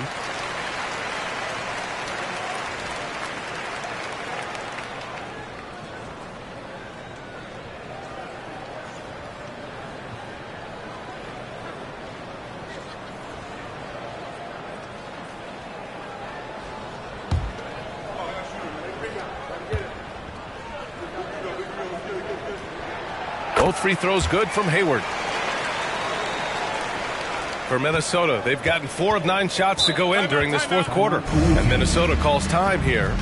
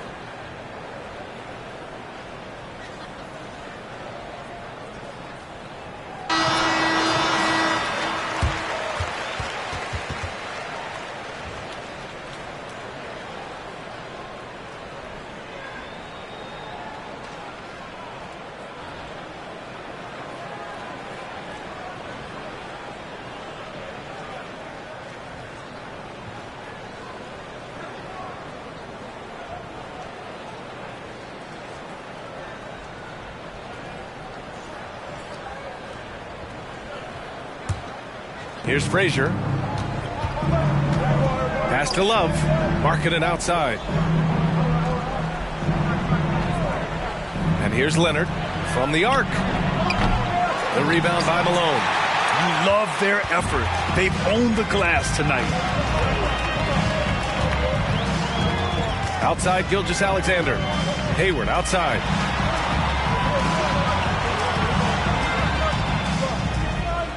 Six on the shot clock. The three. Love grabs the miss. Love's got 11 rebounds in the game. Hayward against Markkanen. Here's Frazier. To the paint. Here's Lanier. The shot no good. The Warriors have gone 4 of 7 from the field in the fourth quarter. Pass to Gilgeous-Alexander. Back to Anthony. And he's going to the line for 2. The official saw contact while he was going up. Well, once he gets the ball in that close, you've already lost. Anthony will find a way to hurt you. Carmelo Anthony. 2 shots.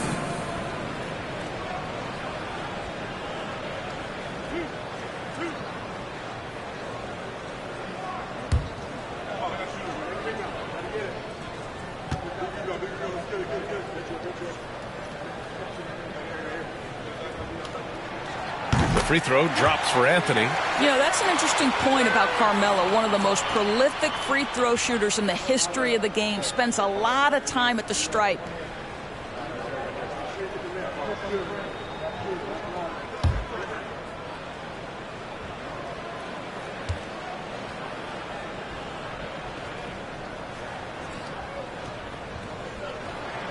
He's perfect from the line this time. He's such a great free throw shooter who can handle big moments. Pass to Love. Marking it outside. Leonard for 3. And the three-pointer goes. And the Timberwolves lead by 7. Well, Kawhi Leonard getting to his spots, and his hands are up, ready to catch and shoot. Nicely done. And Anthony slams it in. Whenever you need a huge bucket, you know they're going to look to Melo. This is when he shines. Pass to Love. Here's Frazier.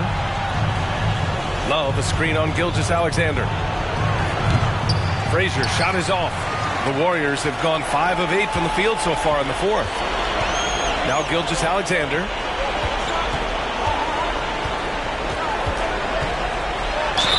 Oh, a clear foul there on the missed shot.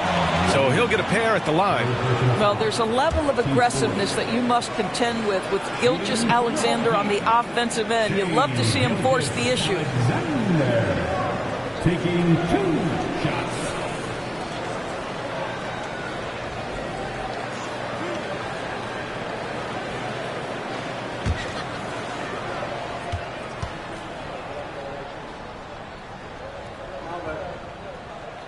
And no good, as the first free throw misses. We'll see if he can hit the second.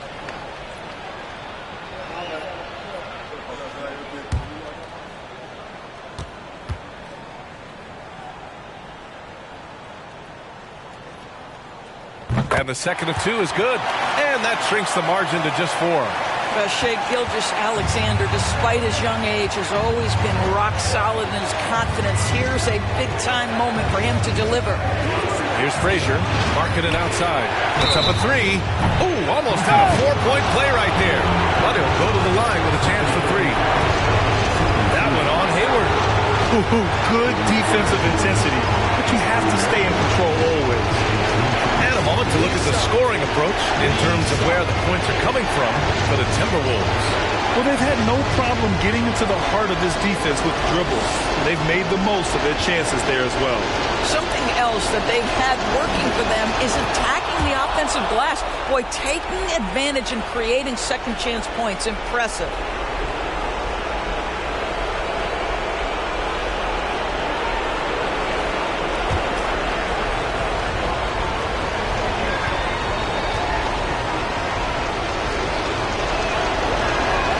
He makes the second free throw, and that increases the lead to 6. What I'm always impressed by, guys, is Markkanen's versatility. The guy can face up and make jump shots. He can be enough of a presence on the interior that you're very comfortable with him in this modern NBA game. And so he's good on all 3 free throws. And that makes it a 7-point lead. Well, we know this.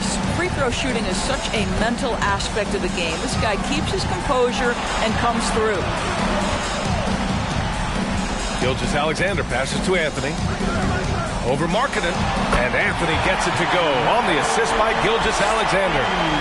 Anthony's got 6 here in the quarter. Minnesota shooting just 38% here in the fourth. 52 seconds left in the fourth quarter.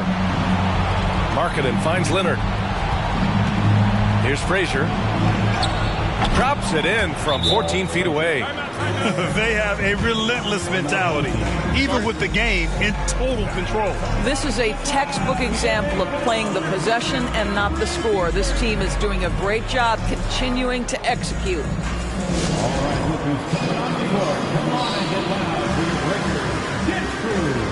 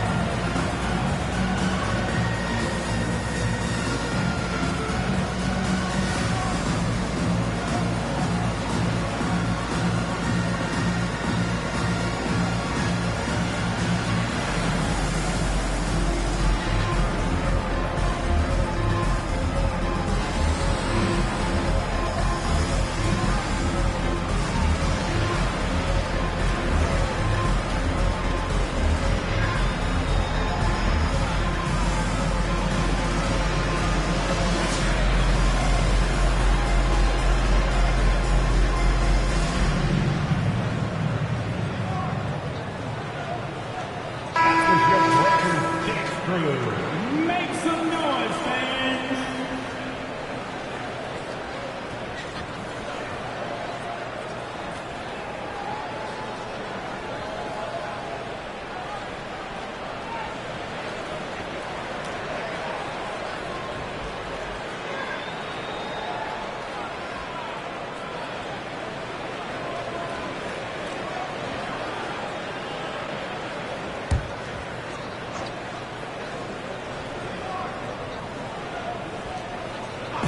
.43 seconds left in the final quarter. And Gilgeous-Alexander missing.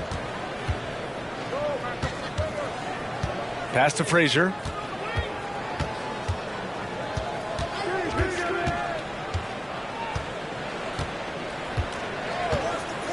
Back to Leonard. Fires from deep. Knocks down the triple. And now a 10-point Minnesota lead. Stepping up and nailing an important shot to put this away. Yeah, playing with great energy and great effort. And as a coach, you'd love to see this from your team every single night. Here's Frazier.